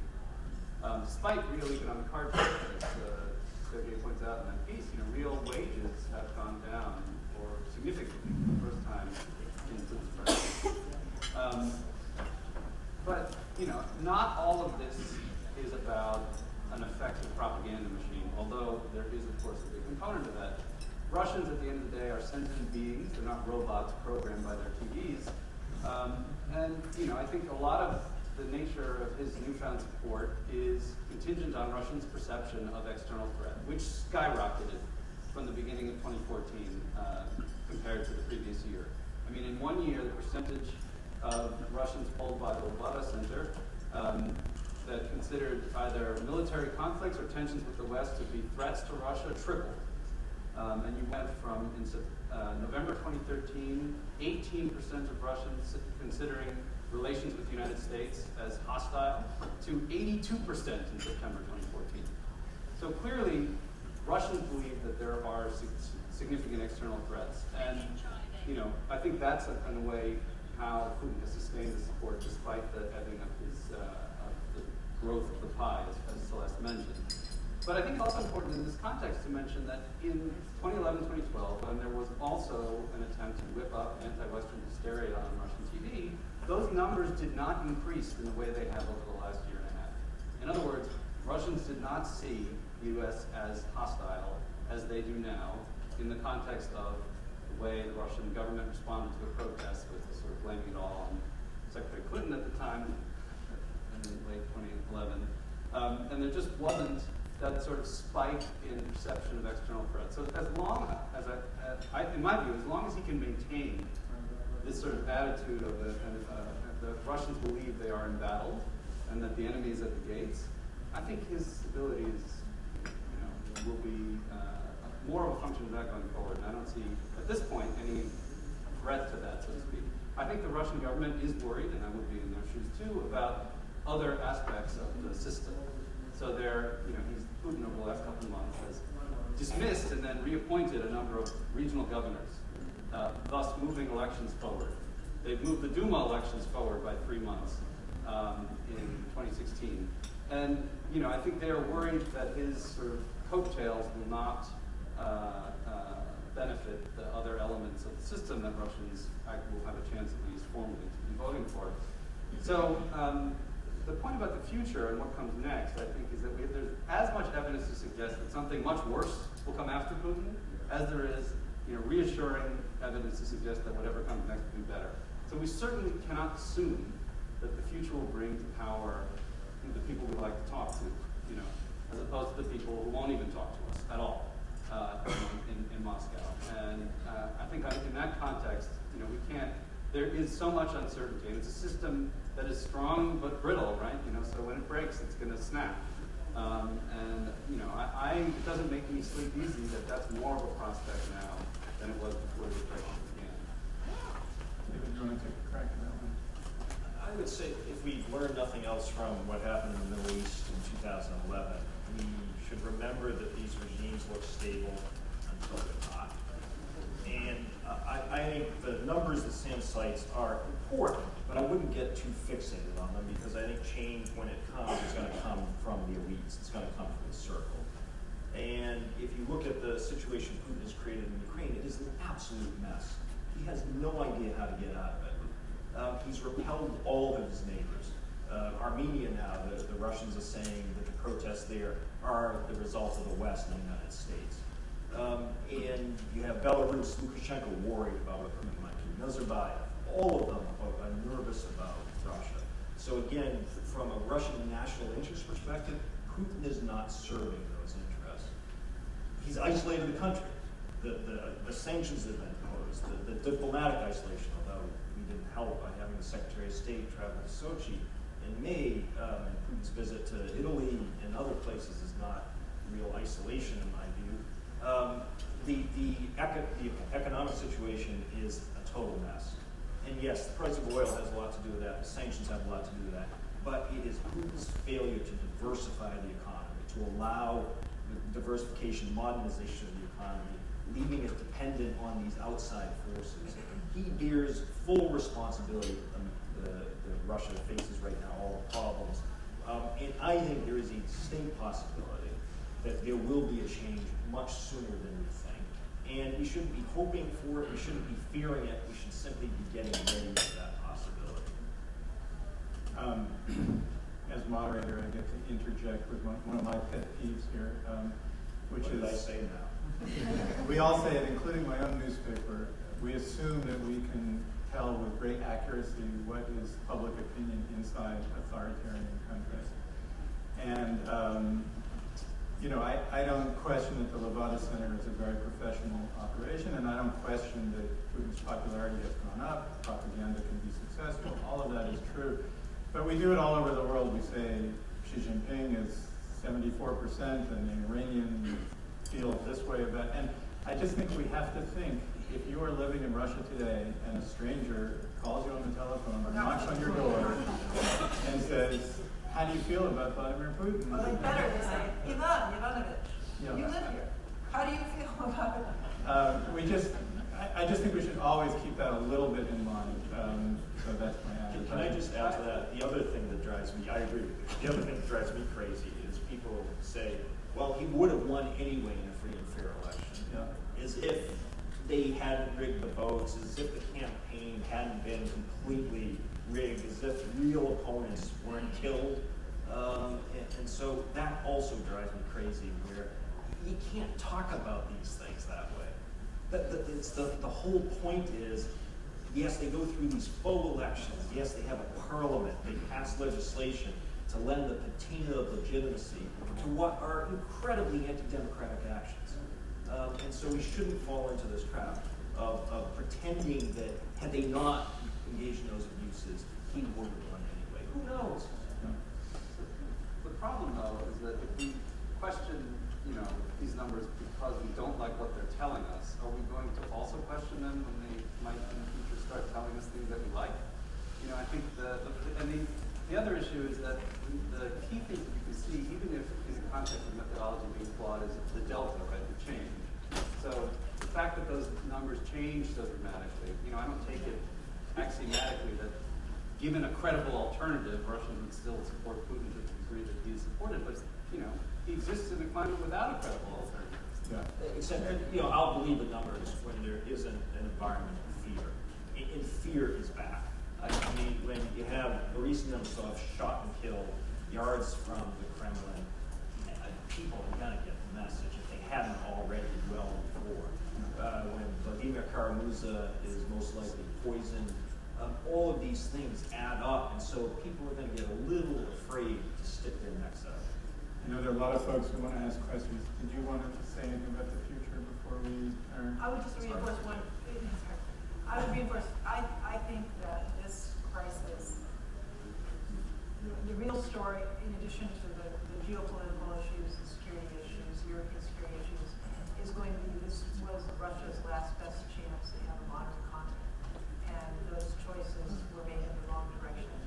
Russia's economy at the start of this crisis, if I'm remembering the numbers right, was about Russian GDP was about 3.8% of global GDP. It's down to 2%, maybe lower this week. I don't know.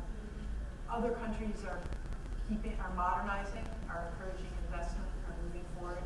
Russia's gone back. This is going to be a problem for the next generation. It's sad. If there are questions, I think there are microphones. Please identify yourself and keep the question brief. The gentleman with the red tie. Yes.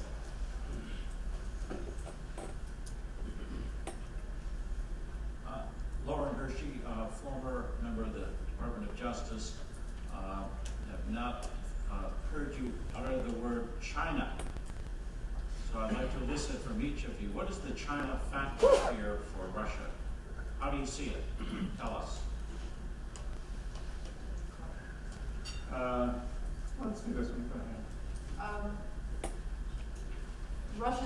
China's economy is one of the ones that's moving ahead, while Russia's economy is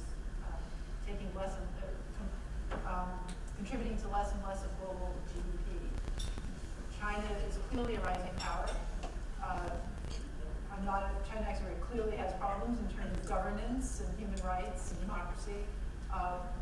And at some point, obviously, that's going to come into a head because the elements of economic modernization and integration really do.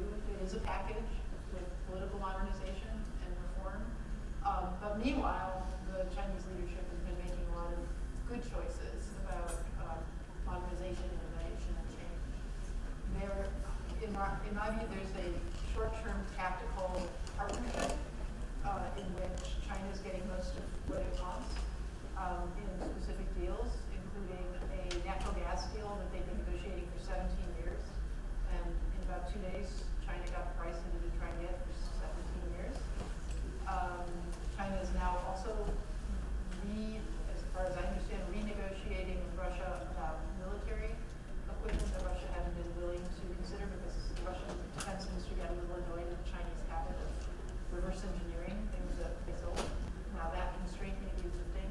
So I would be a lot more worried about this relationship, if I were responsible for China policy at the White House, than I am this being some kind of big strategic shift that will enable Putin to win out on the relationship. And so we do have to have a conversation about that, but that's a larger conversation about Asia and how the U.S. and China are managing their relationship. I would also note that all the indications are that the Chinese leadership is not throwing over its interest in improving relations and finding a way forward in its relations with the United States. President Xi is coming to the United States in the fall, and so I think that also the Chinese are pretty good at chewing gum and walking at the same time. let's do this. Let me take a couple more, and then if you guys want to do China or you want to jump in on something else. I would say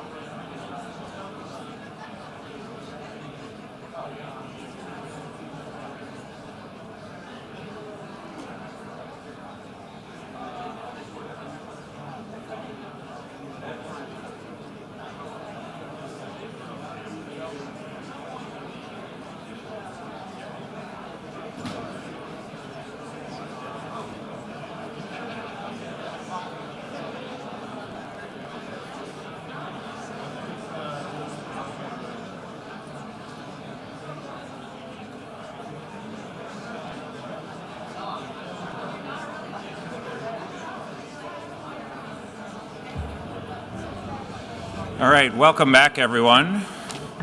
If I can encourage those in the back to take their seats, and I know we still have some folks who are outside who will be coming back in after the lunch. There's still some empty seats closer toward the front if people want to fill in. But I hope that everyone enjoyed the breakout sessions on the various topics that we had. The next panel discussion is going to be on Iran, which, to state the obvious, I think could hardly be timelier. We just have a few days remaining before the deadline for a nuclear deal between the P5+1 and Iran, and this is an active topic of very lively discussion in Washington, but also in other capitals around the world as this enters the final stage of negotiations. And there are a number of questions about the deal, about Iran's strategic direction, about the way that the United States can and should push back against its ambitions beyond the nuclear file, and how all of these things connect together. Moderating our discussion that'll take place in just a moment is the Washington Post's David Ignatius. And so there'll be just a word of introduction, and then the panelists will come onto the stage, and David will take it from there. Arguably, no national security decision of the last 6 years will have a more lasting impact than whether the U.S. and Iran come to a deal over Iran's nuclear program. Would a deal address a highly problematic issue and signal a new start for a U.S.-Iran relationship? Or will it empower one of America's most determined enemies? Would history view the deal as a victory or as a defeat? What do you think? Please vote using our conference app while our panel debates the question. Our moderator will begin our discussion. So with that introduction and your voting, I'm very curious to see how this group will vote. I want to open our panel. I'm going to introduce each of the participants as I turn to them with a question. At the end, we'll try to save time for your questions, so please do be thinking of them. I want to start with Senator Tom Cotton, a Republican senator from Arkansas. He, in terms of Iran policy, is most famous as the principal author of the letter that was sent by 47 Republican senators to the Iranian leadership, essentially saying that any deal that's reached between the P5+1 and Iran will, in terms of the United States, be an executive action that could be reversed by the next president, by the next administration. This letter drew a lot of controversy in the U.S., was blasted, it's fair to say, by the Vice President and by President Obama. And I want to ask Senator Cotton to begin by saying if he has anything in that letter you'd rewrite or amend in light of the arguments that in some ways this empowered those in Iran who want to have an option to walk away from the deal for their own reasons and treat it as no more than an executive action. Anything you'd change about the letter? No, David, there's not. And thanks for being on the panel with us. Thanks to my colleagues. Thanks to CNAS for having me. But no, I have no regrets about the letter. We, 47 Republicans in the Senate, sent the letter because we believe that Iran's leadership clearly did not understand our constitutional system, and that they needed to get the message that while the president negotiates agreements, whether they're arms control agreements or trade agreements, for them to have lasting and binding effect, the Congress of the United States has to ratify them. And in fact, the statements of Iranian leaders like Javad Zarif in the immediate aftermath of our letter demonstrate that they didn't understand our constitutional system. After all, they are a theocratic dictatorship, and the closest thing to parliamentary democracy in the region is parliamentary democracy, not America's unique constitutional system. So if I have any regrets at all, it would be that the administration engaged in ad hominem attacks against the signatories of the letter, rather than reemphasize its message in Switzerland at the time, driving home the point that yes, we are constrained at home. We are constrained by domestic public opinion, which influences the Congress. We can't continue to make the very dangerous concessions that they were making at the time. This should have in fact strengthened the administration's negotiating hands, not undermined it. So let me just follow up with one question, and the essence of it is this going to be a continuing, unending fight, political fight, no matter what happens? Let's suppose that the deadline in theory is next Tuesday. Let's suppose that there's an agreement that has a text and that, as the White House hopes, they prevail. They have enough votes to carry that forward despite the congressional legislation giving you the opportunity to review it. Will you, through the rest of this year, into next year, into the presidential campaign season, will you and other Republicans keep fighting to undo it because you regard it as wrong? Or would you accept it if the president prevailed in whatever vote takes place? Well, it's a simple fact of America's constitutional system that if the Senate doesn't ratify an agreement as a treaty, or if the Senate and the House don't vote on an agreement as a congressional executive agreement, then it is in fact an executive agreement and it can be changed. And if there's any kind of agreement like what was proposed in early April, then I certainly will not support it. And I don't think any Republican presidential candidate will support it, as most of them have gone on record saying they oppose it. But increasingly, the president is on an island by himself. There was a public statement just this week by many former Obama administration officials, as including Republican administration officials, about the very risky terms that have been discussed in the media. Also, Secretary Kerry said recently that disclosure of the past military dimensions of Iran's nuclear program don't necessarily need to be disclosed. And it's been I should note that if Secretary Kerry were here, he would raise his hand and say, I didn't say that.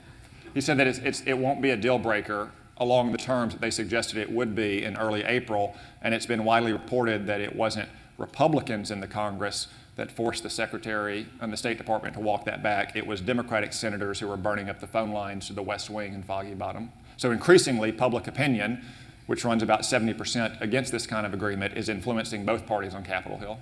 So let's look at the details that are going to be the subject of intense bargaining the next few days, maybe weeks, and turn to Nick Burns. Nick, as I'm sure this audience knows, was Undersecretary of State during the second George W. Bush administration with Secretary Condoleezza Rice. In that role, he was in at the beginning of some U.S. efforts to engage Iran on these issues.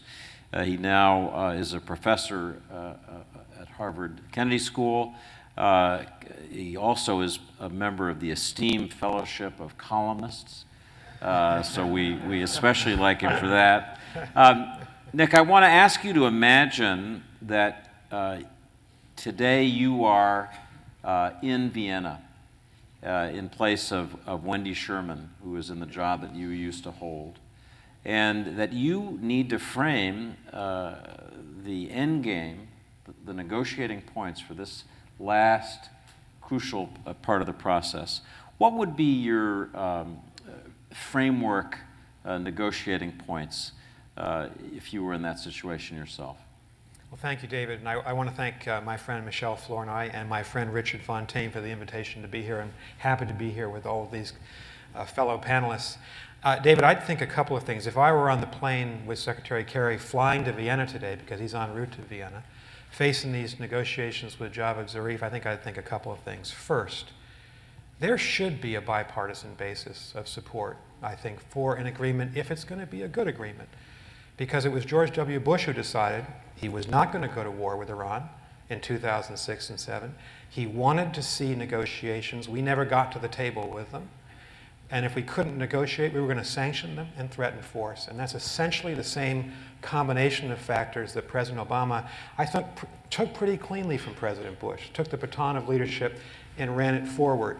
So first, I think there's a Republican and Democratic basis that goes back 10 years to 2005 for these negotiations. Second, clearly if Secretary Kerry and Undersecretary Wendy Sherman, I think they've been very effective negotiators, if they can get codified in no uncertain, unambiguous terms the April 2nd interim agreement, that deal is not perfect, but it's a better deal than no deal, because it would freeze Iran's program for 10 years, they know that, subject them to intrusive inspections.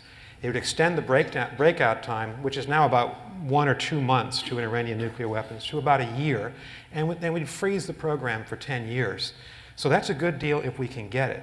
But third, I think that the bar has been raised if I was flying on that plane today because of what you wrote about this morning in your Washington Post column. The fact that the Ayatollah Ali Khamenei has issued his famous red lines, which seem to contradict the key provisions of the April 2nd agreement. So this agreement is going to be tougher to reach, and I think the American negotiating team, along with the French, who've been stalwart, and the British, need to be very tough-minded. We need to be willing to walk away from the table in Vienna this week and next unless we can nail down the Iranians on key provisions that sanctions will not be lifted until the Iranians implement the terms of the agreement at Fordow, at Natanz, and with the Arak facility, number one. Number two, that they commit in writing to unimpeded inspections of their nuclear facilities, a point made by some of our former colleagues in a letter of American policymakers that was made public this week. And number three, that Iran does not use the next 10 years to engage in research and development that would put them a technological leap ahead when this agreement begins to expire well beyond President Obama's term in office. So we've got to toughen up. The bar has been raised. And I think we ought to have the self-confidence to know that if we can keep the P5 together, and that's critical, to keep the sanctions intact, if they're not able, the Iranians, to agree to these terms by next week, we should walk away, keep the sanctions on them. This implies keeping the Russians and Chinese on board, which may be tough, and hope that the Iranians, and really expect that they'll come circling back to negotiations in a couple months' time.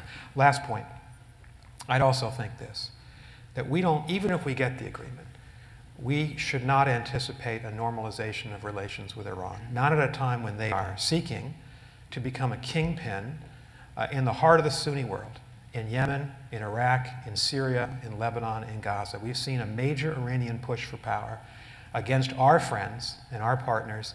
And I think as we negotiate this nuclear agreement, which I believe we should try to get in its April 2nd form, we ought to be pushing back against Iranian power at the same time. Some people think to negotiate, you've got to be nice to people.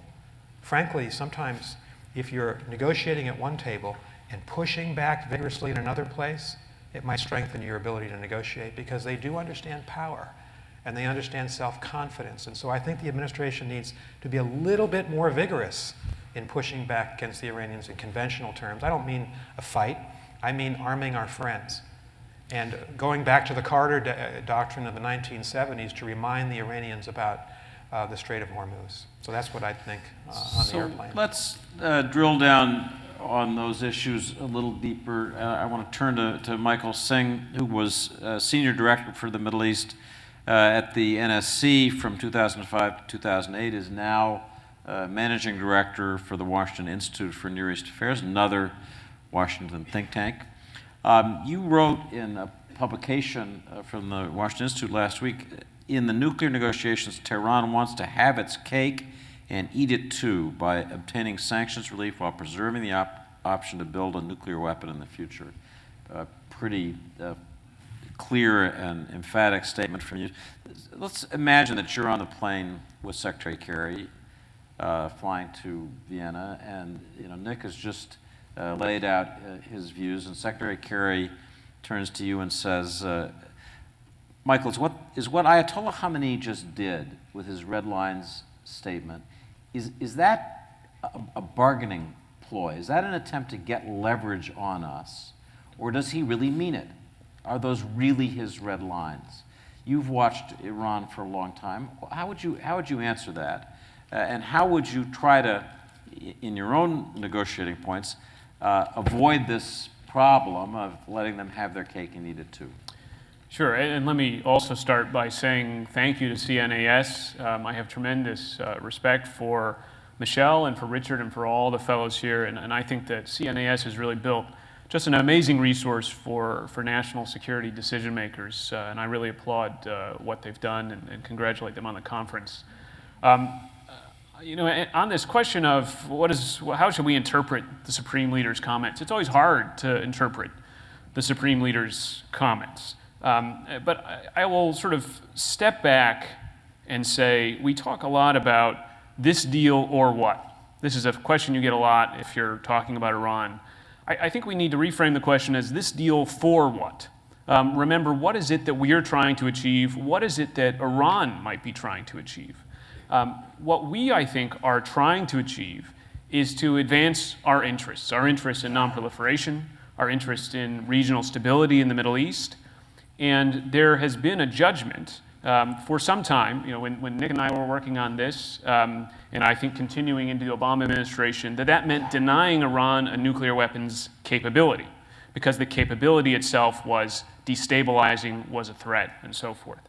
I think that there is a sense amongst quite a few experts who look at this that we've gone away from focusing on the capability to focusing too much on the actual weapon itself, to sort of downgrading our own objective in a way that perhaps doesn't serve our interests in the same way.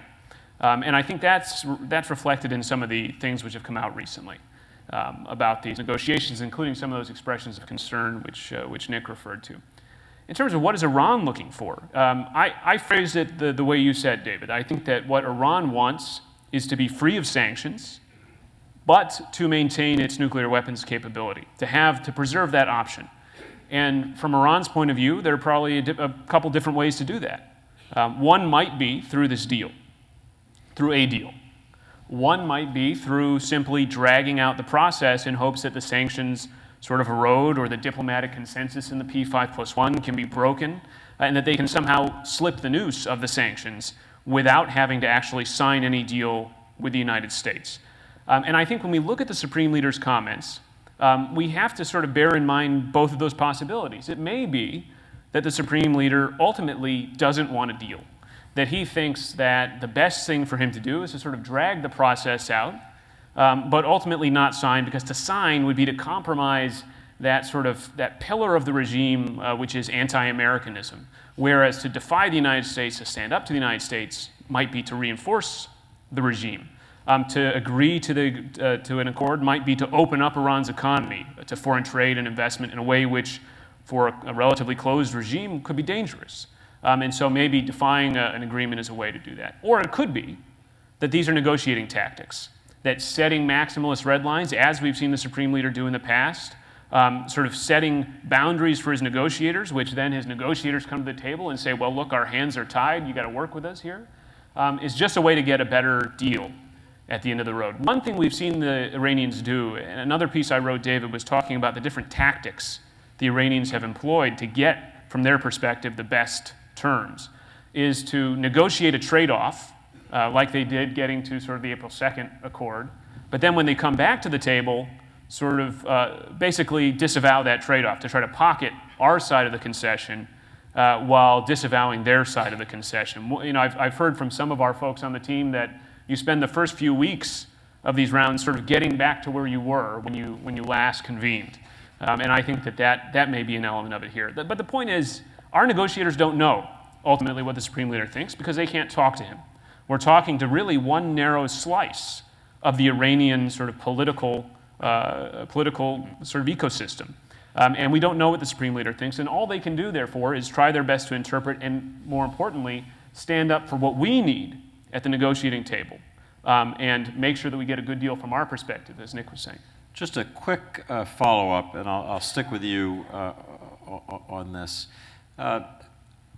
I wrote this morning that Secretary Kerry and his team believe that the decisive, operative voice representing Iran is what's agreed at the table. In other words, is Zarif representing the government of Rouhani. You could argue that in Iran, given its system, the decisive voice is always the Supreme Leader. That's just the way it's structured. Do you have a view about that? Because I'm confident that the current U.S. position is, whatever Khamenei says, the voice we are going to regard as Iran's is the one across from us at the table. I can give you my judgment, which is that ultimately any agreement that Iran truly adheres to will have to be one that the Supreme Leader accepts, that he approves. However, I do think that he keeps a step back from the negotiations themselves, and he really does three things, and you see this run throughout his comments, whether the most recent ones or his previous comments. One is to express his support for the negotiators, to say that he supports them. Second, to express skepticism about the negotiations themselves, about whether it's the sort of sincerity of the United States, and to set very tough red lines that box in his negotiators. Sometimes it seems without the negotiators themselves having previously been aware that those red lines would be set. And then third, to talk about Iran's plan B, to suggest that at the end of the day, Iran doesn't need the agreement and has other options available to it. So you see this throughout all of his comments. Whether or not this is gamesmanship or whether it reflects some sort of deeper opposition to what's being negotiated, I simply don't think that we know. Let me turn finally to Elon Goldenberg, who was in senior positions at the Defense Department and then the Senate Foreign Relations Committee, and is now Middle East Studies Director for CNAS, our host. I want to ask you, Elon, to look at this moment, the negotiations, and then the aftermath, succeed or fail, in terms of regional politics. We have a region on fire, and these negotiations matter in terms of how this terribly messy, violent region moves in the future. And I'd be very interested in your assessment. And if you want, just briefly look at, if there's a deal and if there isn't a deal. Sure. And thank you, David, and thank everybody for joining us here today. I'm actually going to start by just responding to a couple of things that Mike said, because I want to get into that. Starting with the question of alternatives, and I do think we need to think realistically about what our alternatives are and remember what they are. And many of the alternatives that get pushed out here often in this debate, or the critics don't necessarily present necessarily the alternatives that are available to us. As I see them, we really have two alternatives. One is to go back to sanctions and to try for a better agreement. The problem with that is we already tried that 2003 to 2005, and essentially it didn't work. The Iranians walked away from the table, and they had 164 centrifuges at the time. Now they have 20,000, and we're negotiating again. The second alternative is potentially down the line military action. That could work. I think we could certainly set back the program, and they might not respond, but they very well might respond. And then you sort of start to go up the escalatory ladder, and you get to a situation in the region where the United States doesn't fight pinprick wars. The United States fights wars with overwhelming force. And it would be very bad for the Iranians after a couple weeks when we've destroyed large portions of their military capability. But it would also be not that great for us, because then we would be stuck with what we're going to do with it next. Just the way we were in 1991. You can see a very similar war. We're still dealing with Iraq 25 years later. So I think these are the two most realistic scenarios, none of which are appealing. They're bad for the Iranians too, so I don't think they have a lot of leverage in the negotiation necessarily. But they're also bad for us, which is where you come to what should we actually be doing. In my view, I think the objective really is, I don't think we're ever going to get them to a point where we can absolutely get them to eliminate their capability. But we can get them to a point where they are deterred from ever pursuing that capability. And that's what this agreement is about. It's about putting in place conditions that make it so risky that for Iran to ever go from where they are today to a bomb, that they'll never try it because they'll get caught in time and then they'll face pretty dire consequences. And why do I believe this can work? Because that's been their strategy for the last 15 years. It's what stopped them from actually going to a nuclear weapon. They've tried to creep, gets closer and closer, but what has stopped them from actually going for it has been the fear of getting caught and the danger of what comes next. And you can structure an agreement like this that can last, even if it's only 15 years, that means the next two presidents, if each of them serves 8 years, will have a situation where Iran's nuclear capability is less than it is today. That's meaningful. A lot can happen in 15 years. Now to get to your actual question on the regional for one moment, I think in the aftermath of a regional, in the aftermath of an agreement, we have a tough situation in the region. We have anxious allies in the Saudis and the Israelis who are concerned that this is the beginning of a fundamental pivot. We obviously have a region on fire with a lot of these collapsing states and institutions and various civil wars, and the Saudi-Iranian competition is only feeding it and making it worse because they're all pouring money and arms into these conflicts. The Iranians are feeling emboldened because they feel that the United States is leaving. The Saudis and the Sunnis are feeling anxious because they feel the United States is leaving, and both of them are using that as an opportunity to are reacting by being more aggressive. So we're going to need to figure out what to do there, and I do very much agree with Nick Burns that the first thing we need to do is actually push back more materially against Iran's behavior in the region and support for terrorism. We can do that even as we negotiate on the nuclear question. At the same time, we do need to look for opportunities to engage with them simultaneously, because the reality is for 35 years we haven't talked to them. We haven't had channels of communication at all. When we wanted to try to deliver a message, it was very difficult to do so. The fact that Kerry and Zarif actually talk to each other regularly, have each other's phone numbers, have each other's email addresses, that makes a difference. And you want to be able to both communicate and look for potential areas where you can reduce conflict, but keep an eye open and at the same time be pushing back very hard on some of the things that they're doing in Syria and elsewhere. So I want to throw one question out to the group as a whole, and I want to start with Senator Cotton. The President has often said, as has Secretary Kerry, this isn't a perfect deal, but what's the alternative? And it is a question that deserves careful examination, especially now. So let me ask you, Senator, to talk about the alternative. Suppose this deal goes down. It's been said often by Republicans, certainly by Prime Minister Netanyahu, that we need much tougher sanctions. And there's an implicit model for the future that you get to a better, safer future, but I don't hear it articulated. So maybe you could do that. How do you see in this alternative future where the deal goes down, how's that going to work? How do you get to a better place that's safer for the region, for Israel, for the United States? Well, I would say first, we haven't talked to Iran very much over the last 35 years because they're run by crazed Islamist ayatollahs. And as long as that's the government of Iran, then Iran will not be safe for the United States. Just think about the litany of crimes, to begin with the fact they're holding hostage one of your colleagues, David, without any grounds, as well as 3 other Americans. They have the blood of hundreds of American soldiers on their hands from the worst kind of roadside bombs in the Iraq War, as well as the Khobar Towers. They have the blood of hundreds of American Marines and diplomats and intelligence officers on their hands from the Beirut embassy bombings. This is not a normal regime, and as long as this regime is in power, Iran will not be safe, or the United States will not be safe. Our partners in the region will not be safe.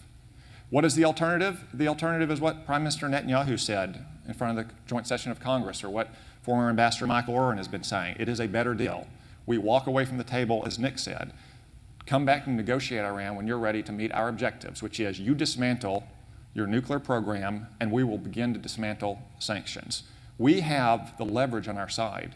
We certainly have the ability to maintain sanctions. Bob Menendez and Mark Kirk are pushing to add new sanctions. I'm sure that could pass the United States Congress. And we have to add the credible threat of military force back to the table. The president said that throughout these negotiations from the beginning of his presidency. We don't engage in pinprick wars, but the president has also been posing a false choice, which he likes to accuse his opponents of doing, which is no military action or 150,000 heavy mechanized troops on the ground in Iran. That is not what military action against Iran would look like. It would look like some combination of the Kosovo War and the tanker wars of '87 and '88.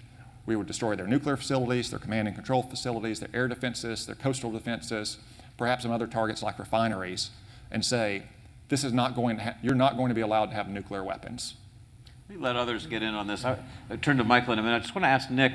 Nick, you helped put international coalitions together. Could the sanctions coalition survive in the world that Senator Cotton just described, where the deal is broken down, the Congress is passing new sanctions? Are we going to have Russia and China, let alone the Europeans, with us in this?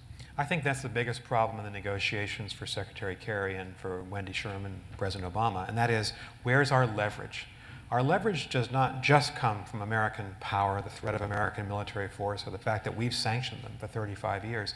It really has come from the Chinese and the Russians joining the Americans and Europeans on those 4 UN Security Council Chapter 7 resolutions passed between 2006 and 2010, from the EU sanctions, from India, Japan, and South Korea cutting down on their oil imports from Iran.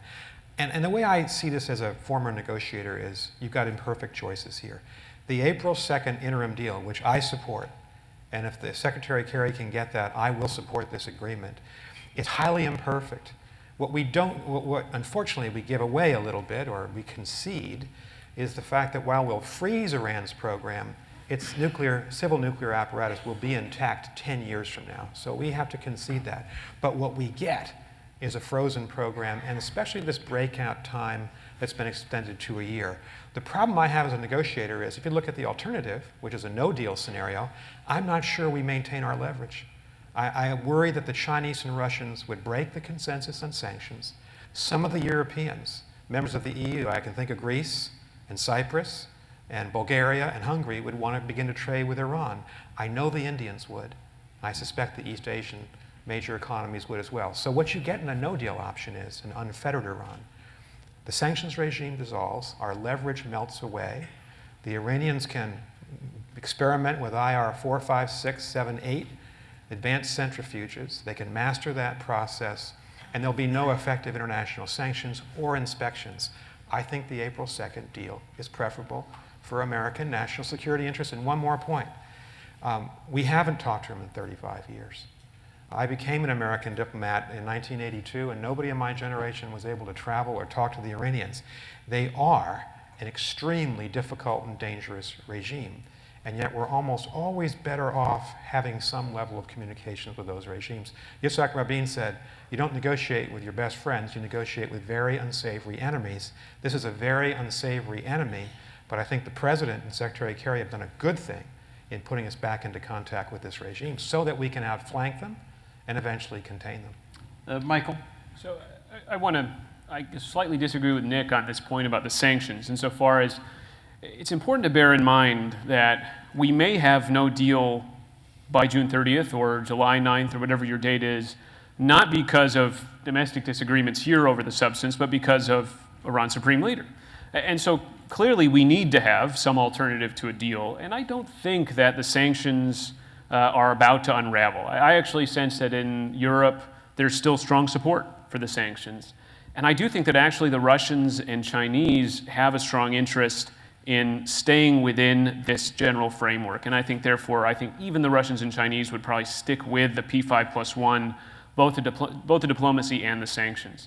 And it's important to remember about the EU sanctions that unlike the Russia sanctions, which need to be renewed, and therefore you have to have continuous consensus, the Iran sanctions work the opposite way. So there would have to be consensus of all 28 to remove the sanctions. So that gives the French and the British and the Germans a powerful tool within their bloc. I will say, though, that the funny thing about this framework that's often put forward, which I consider a straw man framework of a deal or war, is that we've been negotiating for 12 years. These are the only two things we haven't had, is either a deal or war, and yet here we're always told that these are the only two outcomes that we could possibly have. It seems to me the most likely outcome is more of the same, right? And that's a problem in itself, perhaps, but it's a different kind of problem. When we talk about alternatives, you have to remember, this isn't just a US issue. It's not just what's a good deal to us versus what's our alternatives. There's more than just those two dimensions here. Iran's on the other side of the table. They've got to think about the same question. What's a good deal to them, and what's Iran's alternative? And the way you think about this is Iran has its bottom line, where it has no deal options, which are better than the deal that's on the table. We have our bottom line, where our no deal options are better than the deal at the table. There's a space between those two things. The zone of possible agreement, we call it in negotiations. And our job as the United States is to get Iran to change its bottom line, to sort of worsen its no deal options through the credible threat of force, the credible threat of sanctions, while to improve our own no deal options through various types of diplomatic activities, and therefore widen that zone of possible agreement in our favor and then get the best possible agreement within that zone, if you know what I mean. And I'm sorry if that's slightly sort of professorial, but no, it may be professorial, but it's clear and well stated. So thank you. It speaks well for professors. What makes a professor? So I just would note one point, that in terms of Nick's question of maintaining the coherence and leverage of the coalition, it strikes me that Ayatollah Khamenei just did us a big favor by making such an intemperate comment about his red lines. If this breaks down and there's no deal next week or by whenever, it's going to be much easier now than it might have been to say this is because of Iranian intransigence, and you just hold up the statement from the Supreme Leader. Ilan, what about this question of keeping the coalition together, of the different points and factors in leverage? How do you see that? Yeah, I mean, I think, well, in terms of the Supreme Leader and just how his comments over the past week, I think you're probably right that this is going to increase our leverage and our opportunity. I also don't really think we're necessarily at the moment of decision yet, which some others have talked about. I think right now, actually, there's really no pressure on either side to necessarily finish an agreement in the next week and a half. There was impending legislation in early April, which was putting pressure on the United States to come to an agreement, which then, as far as I understand, caused the American negotiators to put a take it or leave it offer to the Iranians, who then took it. That was the dynamic that created that. I think we'll get to that moment again. We might get to that moment in the next 10 or 12 days, but there's a reasonable chance we won't. and in which case this could be punted for, I can see, potentially into the fall. I think you're right. Everybody's talked in terms of leverage and keeping the coalition together. Everybody's talked a lot about how the narrative of the aftermath is so vital, particularly if the negotiations break down, and who is seen as at fault.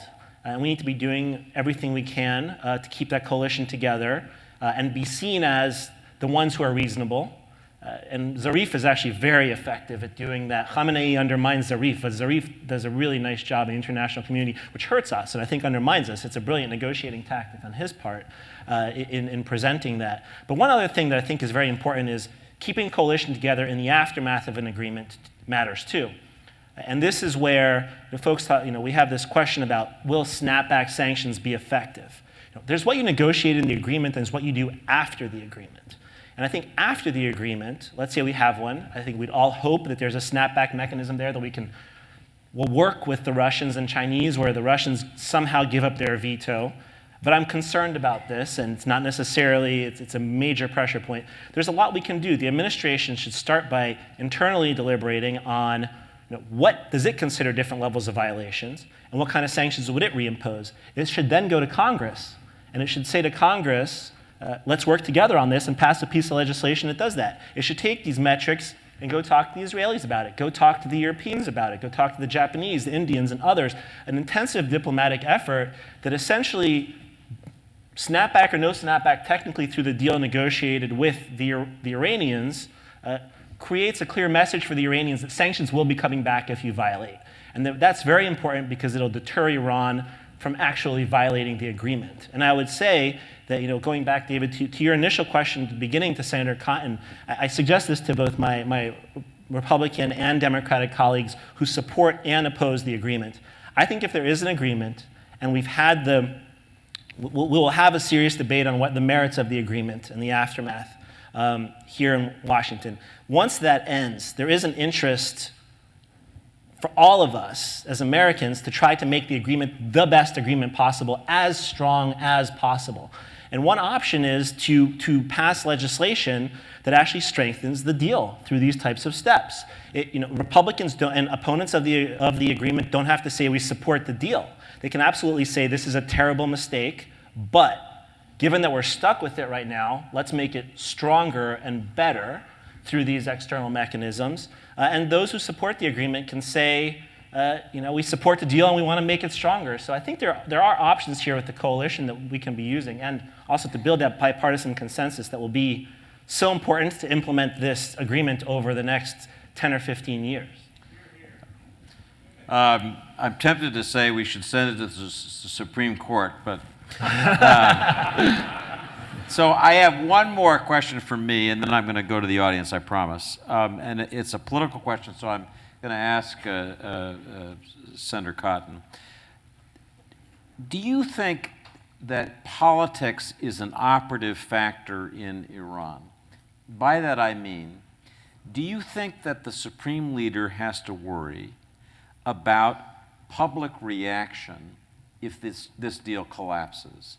It is said by our best sources of information that the Supreme Leader and his entourage were shocked that Rouhani got over 50% of the votes when they expected something much lower.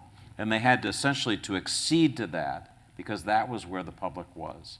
And it's said further that the public badly wants this deal and wants to connect with the larger world.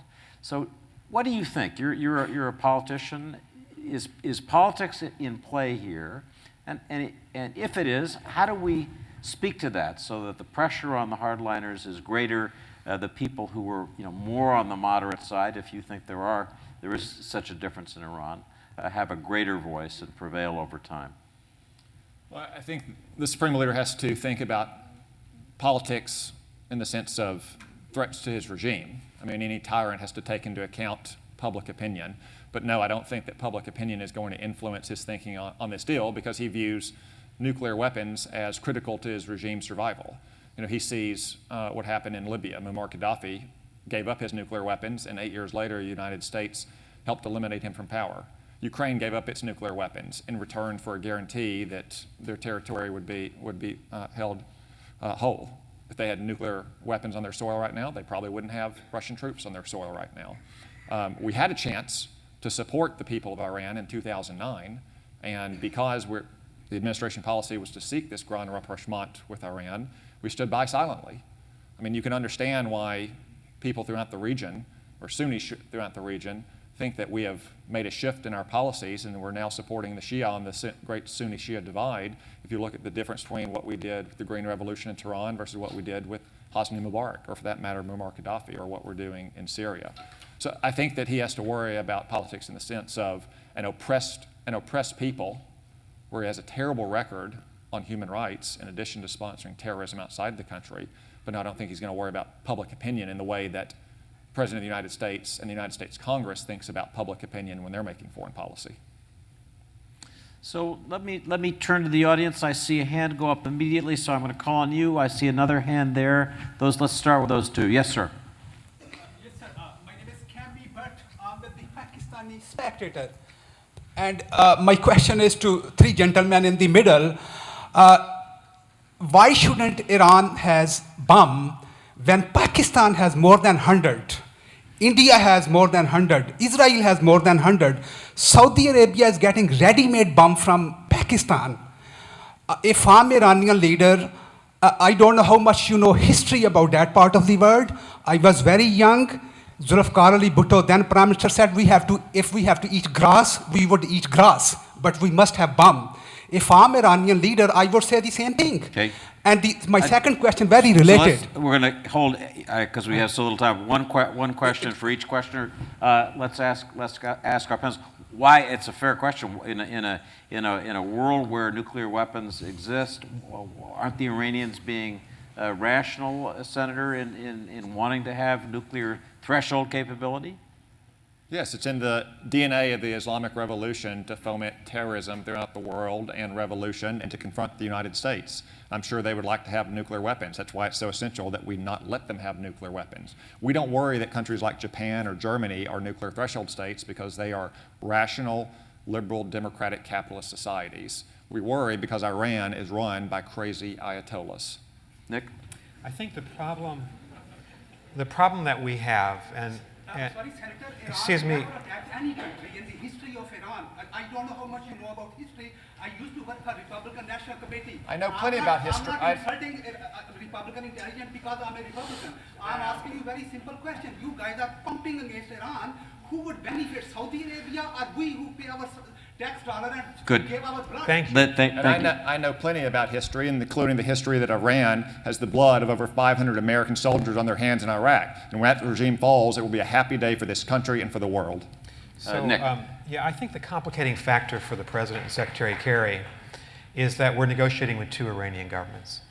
There's the nice, genteel Rouhani-Zarif government. Rouhani was elected. And I think that we could possibly make a deal with them. The problem is that we haven't mentioned the name of Qasem Soleimani, the head of the Iranian Revolutionary Guard Corps Command. He works for the Supreme Leader. And he's the guy that Senator Cotton referred to. They funded the Shia militants and armed the Shia militants to attack American soldiers in Iraq and to kill and maim our soldiers.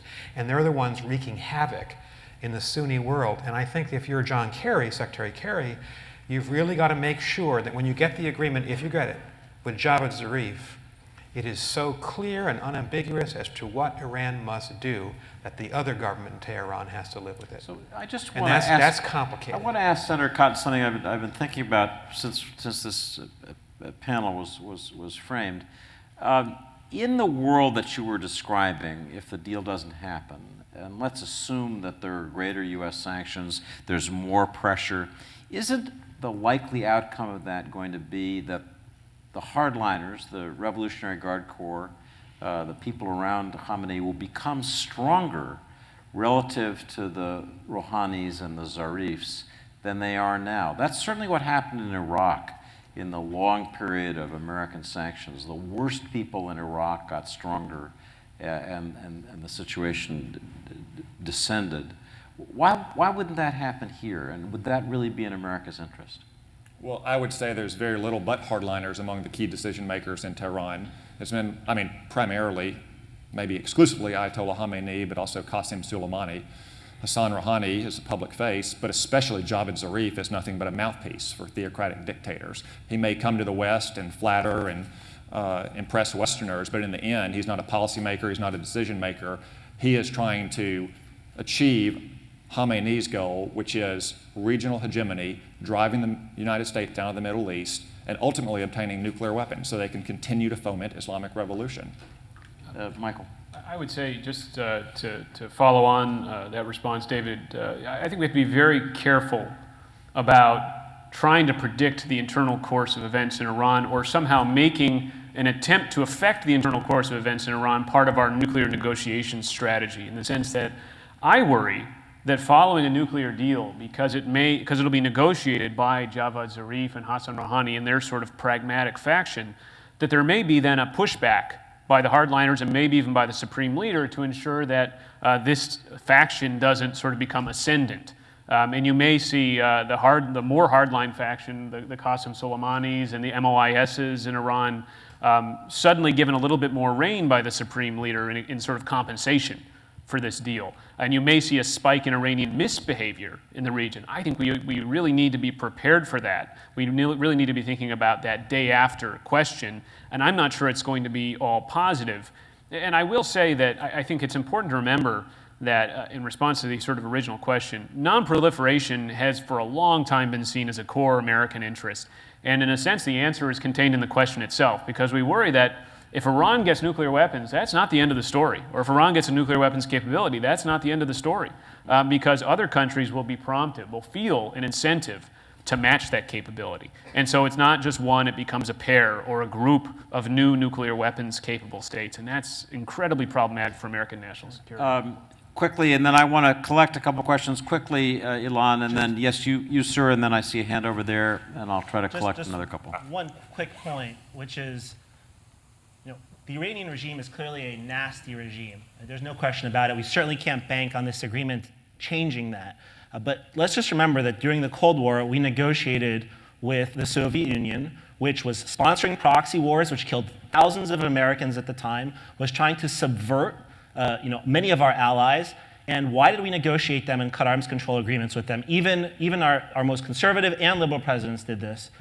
It's because we wanted to avoid nuclear war, and because we wanted to avoid the proliferation of nuclear weapons. And that's what we're doing with Iran. There's no dream of turning the Ayatollah and having regime change in Iran. This is fundamentally about an American interest in preventing Iran from getting nuclear weapons to keep the Middle East more stable, a region that is already nasty and messy enough. But the critical difference is in the Cold War, the Soviet Union already had nuclear weapons. Iran does not have nuclear weapons. Right, but this agreement is designed to make sure they don't get them. This agreement designed to give them nuclear weapons, if not today and tomorrow, then 11 years from now, as President Obama has already acknowledged himself. In the meantime, giving them up to $150 billion in sanctioned relief, which will not be used for schools, hospitals, and roads, as Jack Lew said, but will be used to underwrite Bashar al-Assad and Hezbollah and the Houthis and Shiite militias in Iraq, and to project Islamic revolution throughout the world. With all due respect, Senator, I don't believe the president's objective is to actually give the Iranians a nuclear weapon. The end of this. I'm not sure what his objective is, but the end of the points that were released in the end of April, as Prime Minister Netanyahu said, does not block the path through the bomb; it paves the path through the bomb. So with that interesting exchange, there was somebody whose hand was raised. Yes, please, and then yes over there, and I want to look around and see. Yes, sir. We'll take those three questions, then come back to the panel for closing comments. Thank you for the comments so far. My name is Daniel Lake, and I'm a researcher at the Tavana Initiative. And earlier, Mr. Goldenberg mentioned that once an agreement is potentially reached, we'll have to do the two tasks of pushing back on Iranian influence while engaging them. I'm curious what the panel thinks is the most fruitful area for American engagement. Where do you see the most mileage or the best results coming? Good. You, sir? Yes, good afternoon. My name is Scott Morgan. I'm the president of Red Eagle Enterprises. I want to thank Senator Cotton for his service in Iraq. I have a quick two-part question. First, WikiLeaks released cables from the Saudi diplomatic corps which states that in 2012, Iran sent centrifuges over to Sudan. Would that be a concern for non-proliferation, and has U.S. intel investigated that? Could you, I didn't, I'm not sure the panel heard that. Iran centrifuges in 2012, what was the word? Went to Sudan. Went to Sudan, okay. And the second part is regarding ways where we could put pressure on Iran. How about targeting their ballistic missile program in efforts to get another deal? Would that be something that Secretary Burns would recommend? And a third question, which was over, gosh, yes, I think it was you in the middle, sir.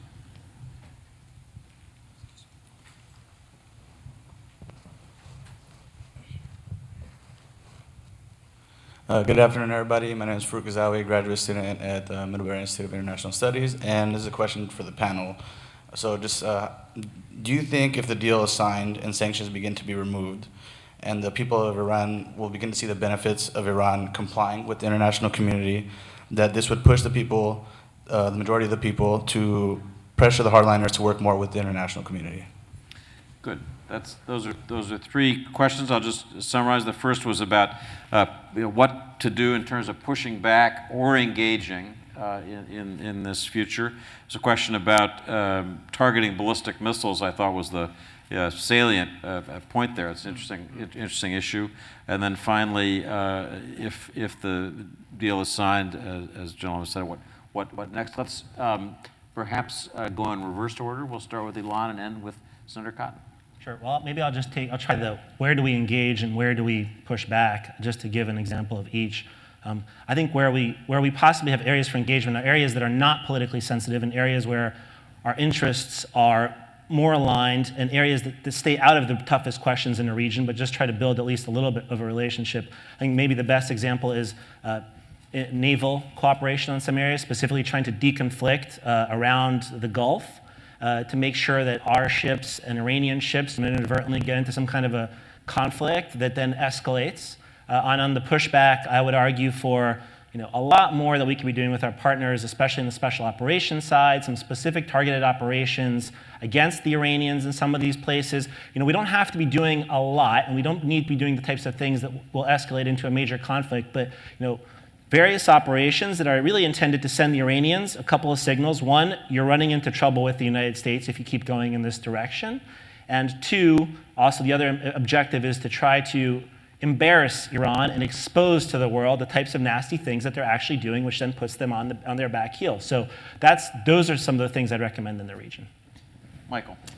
On the questions about the proliferation of nuclear technology, about ballistic missiles, I think one of the things we do worry about significantly, and this is a worry not just if Iran gets nuclear weapons, but given the very significant extent of their nuclear infrastructure, is nuclear proliferation from Iran. Almost every country which has obtained nuclear weapons has proliferated nuclear weapons technology.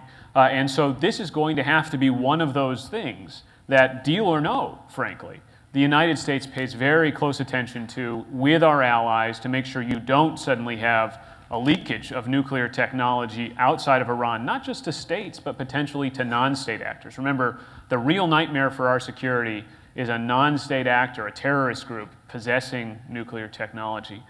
Ballistic missiles, I do think that it's frankly been mistaken that we haven't included especially the very particularly nuclear relevant, nuclear capable ballistic missile technology, re-entry vehicles, space launch capabilities. As part of these negotiations, I see that as one of the legs of a nuclear weapons program, and it's going to be very important, since that's not a part of these negotiations and won't be part of any feasible deal that we reach in this administration, that we maintain very heavy pressure on Iran's ballistic missile program, sanctions on Iran's ballistic missile program. We cannot say that they're not part of the negotiations, but they are part of the sanctions relief. I think that would be irresponsible. And look, to this question about what happens next, look, the next president is going to have just a heck of a time in the Middle East. And so we have to think about not just this issue in isolation, but we've got a lot of rebuilding of alliances to do, and we've got a lot of interrelated problems to solve. And we're going to have to do that through a comprehensive Middle East strategy, not just looking at these issues in isolation. I don't think that you cooperate with the government of Iran. You don't cooperate with the world's leading sponsor of state terrorism. You don't cooperate with the government with the blood of hundreds of Americans on its hand. You confront it in every effort it makes to challenge the West.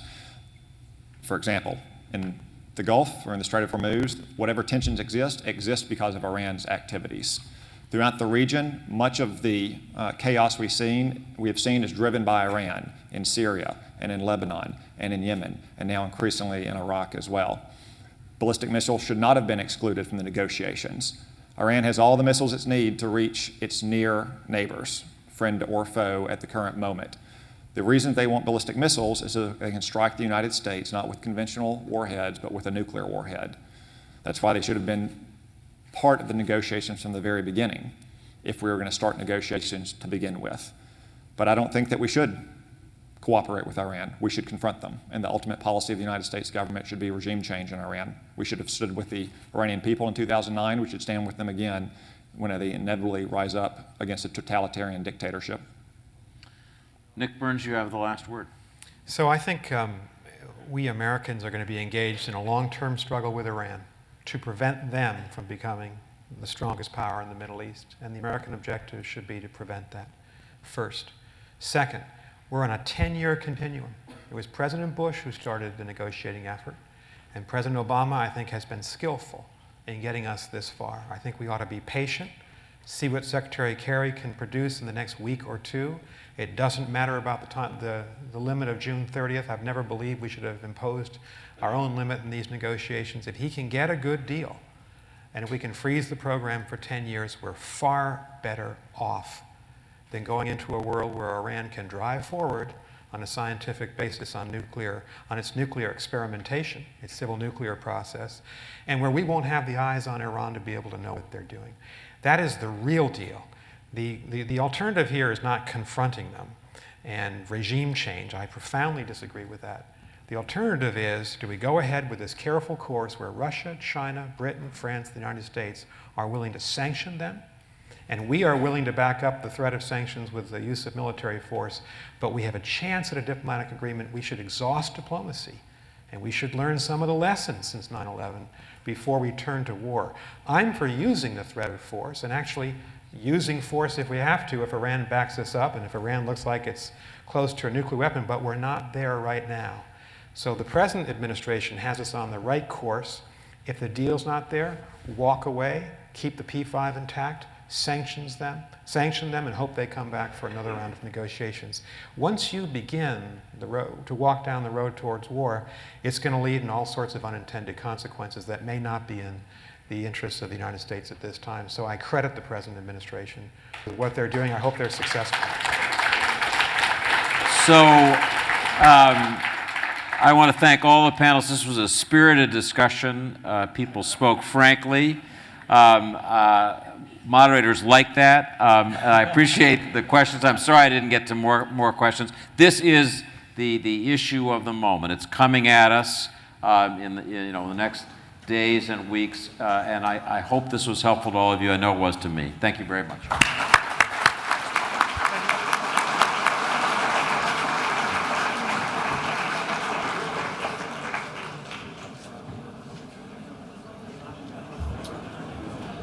If you can remain in your seats, we will have one more panel here before we take a coffee break. So please, if you are staying for this panel, please take your seats. If not, you can go into the hall.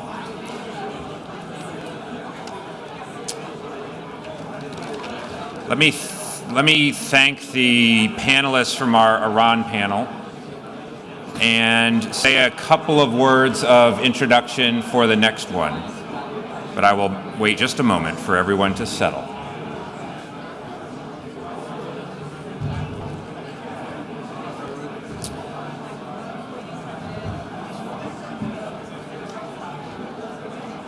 Drones have captured the Okay, if you imagination can for both step military out and into the civilian uses. But the United States does not have a monopoly on drone technology. Today, over 90 countries and non-state actors possess drones, and at least 30 possess armed drones or have them in development. What happens when everyone has drones? What are the implications for international security, and how should the United States respond? How can the U.S. military and industry keep their competitive edge in a globalized innovation landscape where ideas and technology can freely move across borders? Please vote using the conference app while experts present on the future of drones and military innovation. Paul Shari and Ben Fitzgerald begin our conversation.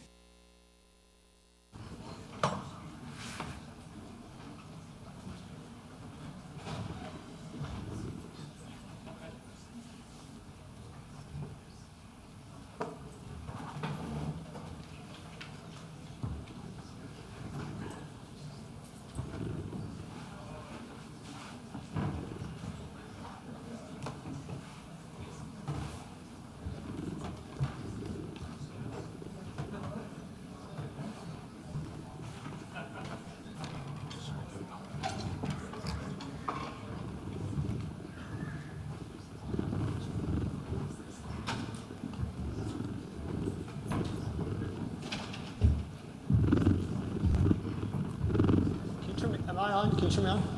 Hey, can everyone hear me okay? All right. I'm Paul Shari, director of the 20 Worldwide Warfare Initiative. I'm just going to riff here for a minute while they're getting stuff set up.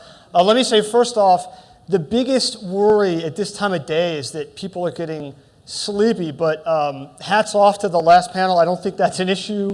Very engaging and spirited conversation. All right, looks like we're ready to go. Thanks, everybody. We're going to talk today about drones.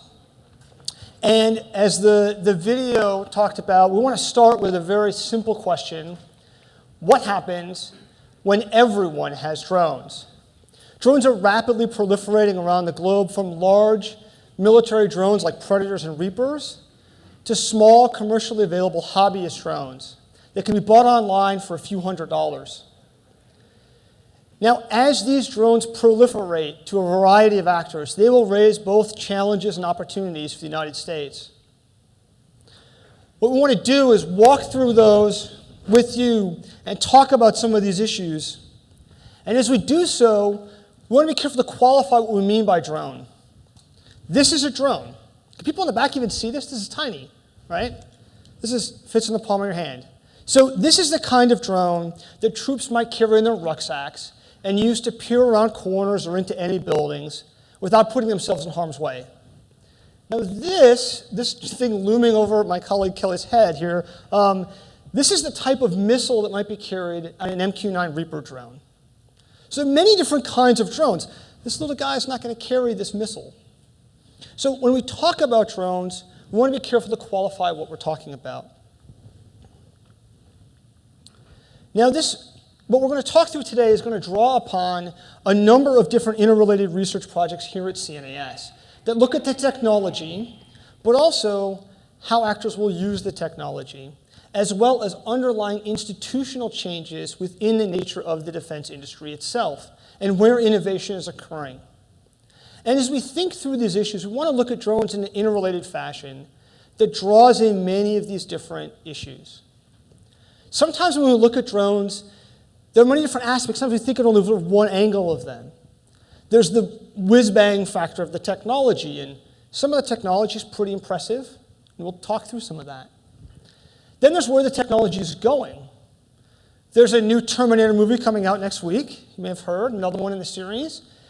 And you can look at a Predator and a Google car, and it doesn't take a lot of imagination to put those together and to say, well, where's this going? What are we doing here? Then, of course, when we talk about drones, often we talk about drone strikes. And it's important to remember when we're talking about drone strikes, much of that debate is really about U.S. counterterrorism policy, particularly outside of areas where we have large numbers of troops on the ground. There are some issues that the technology itself does raise that come from what drones are. We now have a world where we have people in the United States who climb into a trailer and they go to war on the other side of the globe. They telecommute to war. And at the end of a long day, they get back in their car and they sit in traffic like the rest of us, and they go home to their families. And they do it again the next day. So what does that mean for their status as warfighters? What does that mean for their families, for their psychological well-being, for the people affected by drones, or for the American public's connection to the use of force, to what its government's doing abroad?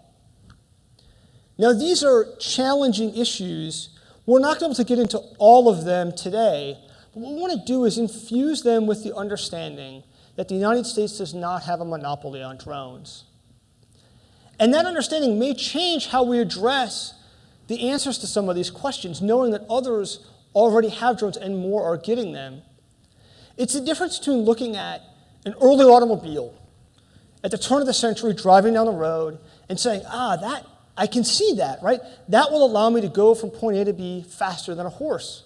You can go to another city and have lunch and come back on the same day. It's crazy. Versus looking at a world where everyone has cars. And now you have gridlock and suburbs and smog and road rage and global warming. That's a very different kind of world. So we're going to walk through some of the emerging contours of a drone-saturated world and talk through what we're starting to already see. Now, to do so, we're joined by Bill Lynn and Ellen Lord, who have extensive experience in government and industry, looking at these issues as well as underlying changes in the global defense industry.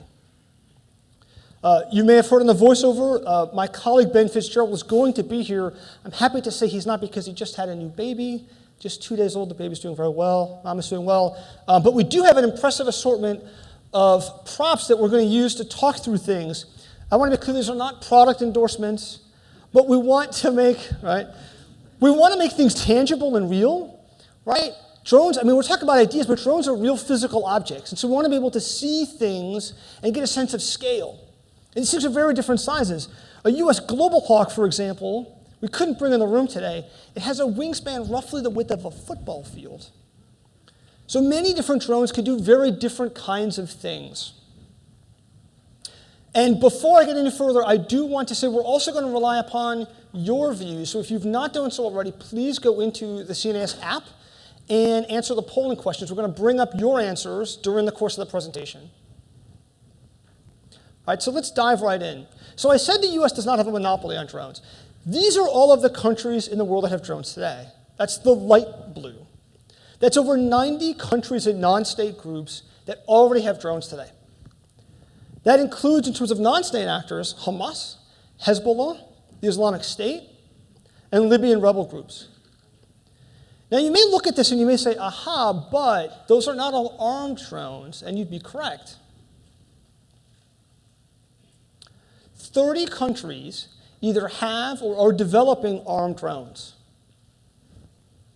including some non-state actors that have either integrated explosives into the drone itself or have claimed, and we'll see some of those claims later, to put releasable bombs and missiles on drones. Now, of course, not all of these countries are major military powers, far from it, in fact, which is pretty remarkable. And that brings us to our first poll question that we asked you. Which of these countries does not have an armed drone program in development? Can we bring up your answers? Okay, so this is great. You guys got it. Go back to the next one. It's a trick question. They all do, which is pretty astonishing. Now, meanwhile, while the existing technology is proliferating around the globe, there we go, a number of countries are working to develop the next generation of drones, stealth combat drones that could operate in contested and denied environments. These would rely on stealthy design features and protected communications. My colleague Kelly Saylor has been doing research on this landscape of drones, who will have access to them, and what capabilities they enable. And copies of her latest report, A Technology Primer on Drones, are available in the back and out in the lobby afterwards. Kelly, could you walk us through this landscape of what drones we're seeing? Sure. So as Paul mentioned, not all drones are created equal.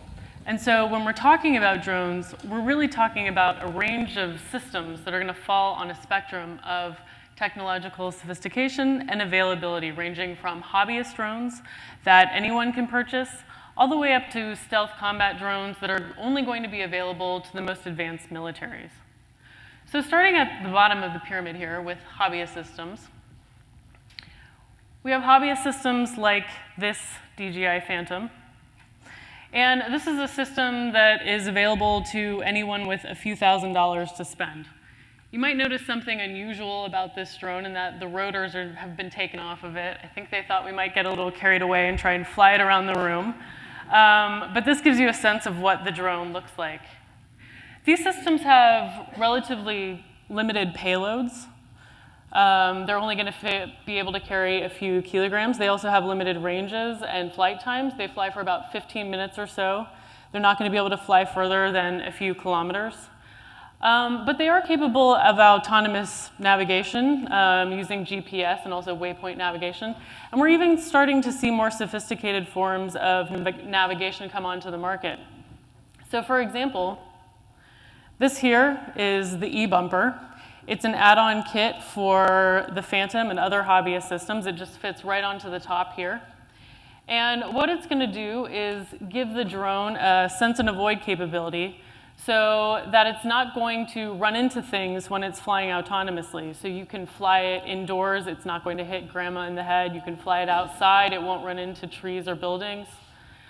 And this one here works by echolocation, like a bat. But there are other systems that are available that are going to use cameras or lasers to achieve that same kind of capability. And like I mentioned, these carry limited payloads of a few kilograms or so. But they can include high-definition cameras and infrared cameras that we've already seen groups like ISIS use for surveillance purposes. We've also seen these systems used for drug smuggling.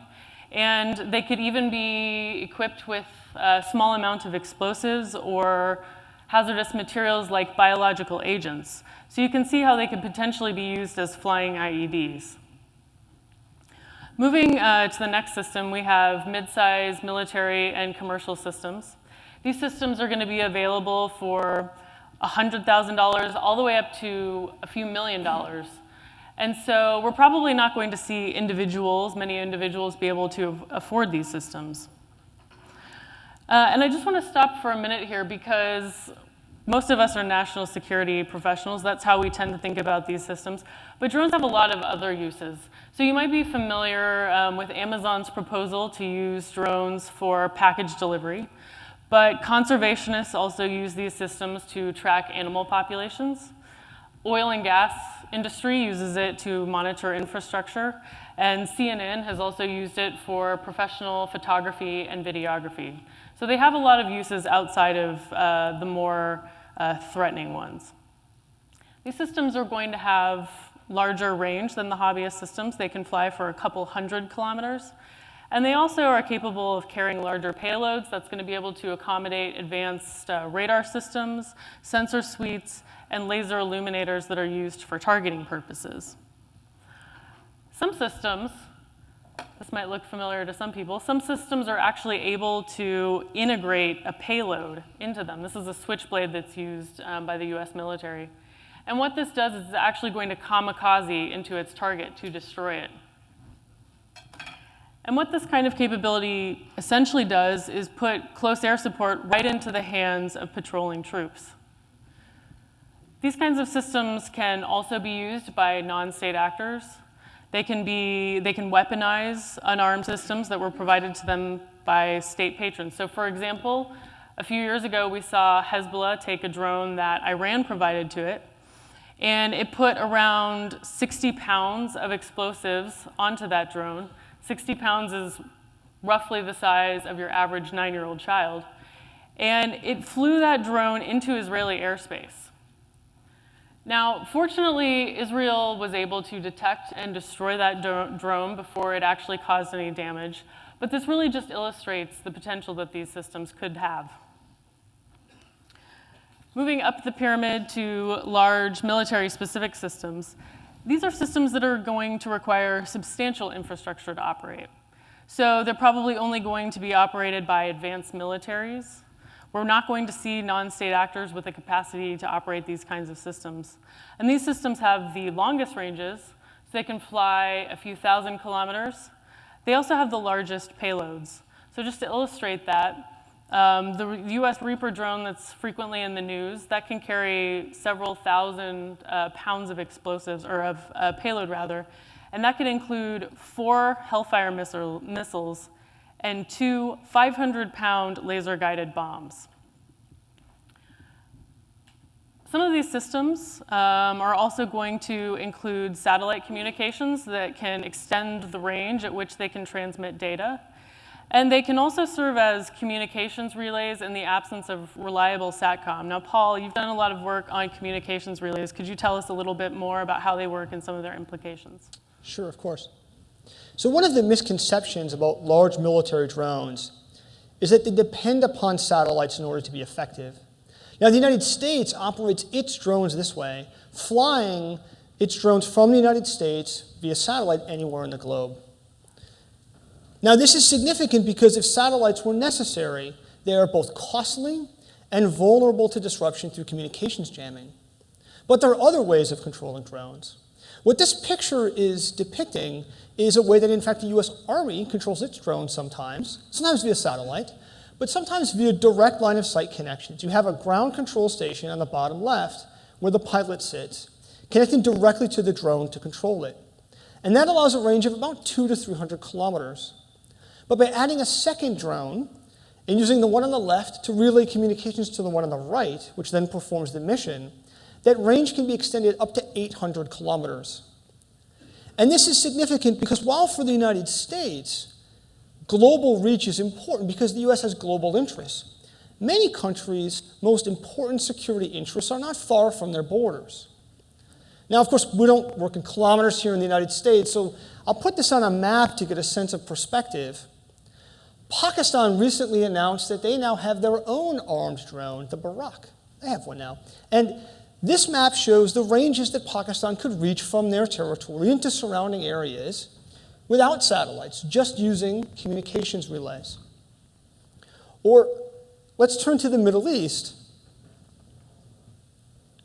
where here so many actors have drones. If I tried to put maps from all of them, it would just be an incomprehensible red blob. So I'm just going to show you the range circles, but you can see that that allows significant coverage into neighboring areas from both state and non-state groups. And this means that even without the most advanced technology, there will still be the ability for many state and non-state actors to reach into other surrounding areas. Now, Kelly, could you walk us through what that most sophisticated technology is that some states are still working on? Sure. So at the top of the pyramid, we have stealth combat drones. These represent the highest level of technological sophistication. Only the United States operates these kinds of drones today, though there are a number of other countries that are working on these systems. These systems are going to be capable of all of the capabilities I've already mentioned, but in addition, they're going to feature a number of low observable designs and technologies, things like stealth coding and shaping measures. They're going to reduce their radar cross-section. Just to illustrate this, if you look at the drone that's up on the screen, some of my more imaginative colleagues have pointed out the fact that this drone looks like it's smiling at them. And I was sad to point out that it was not, in fact, smiling at them. That's actually its air intake. But if you'll notice the location of the air intake on that jet, you might notice the fact that that's where the cockpit would normally go in a manned system. But because this system was designed from the very beginning to be stealthy and unmanned, they were able to put the air intake in the place that was going to minimize its radar reflection. And again, that's just going to contribute to the plane's stealthiness. It's going to make it more difficult to detect. These systems are also going to feature protected communications, low probability of intercept, low probability of detection data links. And that's going to, when taken as a whole, allow the drone to operate in a contested or denied environment with advanced air defense systems. And we know that there are 12 countries today that are pursuing these kinds of systems. It's a mix of US allies and competitors, including states like China, Russia, Israel, the United Kingdom. And as this technology continues to proliferate, we're likely to see more states interested in pursuing these systems. This kind of technology is likely to become the price of entry for high-end combat in the future. Now, Paul, you've done a lot of work on drone proliferation. Could you share with us some of your research? Sure. So, as Kelly's talked through, this pyramid helps us understand what kinds of drones will be available to others. As you move down the pyramid, less technological sophistication, more availability. That same dynamic also holds within any given country. So, for example, the United States military has over 10,000 drones. But almost 90% of those are in the bottom 2 tiers. And so even when we look at countries that might have the most advanced drones available, there's still the bulk of their assets are likely to be lower on the pyramid. You may have heard that according to the US Department of Defense, China is trying to develop 42,000 drones. That's a lot of drones. But the vast majority of them, even if that's true, are likely to be more tactical in nature. Drones like this one that are useful for surveillance, perhaps on land or from ships to extend their eyes. If outfitted with explosives, perhaps for swarming attacks to overwhelm defenses. But very unlikely that it would be that kind of numbers of the most sophisticated drones.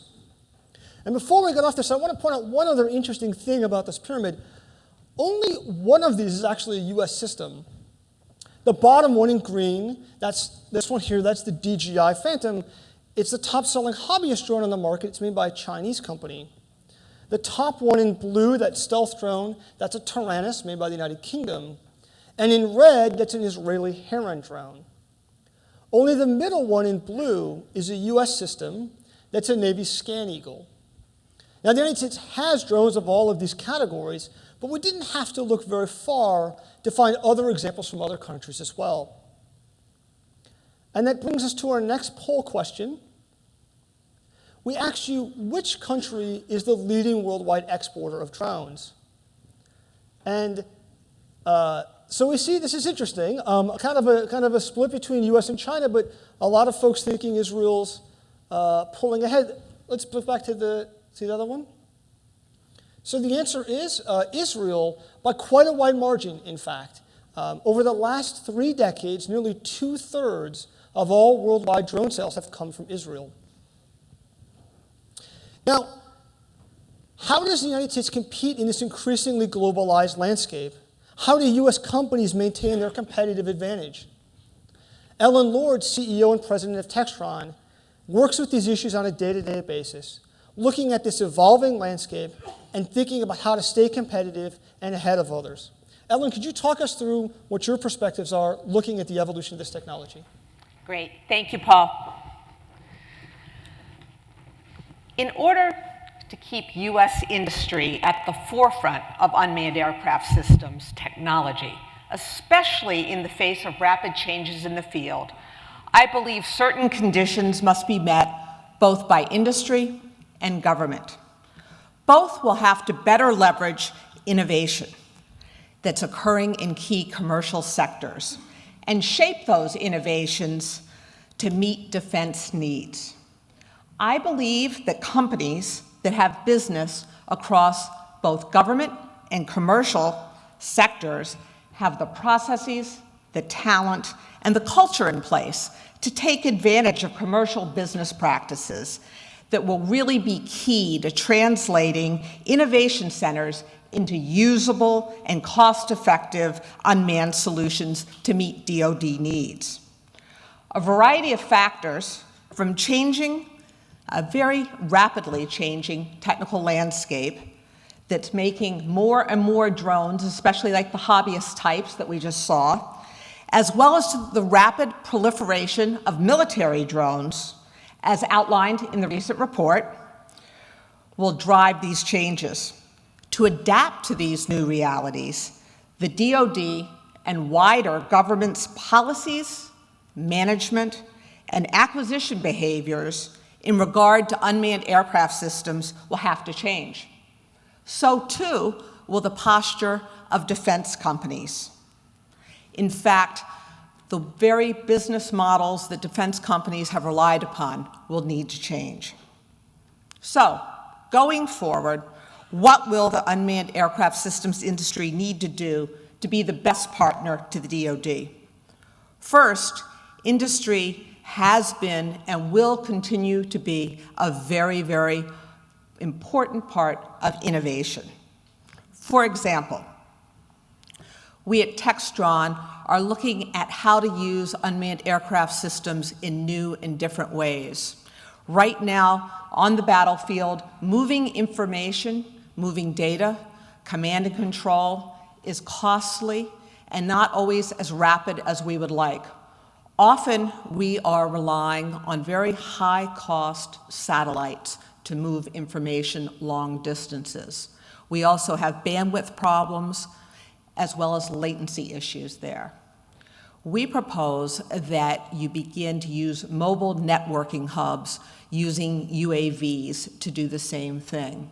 You can have very flexible systems, whether they be over land or over sea, readily reconfigurable and much less expensive.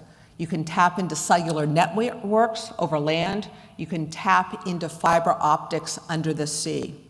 These are the types of innovations that will allow us to speed up communications on the battlefield as well as to reduce the cost. This is the type of innovation that industry needs to bring to the government, and the government is reaching out for. Now, not all innovation resides in terms of technology application. It also comes back to business models. One of the things we're looking at is not only selling, for instance, our Aerosonde unmanned aircraft system to governments, to others, but also to providing a fee-for-service model. In other words, we provide pixels by the hour, streaming video information, other types of sensor information. The idea being that we've leaned forward as a company, we've invested ourselves in capital assets, and we can very, very quickly provide a capability to our government customers to have boots on the ground, our employees operating, maintaining our aircraft, and providing that very important situational awareness. So, all different types of innovation. Very important to have these innovative models where you need quick crisis reaction, where there isn't the right color of money or the time to actually procure systems. Longer term, companies that can leverage commercial best practices and mindsets will be in the best position to help DoD in fully harnessing the promise of unmanned technologies, as the department continues to seek out sources of innovation as well as cost savings. Specific commercial practices include the following. One, the ability of companies, such as typically multi-industry companies have been doing, to look out and understand gaps in capability today, and to lean forward, make investments on their own as to what is needed in terms of new technology, new capability, to not only conceptualize that, but to engineer it, to develop it, and to demonstrate it. We've done that in a variety of areas. For instance, taking Shadow, one of our tactical unmanned aircraft systems, program of record, over 1 million flight hours downrange. We've invested tens of millions of dollars to come up with new capability in terms of extended endurance, larger payloads, different ways to communicate. And we've taken it back to the government to show them the art of the possible. We've also taken the command and control technology from our unmanned aircraft systems, and we've applied it to unmanned surface vessels, leading us to get the first Navy contract for unmanned surface vessels that are mine hunters. Again, you don't only innovate in the area of products and technologies, but also in business models, as I've mentioned, in terms of having a fee for service. We believe as well that you have to have the right mindset in terms of continuing to look out and see what the art of the possible is, bring it back to the government and talk about it and be willing to invest on your own. Part of that is going out and working with commercial companies that are really often the source of our best new technology. For instance, if you look at our unmanned aircraft systems, many of the subcomponents, many of the systems on them come from the commercial IT industry and the commercial communications industry, as well as the electronics industry for different sensor packages. So, let's talk a little bit about what's possible today and where we're going in the future. DoD and industry investments in unmanned technologies are paying large dividends today.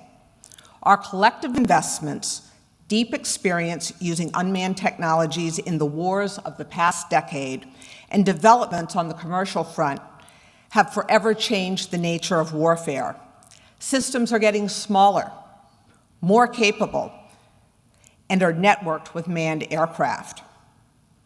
Today, tactical level UAS, we're talking about systems 500 pounds or so, are capable of carrying sensors and weapons that were previously strategic level capabilities, thereby offering significant cost savings and reduced operational footprint. This has been enabled by a number of things: electronics miniaturization, smaller weapons. For instance, over here we had the large weapon, but on the bottom left, a small 12-pound weapon that we've developed. And what we did with that was not the traditional do it all by ourselves. We knew there was a need to get out there quickly with small precision weapons. We partnered with a European company that had the technology fairly well matured. So small weapons are allowing multiple weapons on a rack, giving operators all kinds of flexibility, many fewer sorties. There's less power consumption of key components and better, more reliable engines. We're actually moving away from the hobbyist type engines, some of the outboard engines that were used in the past, and we are producing unmanned aircraft engines in our Lycoming plant that has traditionally provided engines for manned aircraft. More reliable engines allow much greater operational flexibility. As these trends continue and accelerate, in our view, future military differentiators of these systems will move to the packages they're carrying, the payloads they carry, the data processing that they can do. It's about the intelligence of the system and the power of the payloads they carry versus the aircraft in and of themselves. So what suggestions do we have for the US government in order to more quickly move out, be more innovative, and thrive? What can DoD and the State Department do to take advantage of the power that commercial players and business models can bring? First, enable ease of doing business with the DoD. If the government wants more commercial companies to participate as suppliers, which bolsters competition and broadens sources of technologies, then it will need to do a better job of reaching out and making it easier for them to participate, particularly in the area of unmanned systems, where the commercial market is going to quickly grow and probably soon outpace military development. Second, we need to reduce the redundant red tape. Reduction in redundant red tape will enable more players to participate. Often we find that the multiple layers of paperwork, the multiple audits that have to be done, the length of the process is adding up to 20 to 30% on the price of commercial parts. Now, this brings me to another point. If we could have more products typed as commercial, and there's an effort to do this within DoD today, it would again really invite more players to participate.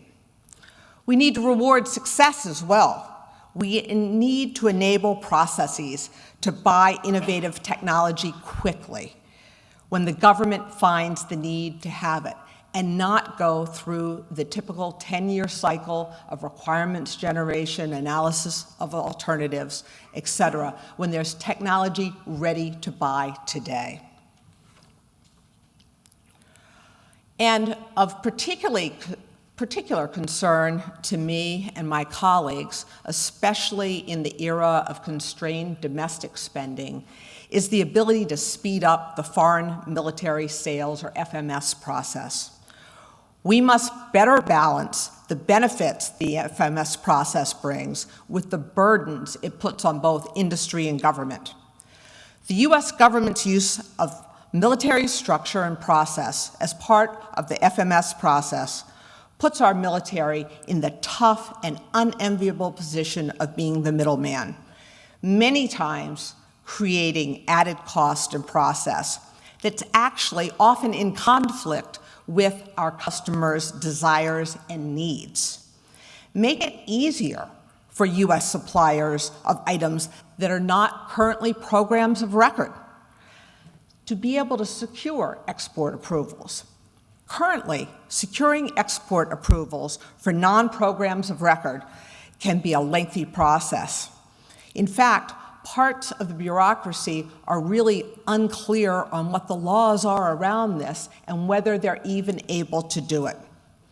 With the US strategy seeking to provide partners with capabilities they need and to address security challenges that may also impact US security, we need to think about new and creative ways to provide those partners with what they need. Many of these partners would benefit from using the US FMS process if it was faster and more flexible. Now, the process should really enable and not hinder. There needs to be rewards for moving through the process quickly. I must say that unfortunately, from the industry perspective, looking into government, it often appears that government employees are very fearful, I will say, of making mistakes.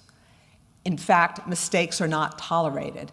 Therefore, they're incentivized to be very, very careful, very conservative, and frankly, I don't see them being rewarded for being creative, trying to figure out solutions. One of the challenges we have in the unmanned aircraft systems area in exporting is trying to get licenses working through the State Department. Now, we often get the licenses for ISR missions, but there are so many provisos in those licenses that it really constrains our ability to do business, and again, the process is slow. So, what does that mean? That means often that our potential customers are looking around to others. We have our customers come and say, we love your technology, we would like to buy your technology, but we just can't wait. So, what happens? Who's going to benefit from that? If the US declines to sell UAVs to a particular country, or moves too slowly to meet that country's needs, what happens to our ability in the US to meaningfully partner and develop our manufacturing capability and keep our plants going? If not the US, who's most likely the beneficiary? Do we want to see China as the largest exporter of UAS systems? In my travels in the Middle East, talking to many customers there, that's who they're turning to. Do we want China to be the largest exporter of UAS technology? Do we want China partnering with our allies in the Middle East, in Asia, and potentially in Europe? Or do we want the US to be the leader in unmanned aircraft systems technology? Thank you.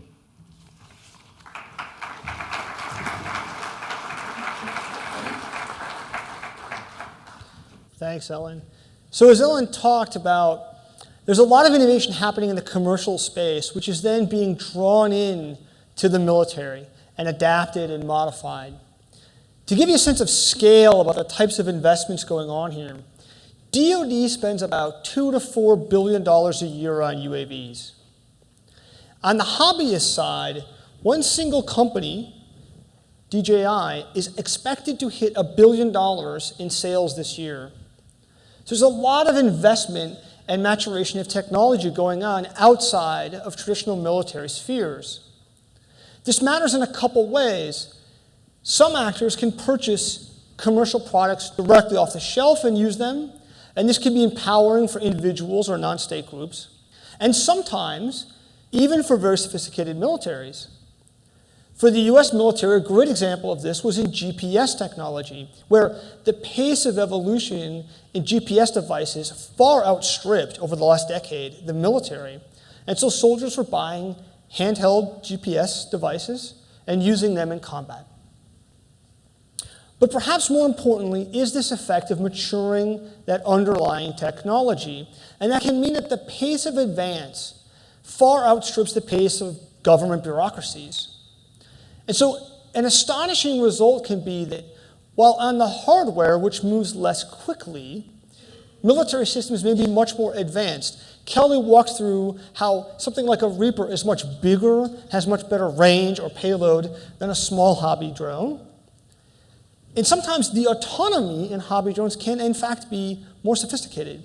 You can buy a drone online today for under $1,000 that has more autonomy than an Air Force Reaper drone.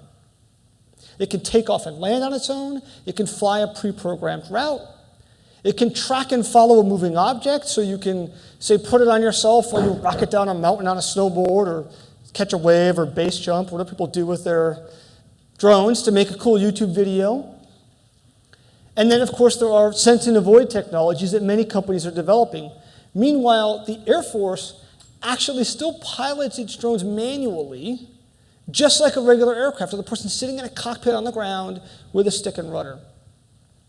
It's not that it's technically difficult to do that for a military drone, it's the bureaucracy that gets in the way of keeping pace with the rapid change we're seeing in the commercial space. Now, drones are just one example of this. We see this across the board in information technologies, where the scope and scale of investments far outstrips not just the US military, but all militaries.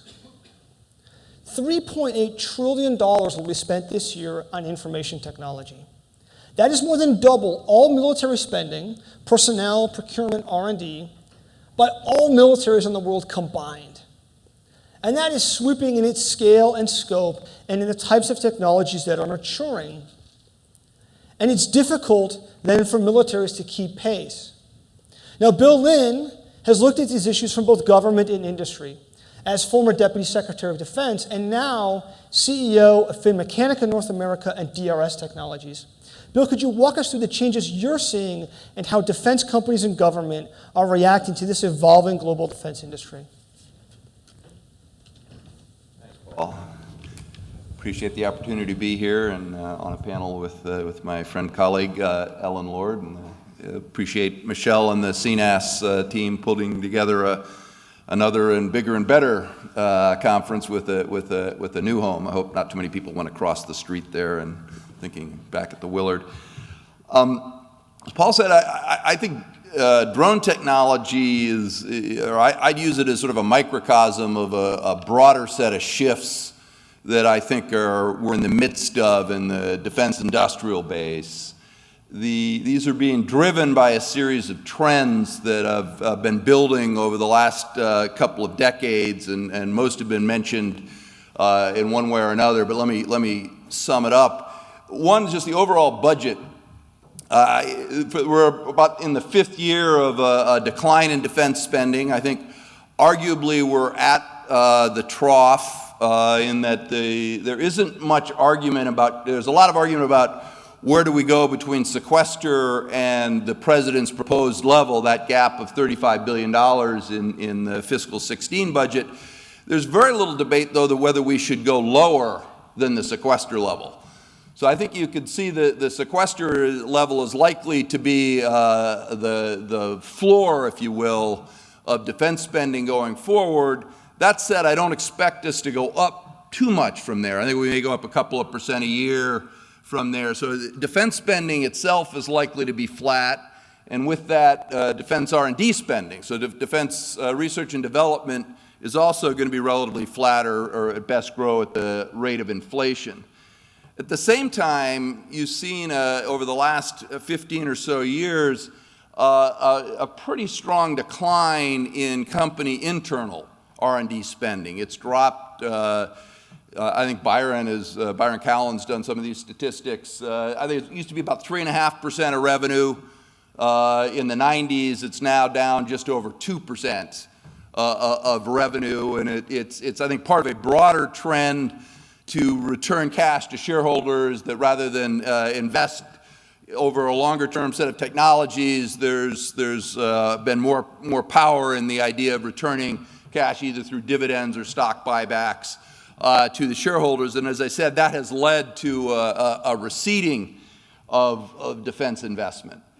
And we're at a point now where if you took all of the top defense companies, the top 4 or 5 defense companies together, they don't make the top 20 R&D spendings of companies worldwide, and indeed they'd be 4 or 5 billion would be about the total of those several companies. That's about half of what Microsoft or Toyota spends on R&D. So there's defense is losing ground in terms of research and development investment relative to the rest of industry. It's not a completely fair comparison because the defense is able to rely much more on government R&D than commercial, but still there's a trend there that's pushing down in terms of how much investment's going on. At the same time, another trend here that I think both Paul and Ellen referred to is that more and more the research, the technology that's relevant to defense is being developed outside the defense industry itself. This is so another way of saying is defense, which during much of the Cold War was really, I would say, a net exporter of technology. Think GPS, think the ARPANET, the Boeing 707 was originally a tanker design. That net exporter is really turning now into a net importer. Think 3D printing, drones, IT being the biggest. So that more and more the industry is being called on not to develop technology within its own industrial base, but to pull technology from the commercial sector and operationalize it for military purposes, for security purposes. I think all of these trends are leading us towards changes in the defense industrial base. First, and they're going to lead us, I think, as we think about what's on the topic of the day in terms of the defense authorization bill, the acquisition reform, I think we need to broaden the focus. It's not just a cost and schedule issue, although those are important. It's also, as Ellen mentioned, barriers to entry. If you're going to rely on commercial technology more and more, the impediment of barriers to entry into the defense business becomes more and more critical. Those barriers have always been there. I don't think they've really necessarily grown over the past 10 or 15 years, but they haven't shrunk. And the importance of getting over those barriers has grown. So that's, I think, one development we need to focus on. A second is as the charts Paul used showed, the globalization of the industry, the globalization of the sources of technology needs to be reflected more in our industrial base. Now, I think it is actually reflected in the defense industrial base in terms of the sub-tiers. All of the major primes will tell you they have a global supply chain, and that's different than it was, say, 20 years ago.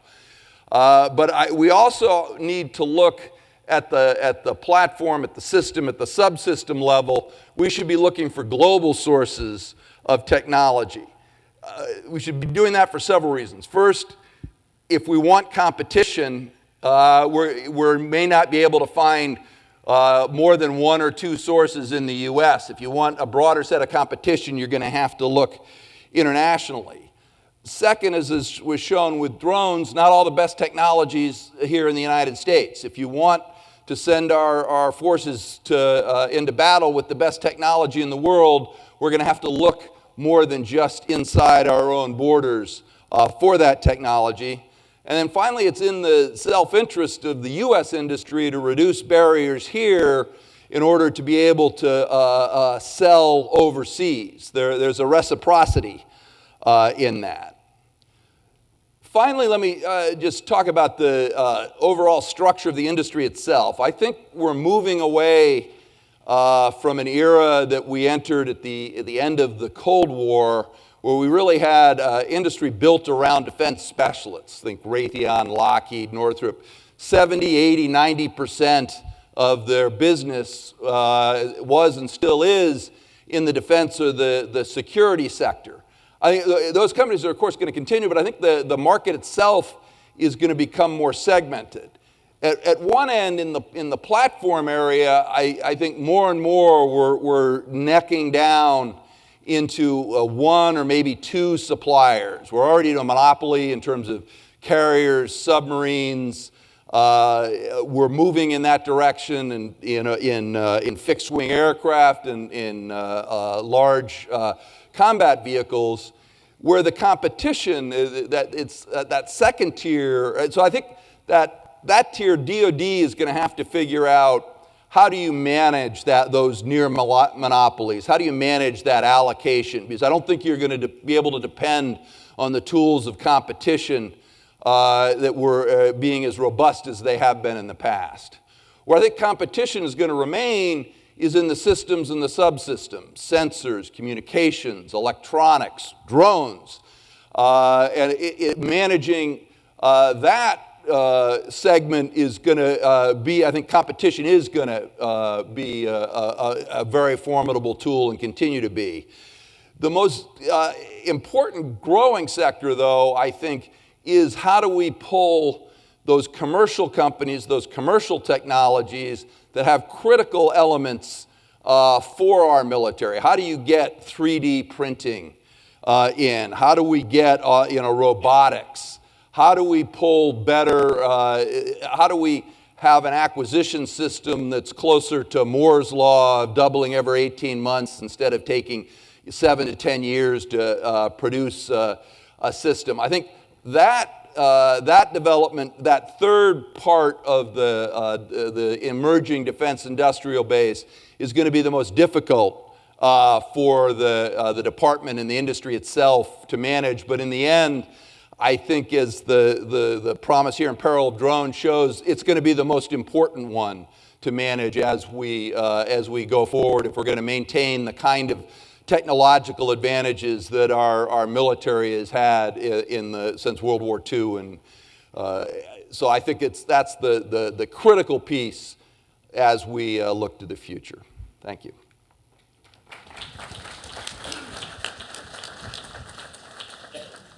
Thanks, Bill. So we've heard from Bill and Ellen how this technology landscape is evolving, and the U.S. will need to adapt not just its acquisition policies, but also its export policies. We need to be able to protect what is truly unique and built in secret defense labs, but for things that are being built around the globe, free up competition so U.S. companies can continue to stay ahead when others are trying very quickly to catch up. Now, at this point, I want to fess up about something up here on stage. Many of these drones are not real drones, they're models. It's not for safety reasons. The missile is a model for safety reasons, right? But the drones are because we actually can't show you the real drones because of State Department export restrictions. Don't allow us to show them to you, even from back here. So we're going to have to adapt to this new era. Now, as we do so, we want to think about these export issues and acquisition issues in harmony with thinking about the security challenges that a world of proliferated drones brings. I asked earlier what happens when everyone has drones. We're starting to see the beginnings of some answers to that question. And it seems like one of the first things people start to do with drones when they get them is they fly them in places where they don't belong. I don't know if people remember this one. This was in the news a couple months ago. Ended up on the White House lawn. Guy flying it here in the district lost control. It ended up in a rather inopportune place for him. Secret Service was not terribly amused. Now, I want to be clear. You're not allowed to fly drones anywhere in Washington, D.C., right? Whether the White House or not, so don't get excited and buy your drone on Amazon and start flying it. You got to leave the district. But this is a one-off incident, but these raise very difficult homeland security concerns. We've had drones flown over sports stadiums, in Europe over nuclear power plants multiple times. And before you dismiss these concerns, right, you say, well, they just told us it can't really carry much of anything. Don't think of one person with one drone. Think of one person with many drones, because they're very autonomous. And that's what autonomy does. It magnifies what one person can do by automating all of those tasks. And so a person could take a swarm of drones outfitted with explosives or chemical agents and program them and launch them and then walk away and let them autonomously carry out whatever nefarious activity someone has dreamed up. So these are serious challenges. We're seeing internationally similar things. This is a picture of a Hamas drone, and you can see there's what appear to be bombs or missiles off the wing there. Now, in this video, they don't demonstrate actually releasing these. We know that Hezbollah has integrated explosives into a drone before, but it's not hard to imagine that's certainly possible, although the precision may be not quite that good. Hamas also has flown drones into Israeli airspace. North Korea has flown drones into South Korea. Now, a lot of times these drones they're detected, they're shot down, so why would countries or non-state groups want to do this? It could be for deterrence value, to show, well, we can come after you too. It could be just for propaganda purposes to say, well, we also have the drones now. We've also seen countries use drones to go into contested areas as a way of staking a claim without putting a person at risk. In 2013, China flew a drone over the Senkaku Islands in the East China Sea, which are contested between China and Japan. Now, I apologize for the poorness of this image. This is the actual drone as photographed by Japanese military aircraft and released afterwards by the Japanese Defense Ministry.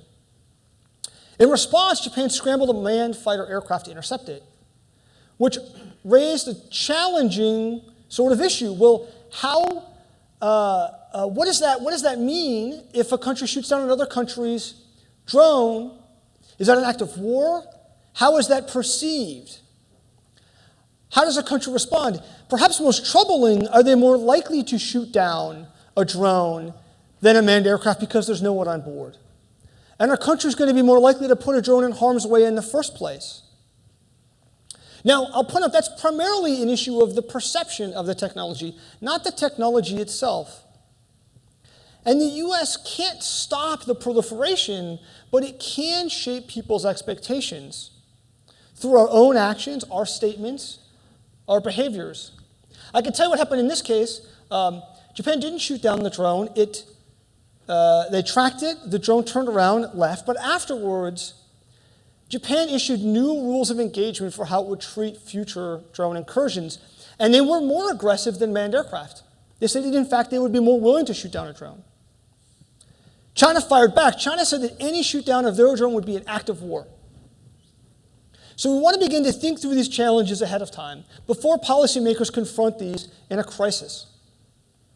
The U.S. does have tools at its disposal to shape behaviors, namely our statements, but also our own actions. One tool that's recently come up is conditional targeted exports to countries. Earlier this year, the Obama administration announced a new export policy for drones. And it included a sort of unusual clause. It said that countries had to agree to a statement of principles for proper use, which you don't normally necessarily see in these kinds of agreements. It said that if a country was going to get U.S. drones, they had to agree to 3 key principles. One, they would use them only in accordance with international law. Law still applies. 2, they wouldn't use them for unlawful domestic surveillance. And 3, they had to be trained on procedures to avoid civilian casualties. Now, this is significant because, of course, not all countries exporting drones would require these. And so this establishes an important precedent that even though drones may be used in ways that are riskier or for bolder actions, law still applies. The same rules still apply. This matters because as other countries get a hold of drones, the ways they use them may raise some uncomfortable questions for us. In 2013, China contemplated using a drone to kill a drug lord in Burma. Now, they ended up going for a capture instead, but if they had, how would the US have responded? China is currently using drones to track Uyghur separatists. If China began killing those separatists with drones, what would the United States do? How would we differentiate between our actions and those that we might see as illegitimate? Or what if China started using them to attack Uyghur separatists across its border into Pakistan? With the consent of the Pakistani government, of course. How would we respond to those things? Establishing clear rules of the road for what we see as legitimate uses of drones is important, and having more countries use them in ways that are responsible and seen as legitimate is in our interests. Having countries like France use them in Mali, or countries using them against ISIS in Syria, helps further US interests. Now, at this point in time, I want to turn to your views. We've asked you some questions through the polls. I want to bring up the last 3 questions. Can we pull those up? Okay, so we asked you, to whom should the US be willing to sell armed drones? And we see that of diversity of views, but a majority of people see drones as similar to other advanced weapons. Now, this is interesting because this isn't actually what we're doing right now. There are many countries that will sell advanced military systems like Joint Strike Fighters that we don't actually sell either large drones or particular armed drones. To date, the United States has sold armed drones to one country, the United Kingdom. It has sold unarmed drones to a larger array of partners, but even some very close partners have had requests denied. Late last year, Jordan, who receives $1 billion in military aid a year from the United States, and is a key partner in the fight against ISIS, had their request for Predators denied. 23 members of Congress wrote the administration requesting that Jordan be allowed to take excess US Predators and use them in the interim. But that hasn't happened, and what's been reported is that Jordan is engaged in talks with China to purchase their drones. Let's bring up the next one. We asked you about a scenario posited. What if another country shoot down a US drone? What will be the response? And this is, I think, very interesting that I imagine this response would be different if we were asking you about manned aircraft where lives were lost. This is not a super scientific survey, but it suggests maybe we do think of these as different. And let's pull up the last one, please. So how will we look back on this in the future? And this is, of course, a much wider array of possible views. We don't know what the future will hold. But we can begin to look at the emerging contours of a drone-saturated world and see a couple key ideas. This technology is already proliferating. In many ways, it empowers non-state groups and individuals. But in many ways, what's most important is the perceptions of the technology. It's how we think about it, what people do with it, how they react to others' use. And the United States has opportunities to shape that world through statements, but most importantly through our own actions, to set a precedent as a first mover in this area. We can't control the proliferation of this technology, but we can shape it. Now, I want to talk a little bit about export controls. You raised it in your talk. I'm interested, how have you seen any differences since the new Obama administration policy came out, and what would you maybe like to see them do more of or do differently? Good question. Well, I think it's very promising that we see Predators going to the UAE and I believe Reapers to the Netherlands and so forth. I actually looked at the data from our systems, which are tactical systems, and what we had found in terms of responses and timeliness. And frankly, we just haven't seen much of a difference before and after. However, I think the most interesting test will be moving forward what we find when we're looking at non-NATO customers. So I'm optimistic. I think it's a step in the right direction. It's still on a case-by-case basis, so we need to continue working through it, but a step in the right direction. The floodgates are not open. I'm hoping they will be, but I think everybody's working the right direction. Bill, thinking about about the broader technology landscape, how do you think we should be approaching export control reform across a broader array of categories of technologies? How do you think the United States can maintain its competitiveness? Well, I mean, I think the overall policy that the Obama administration's going down, which is, I think, summarized by saying there ought to be higher walls around fewer technologies, is the right approach. I think it's the system that we have was developed during the Cold War when it was very much an us versus them. There was a Western camp, there was a Warsaw Pact Soviet camp. We were trying to keep things out of a set group, a large group, and so we had a fairly long list of things. That approach where we're in a much more fluid world, adversaries are not as set, allies are more numerous, and the technology has proliferated far more. So preventing them from getting U.S. technology doesn't mean in most cases that they're not going to get the technology. It just means they're going to get it from somewhere else. So I think concentrating on those areas where the U.S. truly has a defined military advantage that you want to protect is the right approach. And that's, I think, the path that incrementally the Obama administration is trying to go down. What is this this sort of new balance of defense and non-traditional defense companies or commercial companies mean for where DoD should place its dollars? So we have a new effort underway in terms of the Defense Innovation Initiative, Defense Department looking to revitalize American military technology. What does that tell Ellen and then Bill? What does that tell you about where DoD should place its money versus piggybacking off of the commercial sector? Well, I think to begin with, the defense industrial base has to develop on its own and has to make sure they're taking their own discretionary in developing new capability. That has not been consistent across. I think it's good to have a focus and look at specific areas.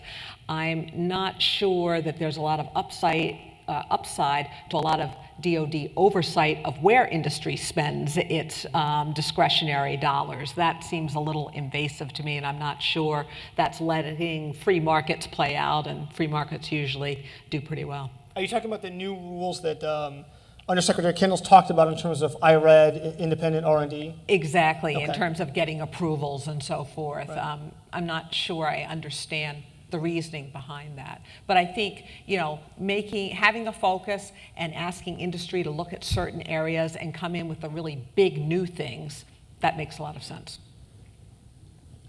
Well, I mean, I think on the Kendall IRAD initiative, I think it makes a lot of sense for DoD to know where industry is spending money. I mean, I think Ben recently in the department, DoD doesn't have a very good handle on where industry is spending and what it's spending on and where that direction is going. So I think more data for DoD to understand the direction, understand where industry is investing will help DoD to make its own decisions about where maybe they feel like it's underinvesting, where do they need to compensate, where do they need to encourage industry to invest. I think that could promote better decision making inside DoD.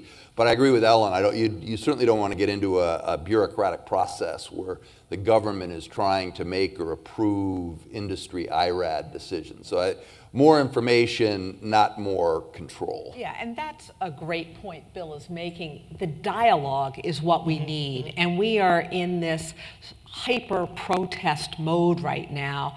And what we see is that so many DoD employees are absolutely terrified of having somebody throw down the flag and protest that, frankly, there's less dialogue than ever. And that's very unhealthy. We need to understand what current needs are. DoD needs to understand what we have to bring. So dialogue's important. Approving IRAD spends, I'm not sure that gets anybody anywhere.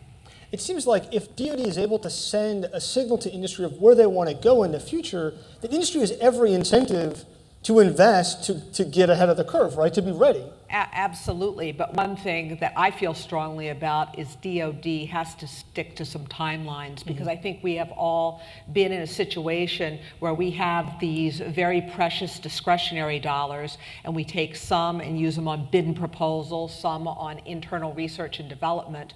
We've had many instances over the last 2 years, and I'm afraid it's getting worse, not better, where you have a procurement come out, you get the request for proposal, you turn in the proposal, and then all of a sudden it's delayed 2 months or 4 months or 6 months, and then requirements change, and you end up to the point where you almost have $1 million in proposals, and then, unfortunately, sometimes, all too often lately, they say, whoops, sorry, we're not going to do that procurement.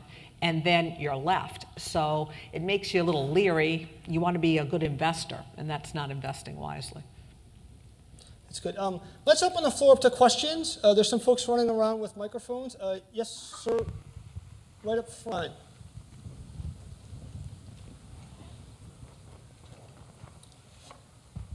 Hi, I'm Richard Whittle. I write for BreakingDefense.com, and I'm also the author of a book called Predator, The Secret Origins of the Drone Revolution. You talked a little bit about the peril of drones, but the Defense Department is greatly worried about the threat posed, especially by small drones, to U.S. forces, particularly overseas, not just to the White House, not just a domestic problem.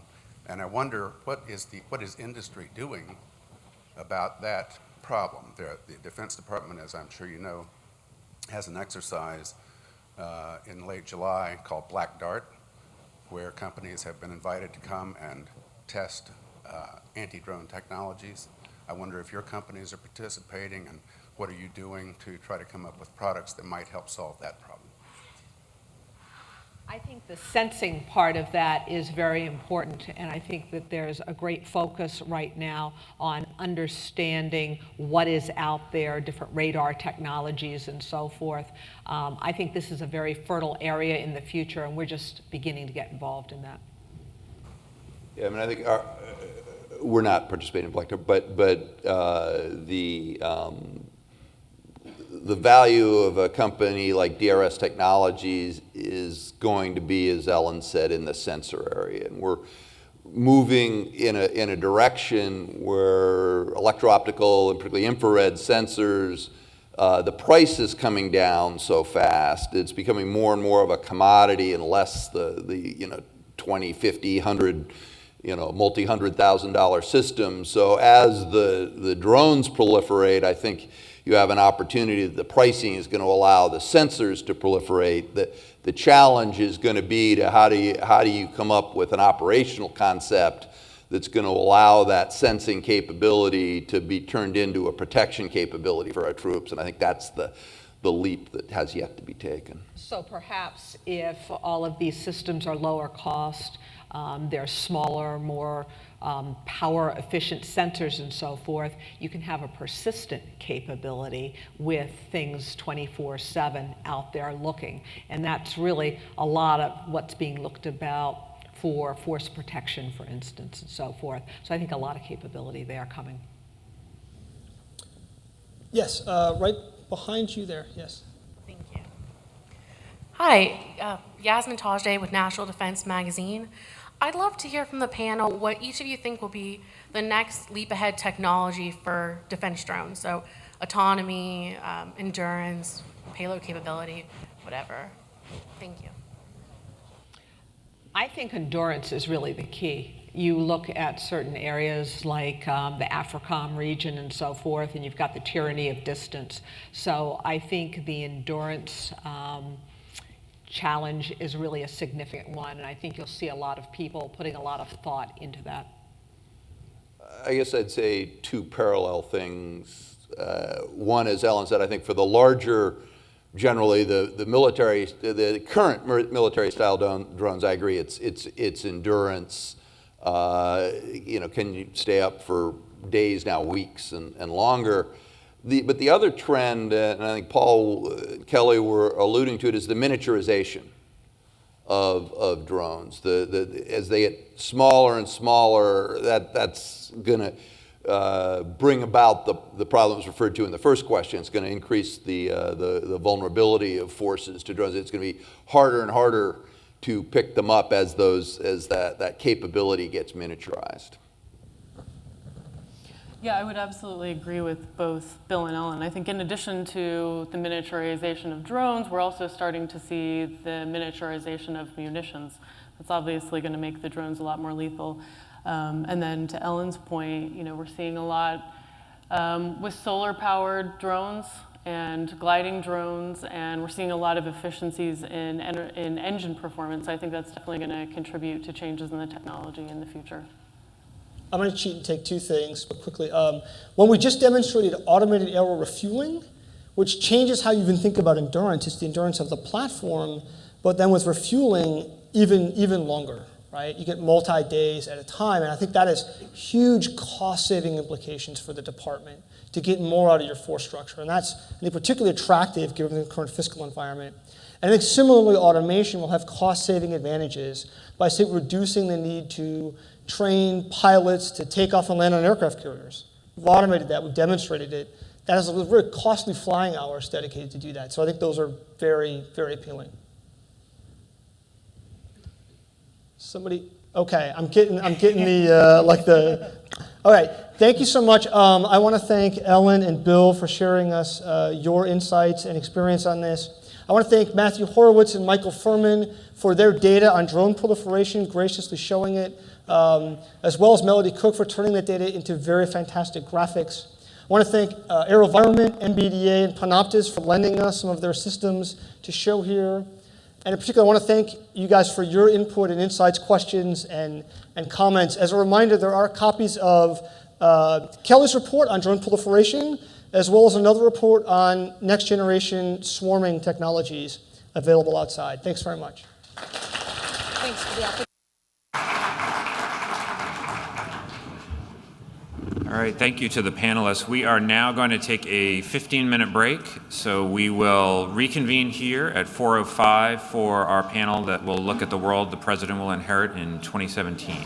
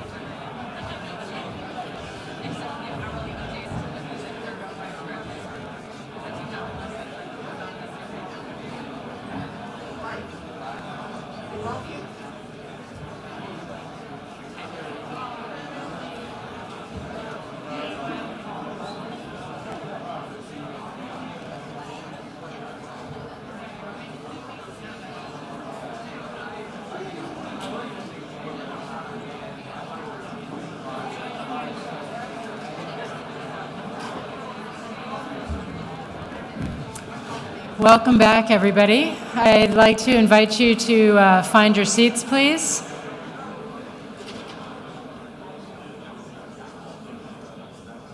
Thank you very much. So in January 2017, the next president, whoever he or she may be, will face a very daunting set of challenges, as today's discussion emphasizes. Way back when we started CNAS, one of the very first reports that we issued was called The Inheritance. And at the time, in 2008, we thought, who would want to be president during this period? Because it was such a daunting security environment. There were so many challenges. But you compare then to now, and I would suggest to you that the challenges are even more daunting, but the opportunities are also quite significant. The next panel is going to explore these issues. The next president will inherit a challenging national security landscape on numerous fronts. Yet the White House will need to prioritize. Should the next administration focus on extinguishing fires in the Middle East, the pivot to Asia, energy security? Should the next president try to reduce America's commitments overseas, or is that a recipe for more problems down the line? We have assembled former executive branch officials to discuss what the next president's priorities and strategies should be. Please use the conference app to vote on what you think those priorities should be. Our moderator will begin our discussion. Good afternoon, everyone. It's great seeing everybody here, and we have a really good panel and interesting topic. I don't know how much time we're actually going to end up having, and so I'm going to try to stay out of the way as much as possible. Let me briefly introduce our panelists. Richard Fontaine, president of the Center for New American Security, and he's worked he was a he was a foreign policy advisor to Senator McCain for more than 5 years, has worked in many aspects of the national security apparatus, State Department, National Security Council, and on the staff of the Senate Foreign Relations Committee. Julie Smith, a senior fellow at CNAS as well, and senior vice president at Beacon Global Strategies. She was a deputy national security advisor to Vice President Biden, and also served as a principal director for Europe and NATO policy in the Office of the Secretary of Defense at the Pentagon. Dr. Megan O'Sullivan, a professor at Harvard now, and a National Security Council member, staff member in the Bush administration, served early in the Coalition Provisional Authority in Iraq as a political advisor. And finally, last but not least, Jake Sullivan, senior advisor to the Hillary Clinton campaign, previously the national security advisor to Vice President Biden, and the director of policy and planning at the State Department when Secretary Clinton was there. So I'll just open this up with a broad question and see where the discussion goes on this. So if the Obama administration coming in 2009 believed that they were inheriting a world that perceived the United States as a country that had been reckless, that had been unilateral, that had strayed from some of its purported values in a way that had undermined its strategy in a part of the world, rightly or wrongly, that was their perception of the world they were inheriting on a large-scale thematic level. What do you believe the next president is inheriting on that level, above just the particular crises that will be on the desk from day one? Richard, why don't you start? Well, I think the next president is going to inherit a world in which the demand for American power is as high as it's ever been since at least the end of the Cold War. At the same time as there are doubts about how much the United States can and is willing to expend its power on behalf of the kind of overall global public goods that have always been the hallmark over the past 60 or 70 years of U.S. leadership in the world. So I think specifically if you look at, the rise of China, Iran, what Russia has been doing, ISIS, in the three regions where which have largely been seen as strategic from a U.S. perspective, the Middle East, Europe, and Asia. The countries of these regions, they want more American engagement, however defined, whether it's economic or military or diplomatic or political. But they have doubts about how much the American public wishes to be engaged in the world. They have doubts about our military posture and our willingness to spend blood and treasure for particular ends. And they have worries about our own domestic political dysfunction and the inability and the chance that that is going to inhibit the expression of our power abroad. So you have this demand rising for American power and engagement in the world at a time when you have doubts about whether the supply is in fact diminishing. Very good. Julie? Yeah, I agree with that. I think there's a whole array of policy challenges that the next president's going to be facing that's going to be coming at him or her at rapid fire. There's great power politics, rogue states, non-state actors, super empowered individuals. There's a huge array of tactics we're dealing with, asymmetric tactics, hybrid warfare. It's a very complex policy environment. But on top of the policy challenges, I think the next president is going to face a huge array of statecraft challenges.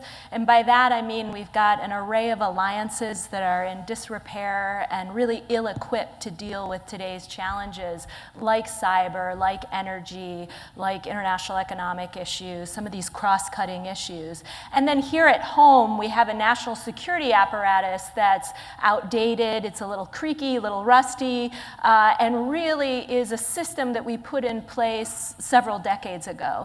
And we still think that this system is appropriate to deal with today's world. And so I think whatever policy challenges he or she may face, there are some real very serious structural challenges kind of across both the international landscape when you look at international organizations and then here at home in Washington challenges as well. Megan? I'd agree with both Julie and Richard that the new president is going to face an international environment that has experienced some pretty substantial structural changes over the last decade or so. And I'll just mention a few. The first is the risk of great power conflict. Now, this is a new dimension. This is the lack of the potential for great power conflict has been what really distinguished the post-Cold War world from the previous decades or even centuries. And suddenly, seemingly overnight, it's a very real threat or a very real possibility to be managed.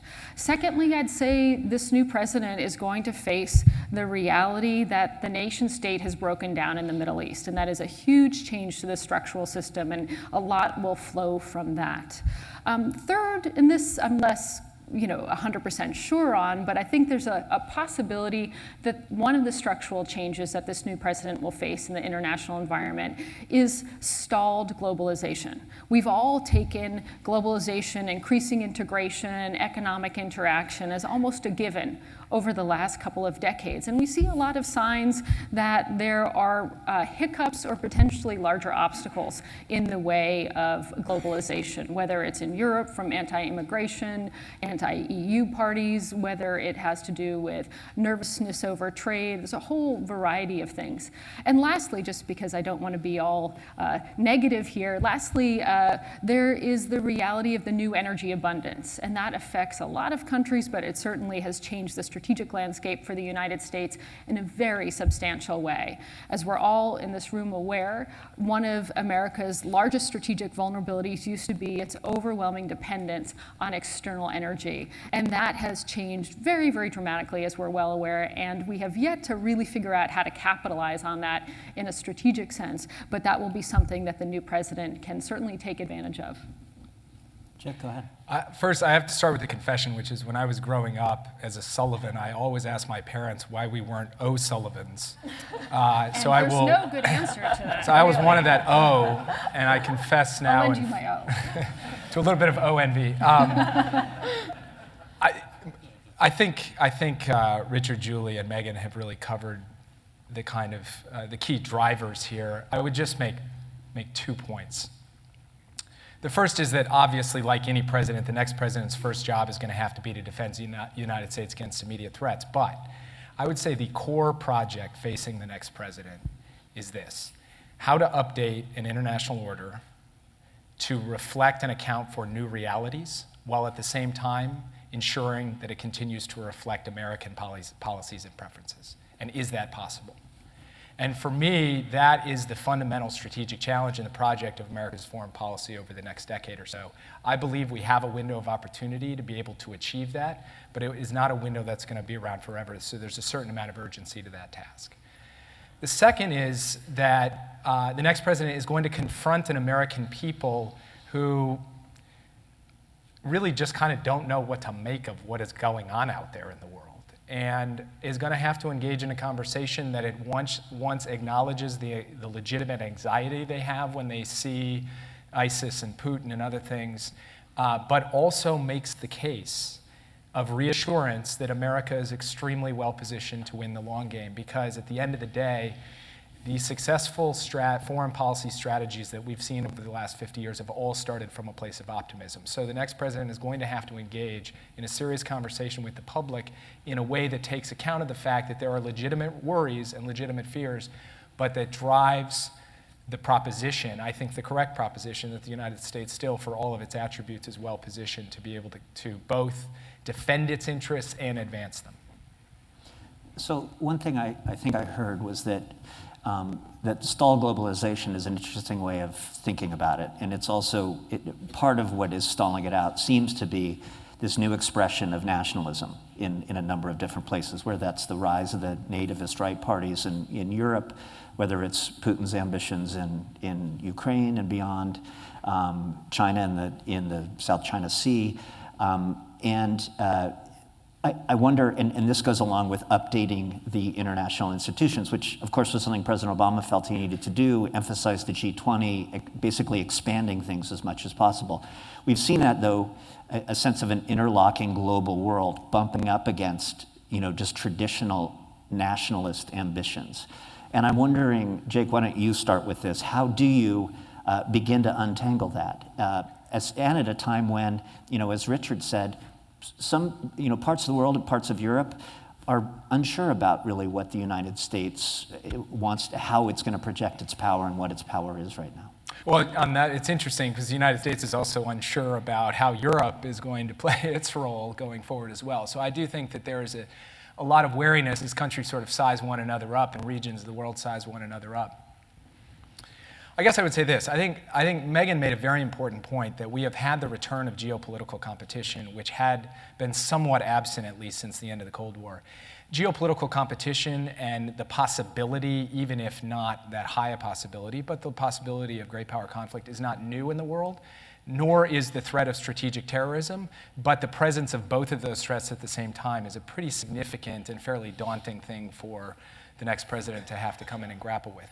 That being said, on some of the major questions of what countries are trying to accomplish, whether it's economic growth at home, or it's dealing with the problem of climate change, or it's trying to establish rules of predictability and deterrence around cyber, you go down the list. There is more commonality of interest between the United States and most of the other major actors in the system, including China, than I think is often given credit for. The problem is, how do you convert some generic common interest into common action that is sustainable and effective? Well, when the world gets when there are more voices at the table and the negotiating tables get rowdier and more diverse, it becomes that much harder to follow through on something. So Paris at the end of this year is going to be a huge test for whether, in fact, national interest can be accommodated to everybody making some concessions. I have some optimism that that will happen, but the basic problem of collective action, of overcoming immediate national interest to try to produce something that's in the common good, is like age-old in the international system. I happen to think that actually on some of these big questions, interests are sufficiently aligned that with effective diplomacy and statecraft, we can make some real progress on them. And that doesn't discount the existence of nationalism or the emergence of narratives in parts of the world of grievance, of revisionism, and so forth. But I don't think that that is sufficient to overwhelm a pretty hard body of fairly common interest around some of the core issues that the United States is trying to solve for. Megan, could you comment on that also? Sure. I would share Jake's optimism here that there is enough of a common interest among, if we're going to use the great power construct, that nationalism doesn't have to be the precursor to a breakdown of the entire international order. And as Jake was saying, I do think this is going to be a very important time for the next president, or for President Obama, the remainder of his administration, and the next president in dealing with this question, particularly as it comes to China, having to do with the international order and how to accommodate new players in the international order while at the same time protecting the principles and norms that have served American and many other interests so well. And I really do see that this is a period when China is knocking up against this question. So it's very clear to us that Russia has decided it doesn't like the order and it wants to be the biggest spoiler it can be. That maybe isn't enough in itself to bring about the breakdown of this international order. But China is a totally different animal. And I think the Chinese are in a period where they're moving out of the what Deng Xiaoping called the hide and abide time. So the idea where you just tried to keep Chinese power under wraps and focus on domestic issues, to a position where you hear President Xi Jinping talking about exporting the Chinese dream. Well, we don't know exactly what that means, but it doesn't sound like hide and abide. It sounds much more like China's ready to play a more active role in the international system, but it hasn't quite decided what its relationship is going to be to the dominant political order, economic order, and security order. And I think, as I think Jake was suggesting, that this is a time where American engagement with China on areas of common interest, energy just being one of them, actually could make a difference here and could actually find a way to secure a somewhat modified international order that would be protective of global interests beyond just the nationalist objectives. Julie, could you talk a little bit about the structural changes you were identifying? And I know Richard's thought a lot about this too. What does the next president inherit in Congress? And what can the next president expect on issues like surveillance policy and defense spending? And are we destined for gridlock? And what does that say to the rest of the world? Yeah, one of the things that hasn't come up so far in this discussion is the need for the next president really to take a look at setting global norms in a lot of new areas. And that can be in anything from unmanned systems to various cyber tools. I mean, there's a whole array of new technology, much of it highlighted in this conference today, where the United States has yet to play a real leadership role in establishing global norms. But in order for the US to play that role and set those standards again in these new areas, we're going to have to kind of return to a functioning Washington and bring functionality back to the city.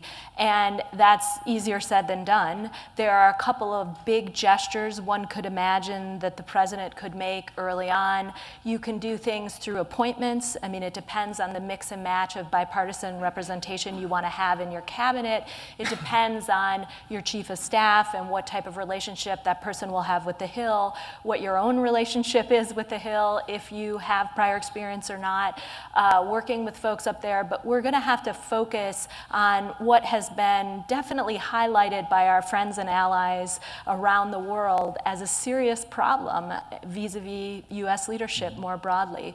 And that is our inability to function as one. I mean, the old adage about, politics ends at the water's edge obviously no longer is the case. And I think that frustrates deeply our allies abroad. I think it frustrates a large portion of the American public. And so thinking through how you're going to bring some of the functionality back to this city that's so divided, in light of all of those challenges abroad, should be kind of a key focus of the next president. Richard, so President Obama took office and famously in the first couple of days signed some executive orders around Guantanamo Bay and the use of torture and interrogation, gave an important speech about American values and foreign policy at the National Archives. The next month, traveled to Cairo, reached out to the Muslim world, very much reflecting what he believed needed to be corrected immediately for the United States to make progress, whether in Israel-Palestine or in Iran or what have you. What does the next president need to do specifically, do you think, in those first 6 months? What should they do to sort of correct some of what's happening?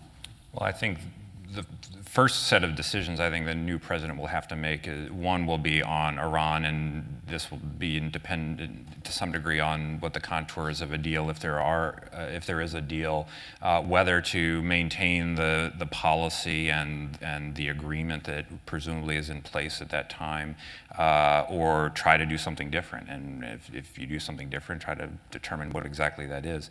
I think with respect to China and Russia, those will be two other policy areas where there'll be, in the first 6 months, the need to have a well-developed view on this, but also be very sensitive to, at least on the Russian side, the possibility that the Russians will seek to use a transition to test a new president who won't have his people in place in anything other than probably below the cabinet level, and use that time of uncertainty to try to probe things to a significant degree.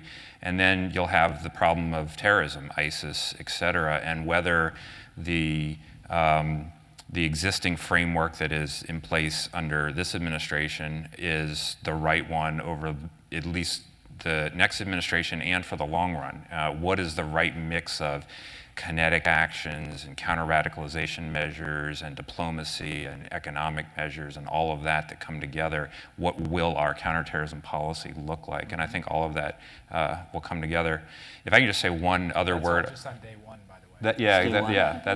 That's the first hour. After that, they get to go that little parade that they get to have and everything. So, but just one note on the politics of all this, and it's just because I like disagreeing with my colleague at CNAS, but I think we sometimes think back to these halcyon days of yore when politics actually did stop at the water's edge, and that Republicans and Democrats sort of linked arms together, and the world saw us as unified. And I mean, I think things are markedly sharper and bitterer and more partisan now than they have been for many times. But I don't think the days of the politics stopping at the water's edge ever existed. I mean, you can go back to the 50s when Harry Truman was calling Henry Wallace a communist and all of this. I mean, there were deep divisions, but we found a way to do things anyway. And I think that's the task, is not to sort of hope that we're going to bridge all of these partisan divides and they're going to go away, but just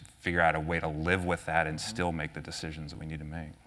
On counterterrorism strategy, has this president sort of figured that out? Is this what we're going to see, a sort of mix of intelligence, special operations, drones, an ambivalent body of law / rules of engagement around those uses as a way to keep the large standing armies away from foreign conflicts? Or is there a new model that the next president might take on? And I guess at the heart of that question is, what role for the U.S. military does the next president going to foresee? Maybe Megan, you could start with that. Sure. Of course, what role the military will need to play for the next president depends a great deal on the specific policy crises that are in his or her inbox coming in or over the short term.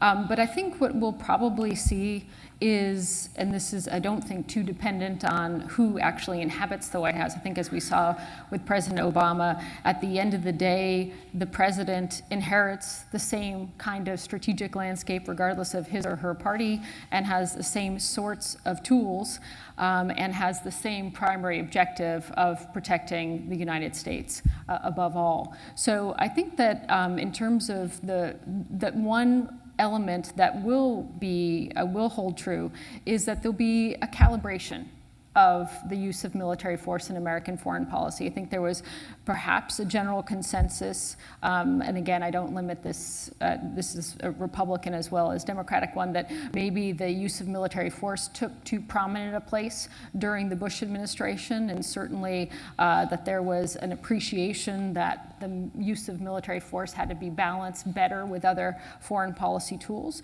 And then perhaps there'll be, at least if we have a Republican president, I'm pretty confident that that person will feel that perhaps we have shied away too much from the use of military force in politics, or not just the use, kind of the considering it a very robust element in an overall strategy. So my sense is that the next president will seek to get that Goldilocks just right strategy, learning from both administrations in terms of the pros and the cons of having an overdependence on military force, and perhaps downgrading the use of force in strategy. So I think it's hard to generalize. I've tried to generalize, but I think it is quite hard to do so because a lot of it will depend on the particular crises at the moment.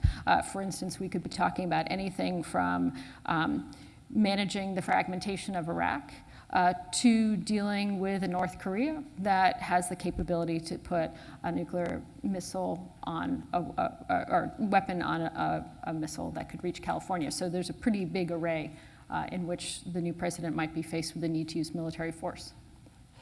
Jake, how do you build the next national security team to encompass some of these challenges, given that I think that the size of the National Security Council staff doubled from the George W. Bush administration to the Obama administration?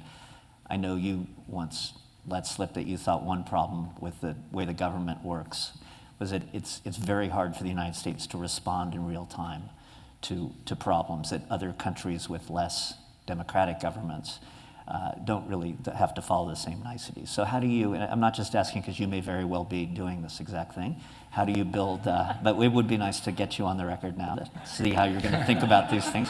How do you do that? No, look, I do think this is an important thing for us to think about. Strategy matters, but execution really matters too.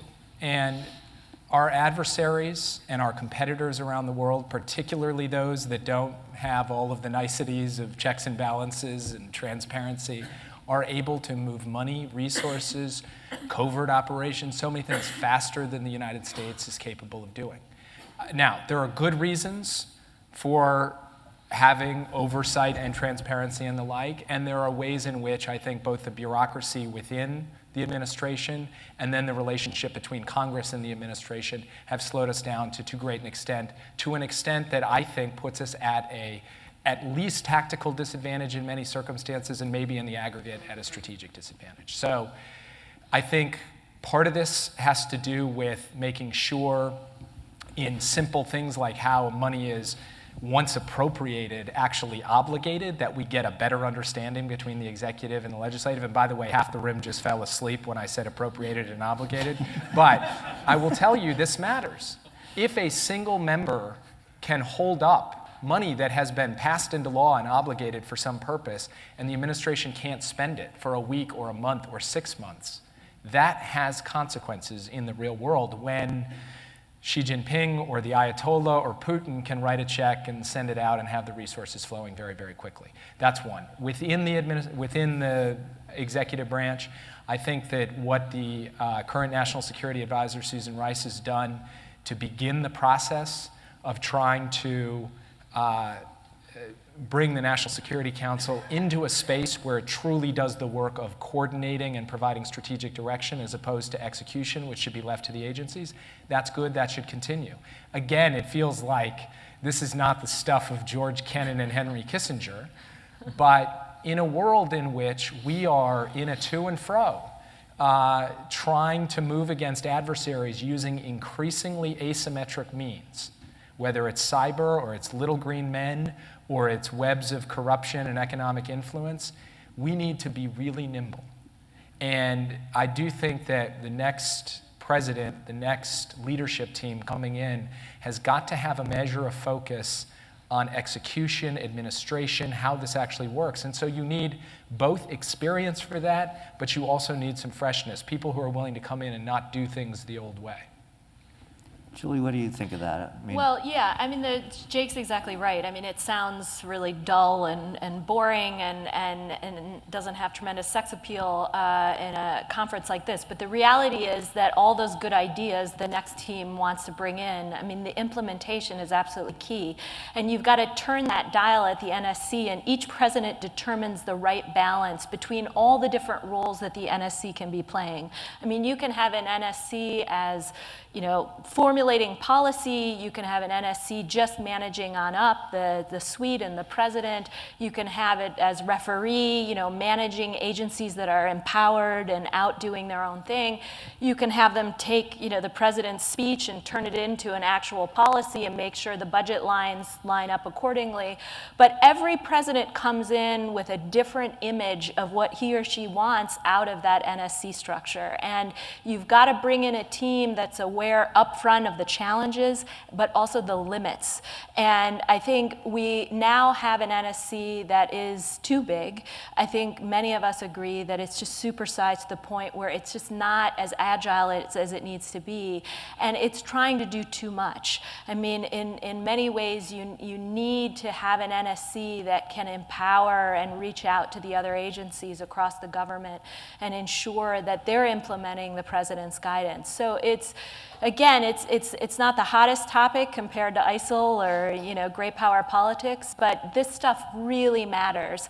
And bringing in a team that has the experience but willing to take risks and work clean slate, come in and know that that NSC doesn't have to have any particular shape or size or mission. You can structure it any way you want. The last thing I would say is it's so stovepiped. You know, you've got all your regional teams and your functional teams. We've got to figure out a way to staff that and structure it so we can deal with some of these cross-cutting issues. It's very hard for the NSC to take on something like energy security, which really, frankly, falls in a whole array of regional portfolios, but also functional portfolios. And cyber is the same way. So thinking through those types of challenges now will be an important part of any preparation for that next team coming in.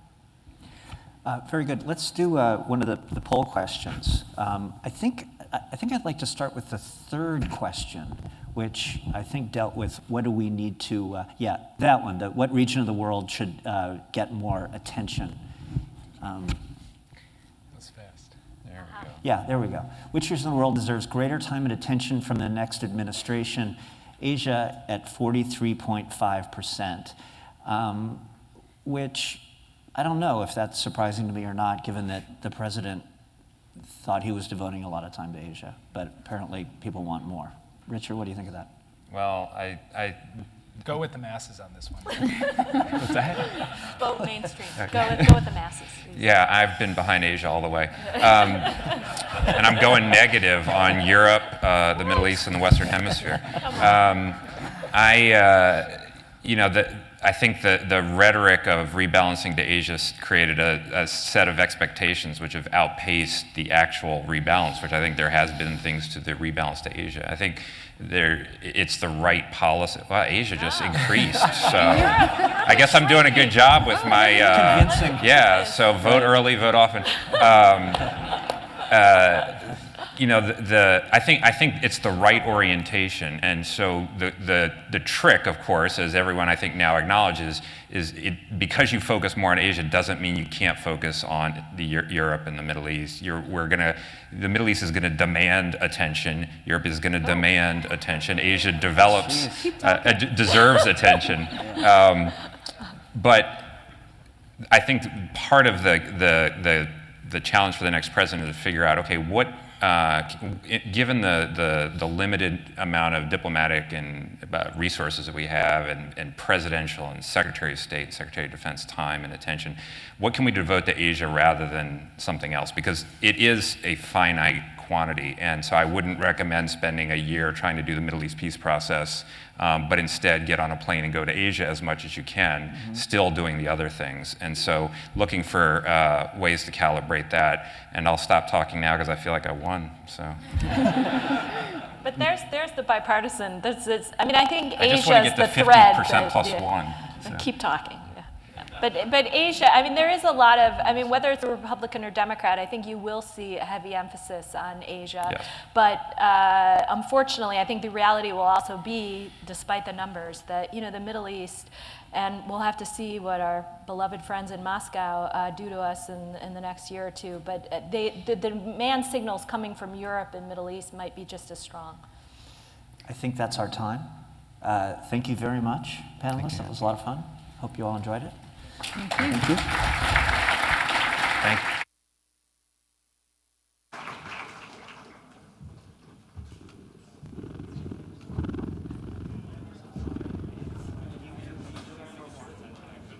Sorry.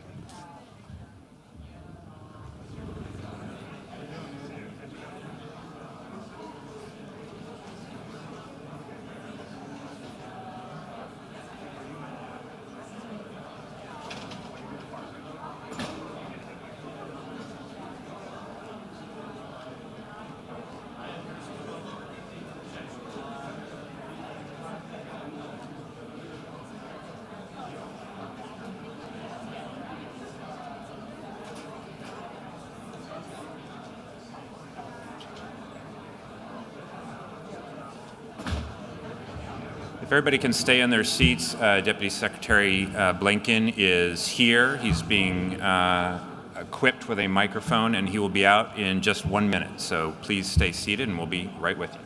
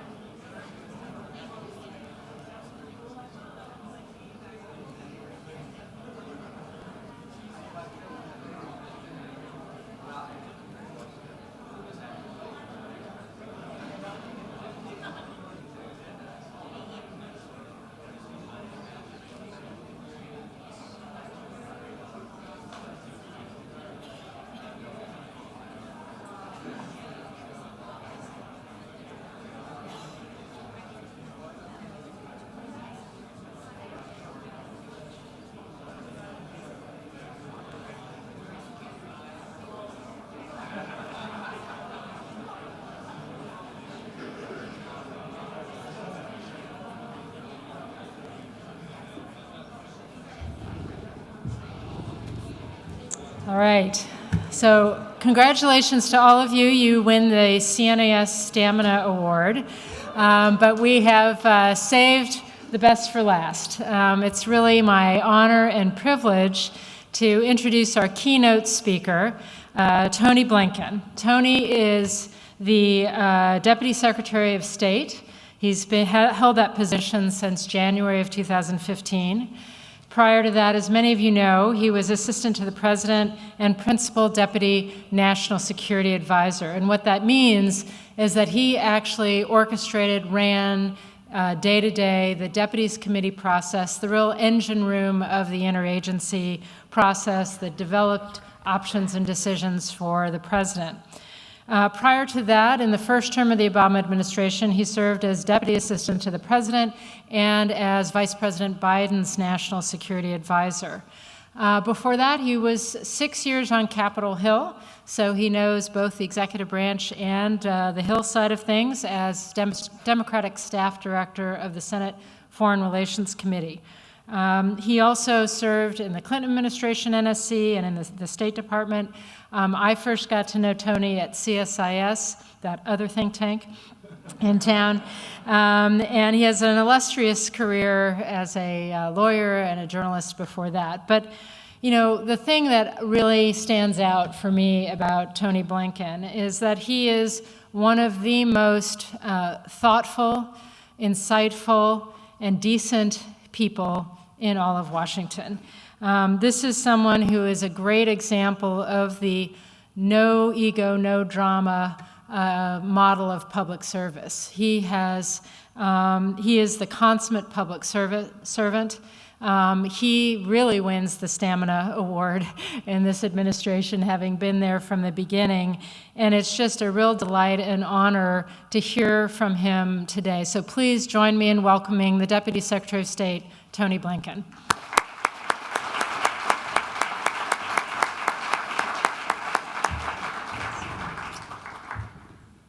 Thank you so very much, Michelle. And I have to say that the incredibly kind words that you just addressed in my direction are pretty much precisely what I would say about you. You've been, for so many years now, one of the most extraordinary colleagues I've had the privilege to serve with. And it is a great pleasure to be here today. I really do appreciate the kind welcome and the even kinder decision to slot my remarks after a panel called 2017 and Beyond, an agenda for the next administration. I always knew the day would come when I'd have to follow Jake Sullivan's lead. I just thought I had another 18 months. Actually, following Jake makes me sympathize with Alan and Rossi. And for those of you who don't remember Alan and Rossi, that's actually exactly the point. They were the comedy duo who followed the Beatles on The Ed Sullivan Show. But it's a great pleasure, especially to be with everyone at CNAS and among very good friends and colleagues. There's been a perennial battle between CNAS and the Obama administration over talent, and once again, CNAS appears to be winning. But that's quite all right because it makes a little bit of room for the rest of us. But in all seriousness, CNAS, in a very short period of time, has become truly a model among its peers, an invaluable reservoir of good counsel and strategic insight, no more so than when events in the world confound us or the flow of information threatens to overwhelm us. We owe our thanks to Michelle and the outstanding team here with Rich Fontaine, who have built a center dedicated to helping us make sense of our world today, the order and the disorder, the risks and the opportunities. And there's no denying there is a lot to try to make sense of. Just a few days ago was World Refugee Day, a ticker tape of searing new tallies. If all of the refugees in the world comprised the population of one country, it would be the 24th largest country in the world. 1 in every 122 people has fled their homes from war, violence, or persecution, risking their lives on rickety boats, crawling through barbed wire fences to escape Assad's fury, or raising a generation of children in tents and under tarpaulins. Nearly 60 million human reminders of the world's disarray. It certainly feels like we're living through a more dangerous time than any time in recent memory, as we contend with threats from rising seas and emerging diseases, sophisticated cyber attacks, nihilist terrorists, and again, this morning, devastating attacks in multiple places around the world only underscores that point.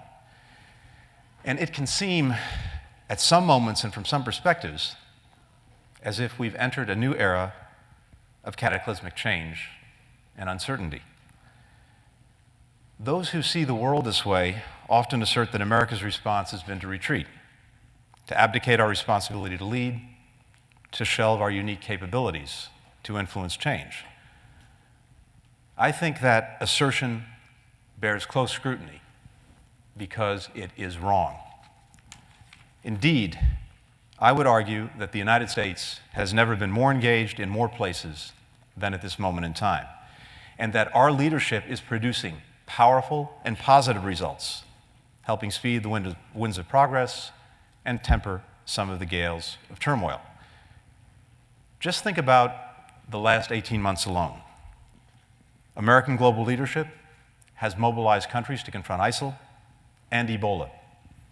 We've revitalized NATO's commitment to the defense of its own members, rallied European allies to support Ukraine, and penalized Russia for its actions in Ukraine. We've deepened our engagement with the Asia-Pacific, a region that increasingly is embracing the connection between good governance, sustainable growth, and long-term stability. Last month, I visited Vietnam, Indonesia, and Myanmar, countries that are experiencing the benefits of economic and democratic progress. We've enlisted China in the effort to mitigate climate change, and just this week, we held the 7th U.S.-China Strategic and Economic Dialogue, an opportunity to forge new areas of cooperation, even as we deal forthrightly with our differences.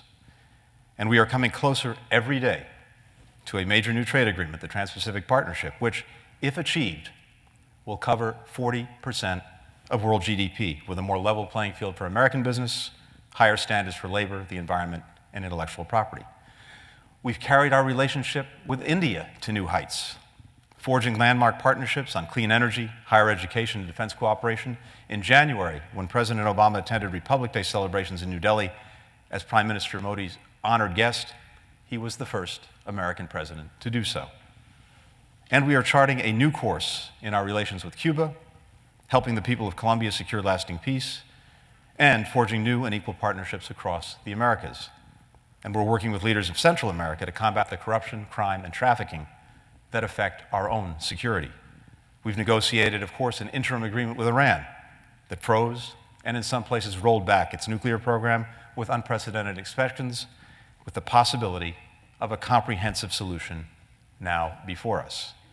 We've helped competing Afghan political blocs avoid civil war and achieve the first ever peaceful democratic transition in that country's history. We hosted the first ever U.S.-Africa Leaders Summit to build new relationships among our governments and with the private sector. In each of these cases, I like to do a little thought experiment, and it's based on the movie It's a Wonderful Life. We all know what happened to Bedford Falls when George Bailey was out of the picture, and I think it's self-evident where the world would be without American leadership on these challenges and so many more. For me, the question is not, and indeed it's never been, whether America is leading. The question is how we're leading, by what means, and to what ends. That is the proper subject for debate and discussion. And I would suggest there are a few basic principles on which we must ground our leadership. First, we must lead with purpose to ensure the security of our country, its citizens, our allies and partners, to promote a strong U.S. economy, to advance our values, and to shape an international order that bolsters peace, security, and prosperity. Second, we must lead from a position of strength, with unrivaled military might, a dynamic economy, and the unmatched strength of our human resources. Third, we must lead by the power of our example as well as the example of our power, lifting our citizens, growing our economy, and living our values here at home. With today's Supreme Court decision on same-sex marriage, we can be proud that we've done just that. Fourth, we should lead with capable partners, because we can best advance our interests in an interconnected world when others are working with us, while recognizing that America and our leadership is often necessary to mobilize collective action. Fifth, we must lead with all the instruments of American power, with determined diplomacy, an ever-ready military, our economic might, and the powerful attraction of American innovation, science, education, and culture. And finally, we must lead with a sense of perspective that marries confidence and humility, strength and wisdom. The strategic environment in which we are operating is more fluid and fraught with complexity than ever before. Power among states is shifting, with new entrants and aspirants to the ranks of the majors. Power is shifting below and beyond the nation-state, requiring governments to be more accountable to sub-state and non-state actors, from the mayors of megacities to the private sector to super-empowered groups and individuals. And of course, the growing interdependence of the global economy and the rapid pace of change are linking people, groups, and governments in unprecedented ways, incentivizing new forms of cooperation, but also creating shared vulnerabilities. All of these changes are happening within a system of international economic, political, social norms and institutions that have helped preserve peace and foster prosperity for 7 decades. International law, maritime rules, environmental protections, trade regulations, anti-corruption laws, child labor laws, human rights safeguards, the non-proliferation regime, public health systems, international financial institutions, UN peacekeeping, civil society. These norms and institutions give life to a global order, which provides, still today, the best and sometimes only means to prevent conflict, energize progress, and allow countries to resolve diplomatically and peacefully their differences. But over the last decades, our international system has struggled to keep pace. As major new economies have emerged, technologies have advanced, citizens have questioned the status quo, spoilers have flexed their muscles. Our challenge is to adapt the global order to suit this young century, while also ensuring that the fundamentals of its construction, the rules, the norms, the principles we depend on for our security and prosperity meet the highest standards. In the face of these challenges, the United States remains clear-eyed about our role and our responsibility. We know that we cannot solve all the world's problems, and we cannot fully solve any of them alone. But we are seizing Americans' unique capacity to mobilize against common threats and lead the international community to meet them. That's the case in eastern Ukraine, where the United States and our allies remain firmly united in our support for Ukraine and our commitment to hold Moscow to full implementation of the Minsk agreements. And it's the case in the South China Sea, where China has been engaged in large-scale land reclamation projects that threaten peace and stability. The United States takes no position on the merits of competing sovereignty claims in the South China Sea, but we have a strong interest in how those claims are pursued and in preserving freedom of navigation, sustaining peace and stability, and upholding international law and norms. The way forward is for China and all claimants to freeze their reclamation activities and resolve their differences in accordance with the rule of law. In both eastern Ukraine and the South China Sea, we're witnessing efforts to unilaterally and coercively change the status quo, transgressions that the United States and our allies and partners stand united against. In the greater Middle East, we're witnessing something entirely different, a period of tectonic change that has brought the regional order to the brink of collapse. We see it in the challenges to domestic order within states in the greater Middle East. The rise of new constituencies, the empowerment of new voices, the demands for greater freedom and opportunity. And of course, this can be a welcome development. But it can also produce a violent counter-reaction from the old order, as for example in Syria, with its long death spiral of violence. Or, when the old order is deposed, as in Libya, it can produce a vacuum filled by extremists. And there's another dark flip side to the challenge to order within states in the Middle East. The weakening of state authority, the erosion of order, the emergence of ungoverned space, the proliferation of weapons and technology, the surfacing or resurfacing of sectarianism and religious extremism. We see it too in the challenge to order among states, the growth of regional rivalries, the intensification of the face-off between Saudi Arabia and Iran, the spread of dangerous proxy wars. We see it in the intra-Sunni struggle between violent extremists and the vast majority of moderate Muslims, and the contest for leadership between establishment powers and political Islam, often represented by the Muslim Brotherhood. And we see much of this come together in Iraq, where the lid has been lifted from decades of dictatorship, war, or foreign domination, allowing many of these actors to collide head-on with the very fragile effort to build a more inclusive, representative government. One of the most poisonous products of all of this churn has been the alienation from their respective governments of large segments of the Sunni community, some 20 million of whom live between Baghdad and Damascus. In the face of such widespread destabilization, it is tempting to want a grand American solution that imposes order and transforms the region overnight. We can and we should debate the nuances of the various proposals that we hear, but we cannot deny the lessons we've learned over a decade of sacrifice about the effectiveness and sustainability of large-scale, open-ended military intervention in the Middle East. We need to recognize that historic transitions are underway in the Middle East that are not about us and cannot be fully controlled by us. The United States did not put 1 million people in Tahrir Square. We did not create the Arab Spring or even the democratic aspirations that it embodied. But while events in the Middle East may not be about us, they affect us. They affect our partners, they affect our interests, and carefully guided American leadership, more than that of any other nation, can mitigate the worst of the risks and make the most of the rewards. Even in this chaotic and dangerous environment, we will secure our core interests and build the capacity of capable partners to tackle their own problems with our strong but smart support.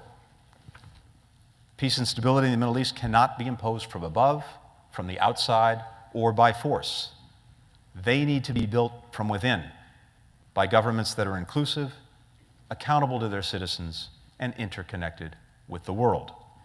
Military might alone can't get government there.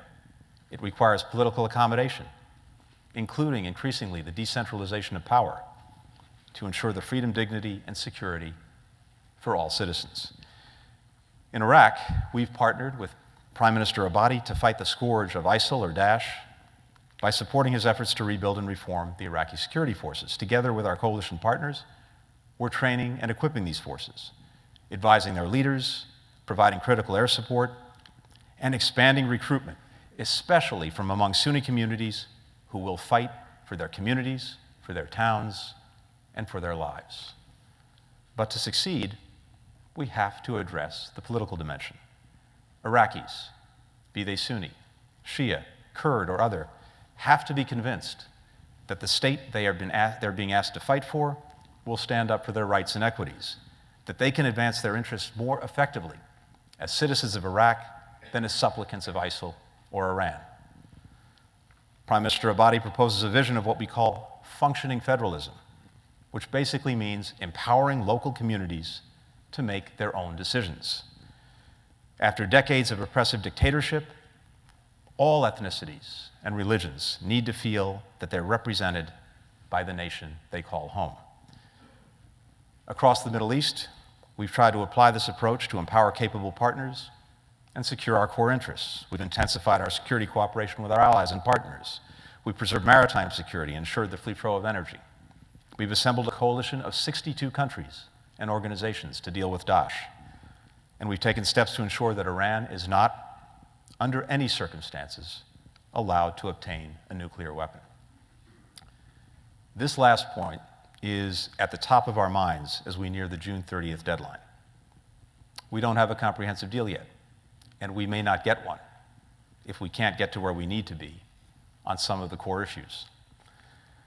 But we continue to believe that the very best way to prevent Iran from having a nuclear weapon is through a verified negotiated agreement that resolves the international community's concerns about Iran, and as a practical matter, makes it impossible for Iran to develop the fissile material for a weapon without us being able to see it and to stop it. The deal we're working toward will close each of Iran's 4 pathways to obtaining enough fissile material for a weapon. The uranium pathways at Natanz and Fordow, the plutonium pathway through Iraq's heavy water reactor at Arak, and a potential covert pathway. To cut off all of these pathways, any comprehensive arrangement must include exceptional constraints on Iran's nuclear program and extraordinary monitoring and intrusive transparency measures that maximize the international community's ability to detect any attempt by Iran to break out, whether overtly or covertly. Let me quickly address to conclude some of the concerns that are floating around about the deal that we're working toward, many of which are based much more on myth than they are on fact. First, the deal that we're working to achieve will not expire. There will not be a so-called sunset. Different requirements of the deal would have different durations, but some, including Iran's commitment to all of its obligations under the Non-Proliferation Treaty, including the obligation not to build a nuclear weapon, as well as the tough access and monitoring provisions of the additional protocol, those would continue in perpetuity. By contrast, in the absence of an agreement, Iran's obligations under the interim agreement that we've reached, the so-called Joint Plan of Action that stopped Iran's nuclear program in its tracks, those would sunset immediately.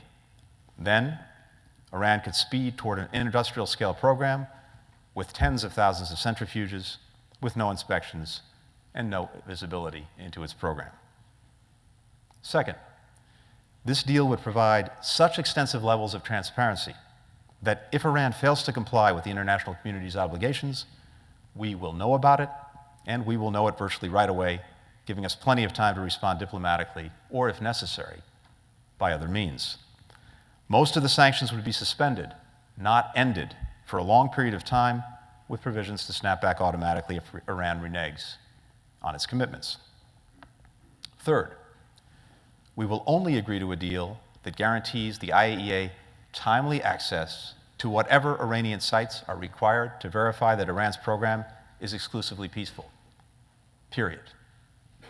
Fourth, there is simply no better option to prevent Iran from obtaining the material for a nuclear weapon than a comprehensive agreement that meets the parameters that we set and announced in Lausanne.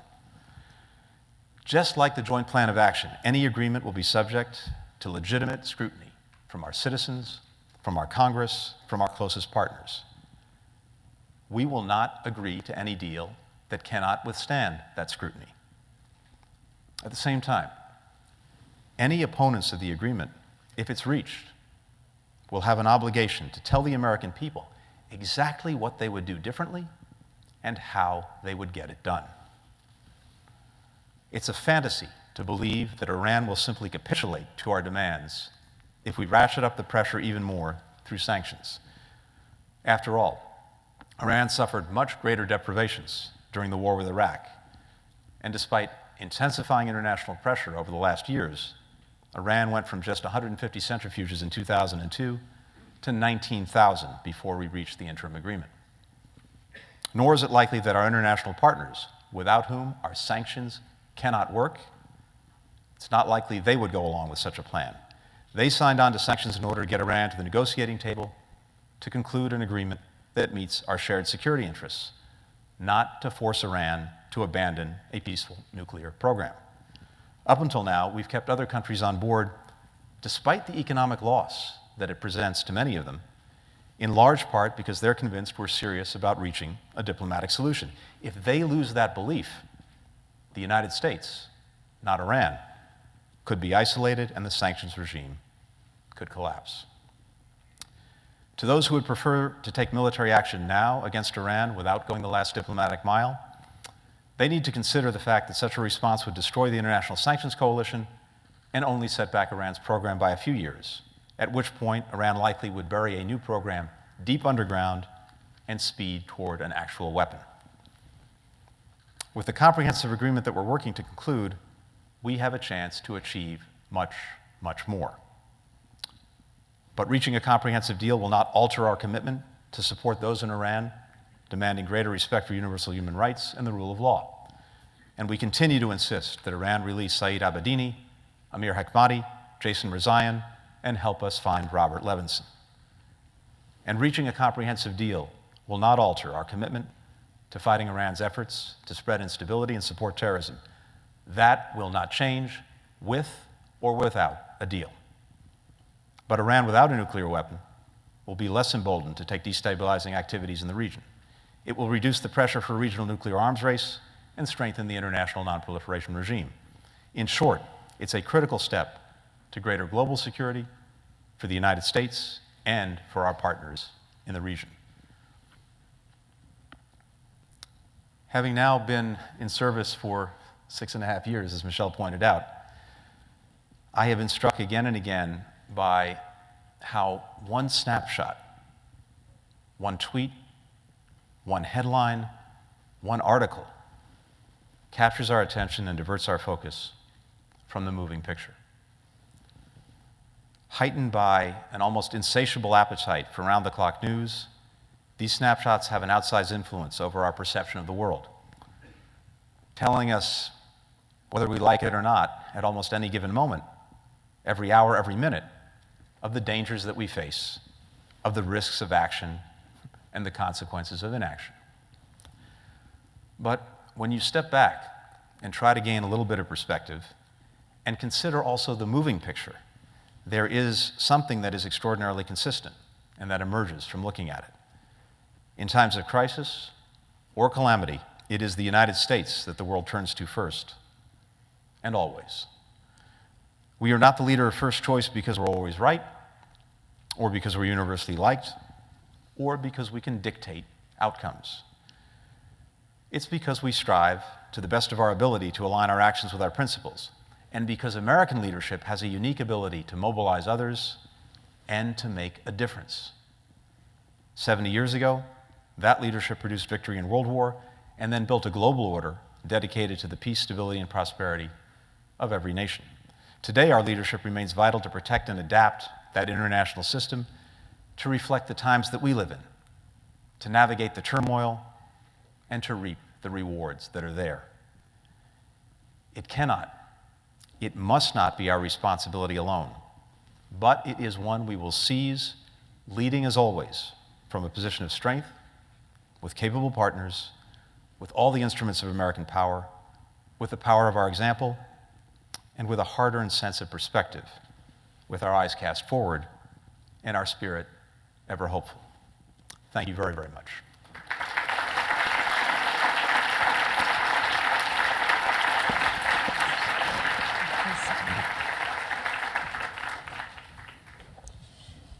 Thank you so much. That was a wonderful sort of tour of the world and a very clear articulation of the administration's policy on many, many points.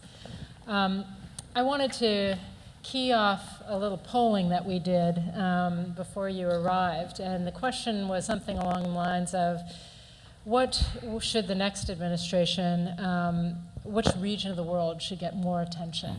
And there was this huge bar, I think it was 48, almost 50% said Asia. And the more Richard kept talking, the more the bar kept growing. And you know, President Obama announced a rebalance strategy, pivot, rebalance. If the administration is actually successful in getting TPP, that will be a huge win. But we do see, as you mentioned, China really taking a number of unilateral actions to try to change the status quo, particularly in the maritime domain. Can you talk a little bit about the next 18 months and how you all are thinking about responding to China's more assertive behavior in the maritime domain in particular? Sure. Let me say one thing at the outset, which is I would largely agree with where the poll was driving the conversation. And I think one of the things that I'm proudest of what we've done is, in fact, the rebalance toward Asia. When I was moving from the White House to the State Department, and I sat with President Obama just before coming over, and I asked him, what would you like me to focus on? And the first thing he said was Asia. And then when I got to State, I asked the same question of Secretary Kerry, and thankfully I got the same answer, which is very helpful. Always a good thing. And it is a recognition of the fact that for both the President and the Secretary, this really is at the top of our priority list, because we can see so very clearly the future taking shape in the Asia-Pacific, America's future taking shape in the Asia-Pacific, with all of the possibility and potential you've talked about. And TPP, when we get there, it has obvious economic benefits, which I won't rehearse, but from my vantage point at State, it's the strategic benefits that are equally important. It's the strongest possible message to other countries in the region that we're there for the long haul, that our engagement won't simply be dictated by temporal interests and not simply by, as important as they are, security relationships. And it has the tremendous potential, with 40% of GDP covered, to be a magnet to move other countries in the direction of the highest possible standards. And that's hugely important too. But of course, it's not about the rebalance, or TPP for that matter, is not about isolating China or keeping it down or containing it. To the contrary, our hope is that at some point, China may well be part of TPP. But as all of you know, the relationship is incredibly complex. It has very important and growing elements of cooperation, and we've seen that just over the last year. I mentioned a couple of these. The fact that the United States and China could come together on climate change is a very powerful message to the rest of the world and has the potential to bring other countries along as we head to Paris. The work that we did together on Ebola also sends a very strong message about what's possible when the United States and China cooperate. And interestingly, as you know from all of your work on this, even the military-to-military relationship has improved over the last few years. Got better after I left. Well, and it's a challenge, but it really is making strides. So that's the good news. And actually, there are many other areas of cooperation. Afghanistan, we've been training diplomats together. We've been working together diplomatically in South Sudan, in many other places around the world. But as you said, China is also taking actions that are a risk to the stability that is so necessary for the region to continue to move forward, and that risk increasing tensions. And the South China Sea is probably the most salient example of that. We've been very clear, including this week, with our Chinese friends when they were here for the Strategic and Economic Dialogue. We've said that we don't have, as I mentioned earlier, a position on any of the merits of these different claims, but how the claims are pursued makes a big difference. And any actions that threaten to undermine freedom of navigation or freedom of flight, or that risk the peace and stability of the region, or that contravene basic norms and laws, that's a problem. And we've had the back and forth conversation with the Chinese about this. Two things. One is there's a clear path forward for the South China Sea, and that is for all of the claimants, because it's not just China. It's certainly true that other countries, including Vietnam, including Malaysia, including the Philippines, are engaged in their own reclamation projects. Of course, the size and scale of what China is doing dwarfs what these other countries are doing. But what we've suggested to all of them is a freeze on reclamation activities, the reclamation itself, the construction that goes on these so-called islands, and any militarization, whether for defensive or other purposes. If you do that, you create the time and space to actually resolve the differences that exist through peaceful means, whether it's arbitration, whether it's adjudication, whether it's by bilateral means. The Chinese say that their claims are clear and undisputed. They're not even claims, they're just facts. And we've said, great, if you demonstrate that, we'll back you 100%. But you can't expect other countries to engage in some kind of endless diplomatic process that goes nowhere, where you create what are in effect facts on the sea. So we'll see if they and the other claimants respond to that. Meanwhile, we will continue to do everything that we are able and allowed to do under international law, including fly our planes through international skies and drive our boats in international waters. That will not change. Great. So moving back to the Middle East, we also had an earlier discussion of dealing with ISIL and sort of Middle East more broadly. A couple of questions came up. The first is we clearly have an initial focus on sort of beating back ISIS in Iraq, and I think the administration's laid out a strategy. There's a debate about should it be more urgent, can we resource it more, and so forth, but there is a strategy. I think on the Syria side of the border, it's harder from the outside looking in to really understand what is the theory of the case. What is the strategy on the Syrian side of the border? Let me say two things. Let me just say a word about Iraq first and then come to Syria. And this is maybe a good example of what I was talking about a little earlier, about how it's so easy to be captured by a headline, by a snapshot, and not a moving picture. We had the real setback in Ramadi a few weeks ago in Anbar province. And that became almost a metaphor for failure in Iraq. And it was a setback, and it needs to be dealt with. And in fact, we are, and I'll mention that in a minute. But if you look at the moving picture, over the last year, since we formed this coalition, Daesh has lost 35% of the territory that it held or controlled at the time the coalition was formed. We have taken out thousands of Daesh fighters and huge amounts of its materiel. And in many parts of Iraq, Diyala, Nineveh, other places, and of course in the north, in the Kurdish region, the efforts are going quite well. Anbar has always been a particular problem. And the problem there, as you know so well, is that you had an Iraqi National Army and security force comprised primarily of Shia fighters in a Sunni area, an army that felt alien and didn't know why it was fighting there, and a populace that didn't particularly want to accept it. And at the same time, popular mobilization forces comprised, again, predominantly of Shia coming into Sunni areas and sometimes liberating towns, but then wreaking some havoc afterward. So the challenge in Anbar has been to mobilize Sunnis into the fight. And the plan that Prime Minister Abadi announced in Paris a couple of weeks ago to do just that is exactly the direction we should go in. And we've made it very clear that we support that. We also see, if you look at Anbar and you look at a map, that much of it is red being Daesh. But there's one area that's green, and that's the area immediately around al-Assad, where we've had a presence to help train and integrate both the Sunni fighters and the Iraqi forces.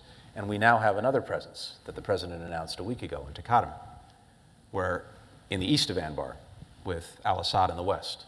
And I think there's really the potential there between Abadi's plan and the work that we're doing to make a difference and to start to turn Anbar in the same direction that much of the rest of Iraq is going. So, all of that, though, said, if the political accommodations that I referenced earlier don't move forward, that will put a real ceiling on what's actually possible in Iraq, and that's vital, and we're working on it every day. Syria. I guess I'd say two things. One is that as long as Assad is there, he will be a magnet for Daesh, for extremists, the best recruiting tool that they have. And that's one of many reasons why Assad needs to be transitioned out. And so one of the things that we're doing is trying to energize the diplomacy around that proposition. And things have changed, which gives me, hope is too strong a word, but I think there's greater possibility for that diplomacy to start to achieve results. If you're looking at it from the perspective of patrons of Assad, who make a big difference, including and maybe starting with Russia, the dynamics on the ground with ISIL or Daesh taking more and more territory in certain parts of Syria, that poses a growing threat to Russia's interests. There's also the possibility of what has been termed catastrophic success. That is, Assad goes tomorrow and we're not prepared for it. And so there's a real incentive, including on the part of Russia, and I would argue even Iran, to have a managed transition that at least mitigates the real danger of a post-Assad vacuum that is filled by extremist forces that are not in the interest, obviously, the United States or our partners in the region, but also not of Russia and Iran. So we'll look to mobilize the diplomacy. Second, on the ground, other things are happening. It's not just Daesh or ISIL. In the north, the Syrian Kurdish forces in recent weeks have shown dramatic gains supported by our air power. And there is now a long stretch of the border between Syria and Turkey that is actually controlled by those forces in alliance with other Syrians. And that's critical, because if you can get that peace all across the border, you cut off the supply lines between Daesh and supplies and personnel coming in primarily from Turkey and going to Raqqa, their capital. You similarly make it more difficult for things to get into Iraq from outside, and that begins to have a real impact. In the south, the new and free Syrian forces are actually doing quite well in areas south of Damascus, but the complication there is that they're often doing so in alliance with Nusra, Arar al-Sham, and other groups that we can't abide. So that's a challenge. We've been engaged, as you know, in this program to build up moderate Syrian opposition. And we have the Train and Equip program that is just starting to really get off the ground. It's small, it's slow, it takes time, it's not a silver bullet. But if it begins to show some success, it can build on itself, because as recruits are looking at their possibilities and they see something that's working, where they're getting effective training, they're getting the right arms, they're getting the right direction, they may see that as a more effective vehicle than some of the other groups that have tempted them in recent years. At the same time, beyond the Train and Equip program, we've been working with the opposition in various ways for years now.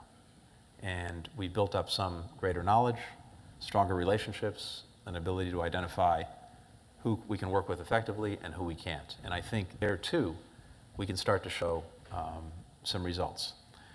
At the end of the day, the critical thing is to use both the changing dynamics on the ground and an energized diplomacy to move toward a real transition that may take some time, but that moves Assad out, keeps the institutions of the state together, demonstrates to Russia, and even in some sense to Iran, that many of their core interests can be preserved in a post-Assad Syria, and then allows everyone to focus on the common threat, which is extremism. So this isn't easy. It's sure not simple, and it will take some time to do, but I actually think there's a greater dynamic now than there's been at any time in the last few years to move in a more positive direction.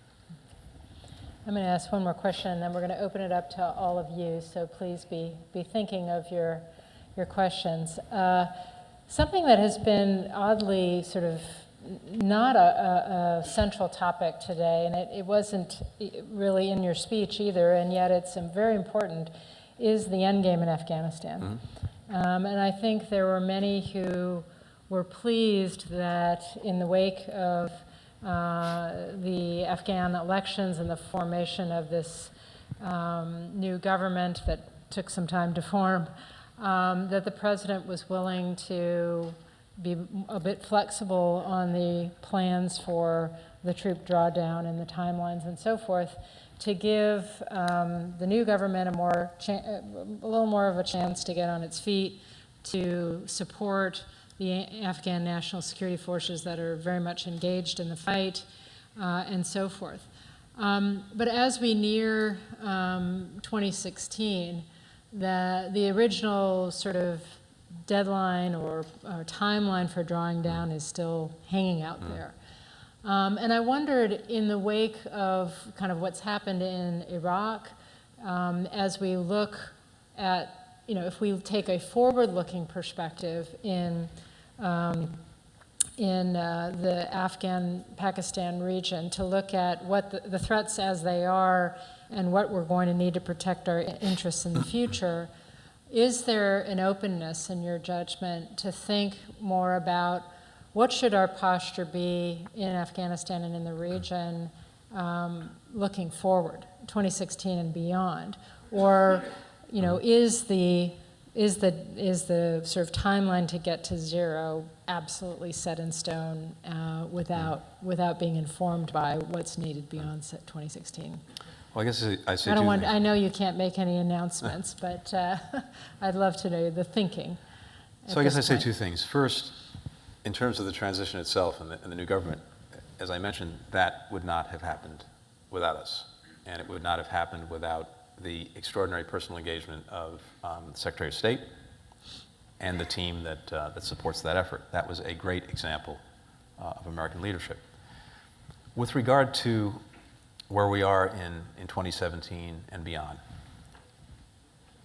first, we're going to remain committed to the country no matter what. And on the security side, we're going to have in place, as we plan to do now, the ability to continue to prosecute counterterrorism missions for our own security and that of our partners, the Afghans, and also the capacity to continue to support and train Afghan security forces. But the President's been very clear that even as we stay at around 10,000 forces through this year, by the end of 2016, we want to get down to a Kabul-centered, embassy-focused presence, and whatever goes along with that in terms of the security requirement.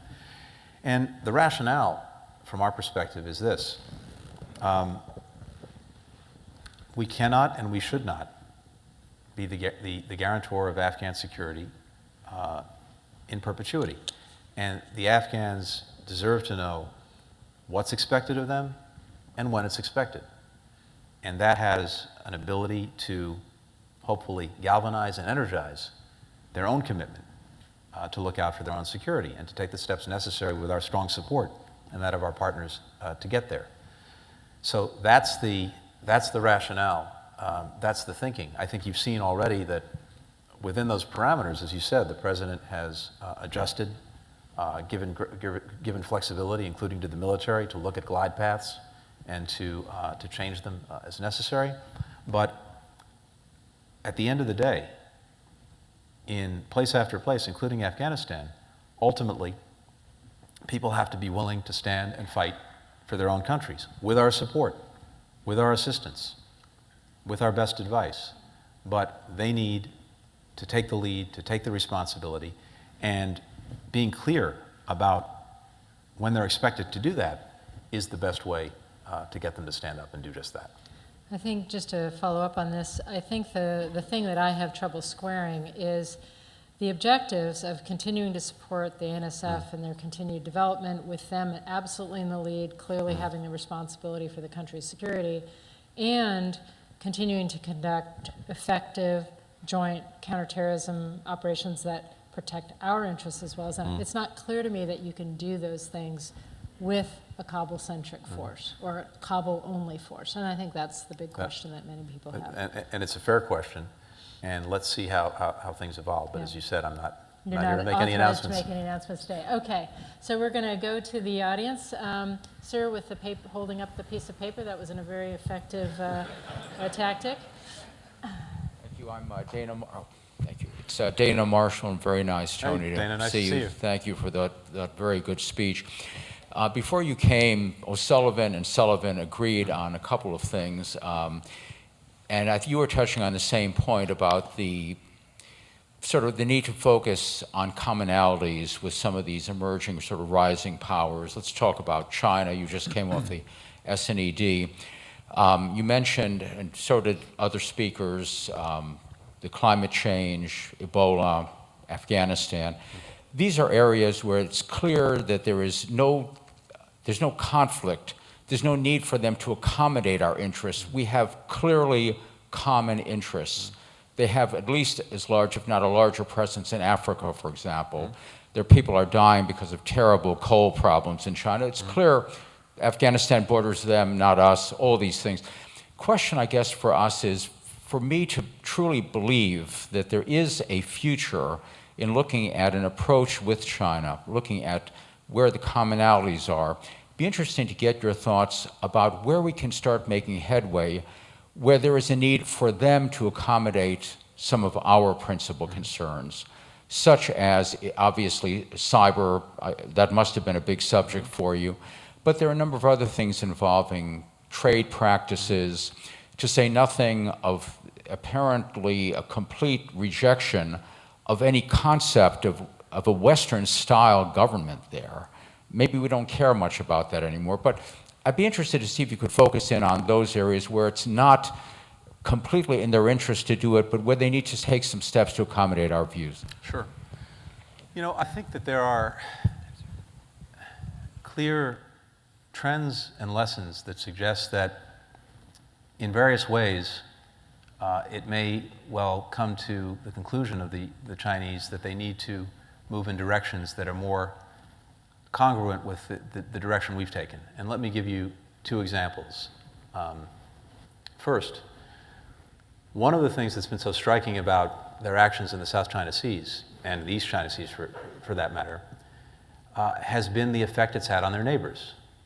And we now have more countries in Southeast Asia looking to the United States and striking stronger relationships with us than we've ever had. Less because of what we've done than because of what China's done.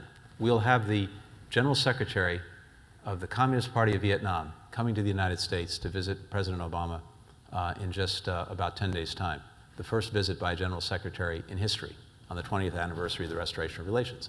The relationship with Vietnam is moved to a very different place, and part of that has been actually energized by China's actions. I had some interesting conversations the last time I was in Beijing, and then again at the Strategic and Economic Dialogue with China about that. And I suggested to them that while our countries were, of course, very different, different systems, different histories, different stages of development, that in some ways, without oversimplifying it, China today is a little bit where the United States was at the end of World War II. Then we were the emerging global power.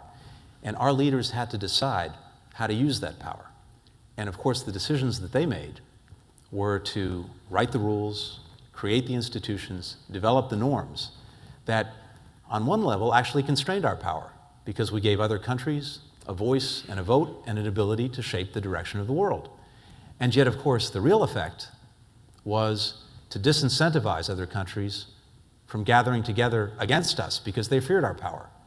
And as a result, we actually magnified and extended our influence. And I suggested to our Chinese friends that there might be something interesting in that lesson. We'll see. Second, but I do think that they're going to have to increasingly absorb the fact that their actions have consequences, and some of them are not the intended consequences in terms of how other nations respond. Second, when you think about the wealth of a nation and what defines it, if we talked about that 50 years ago or 100 years ago, you'd probably talk about how large the country is, the size of its landmass, the size of its population, the strength and size of its military, the abundance of natural resources. And of course, all of those things still matter, and as it happens, the United States and China are both very wealthy by those measures.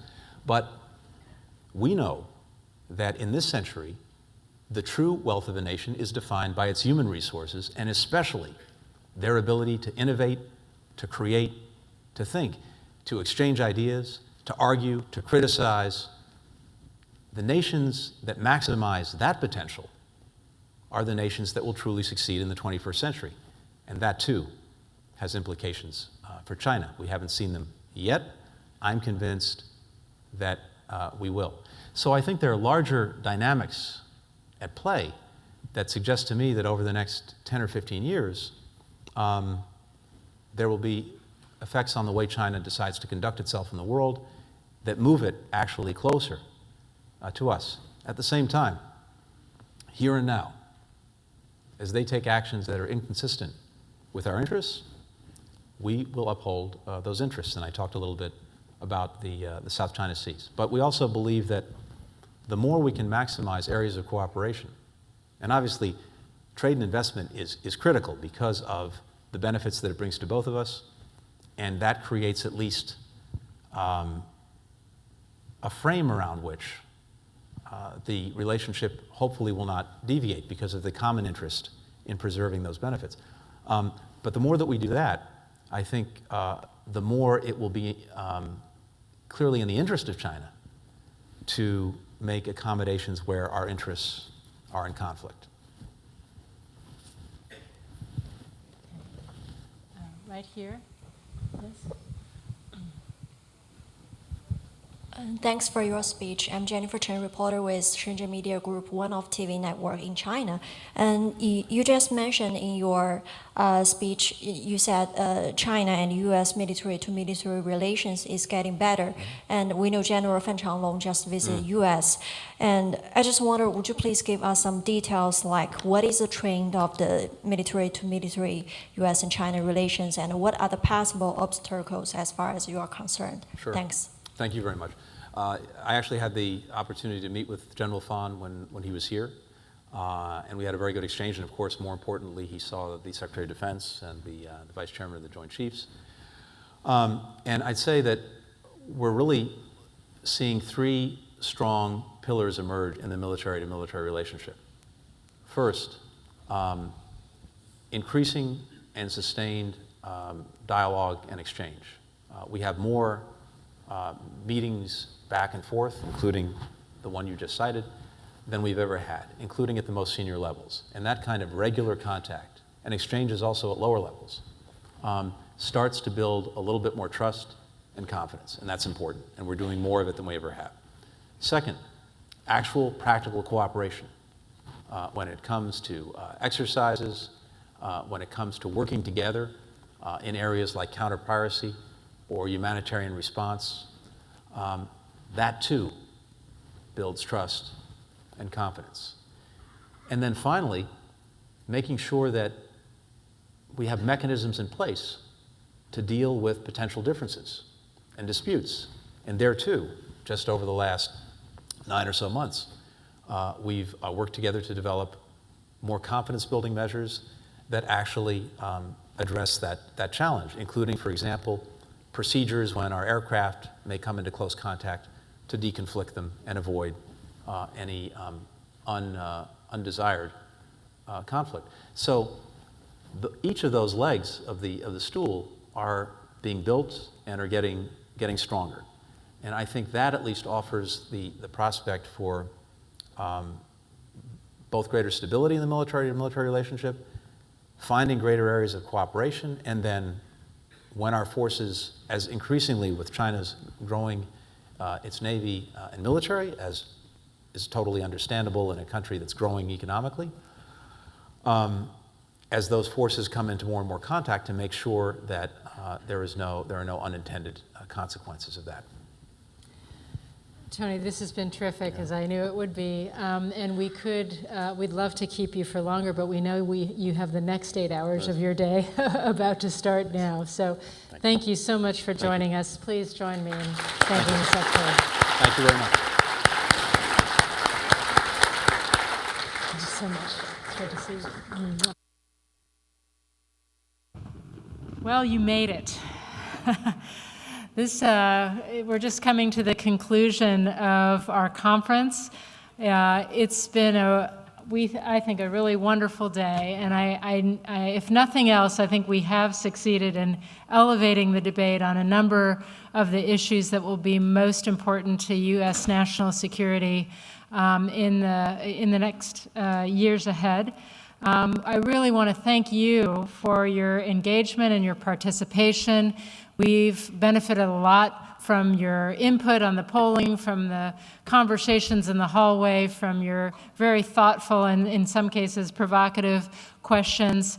I hope you walk away from this event also feeling like you have some things to think about and maybe a few new things that you've learned.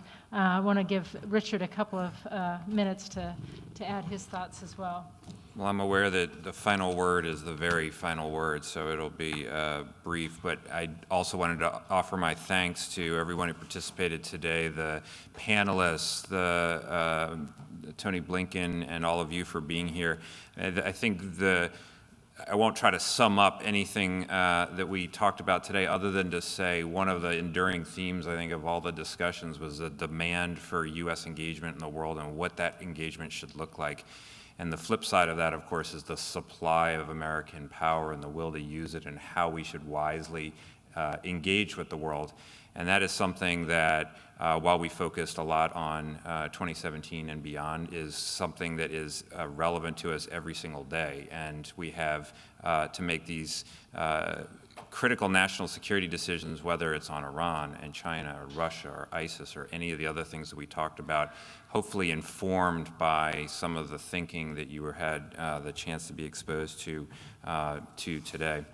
Let me just close by thanking one more time the folks who helped make today possible, starting first with our media partner, the Washington Post, and also the conference sponsors, and they include Penn Fed Credit Union, the Carnegie Corporation, DynCorp, IBM, Textron, Beacon Global Strategies, Huntington Ingalls Industries, L3 Communications, Latham & Watkins, Rolls-Royce North America, and the Asia Group. And of course, the very, very hardworking CNAS staff, without whom, and if you see Neil Irwitz, Jarrell Clay, or Melody over there by the bar drinking heavily, then that will be a celebratory drink, so you feel free to clink glasses with them. But now the only remaining duty is to invite you to what I think is probably the most anticipated event of CNAS's year, which, of course, is the continuation of these discussions in a decidedly less formal setting. So the reception is right that way. Thank you very much for being here, and good evening.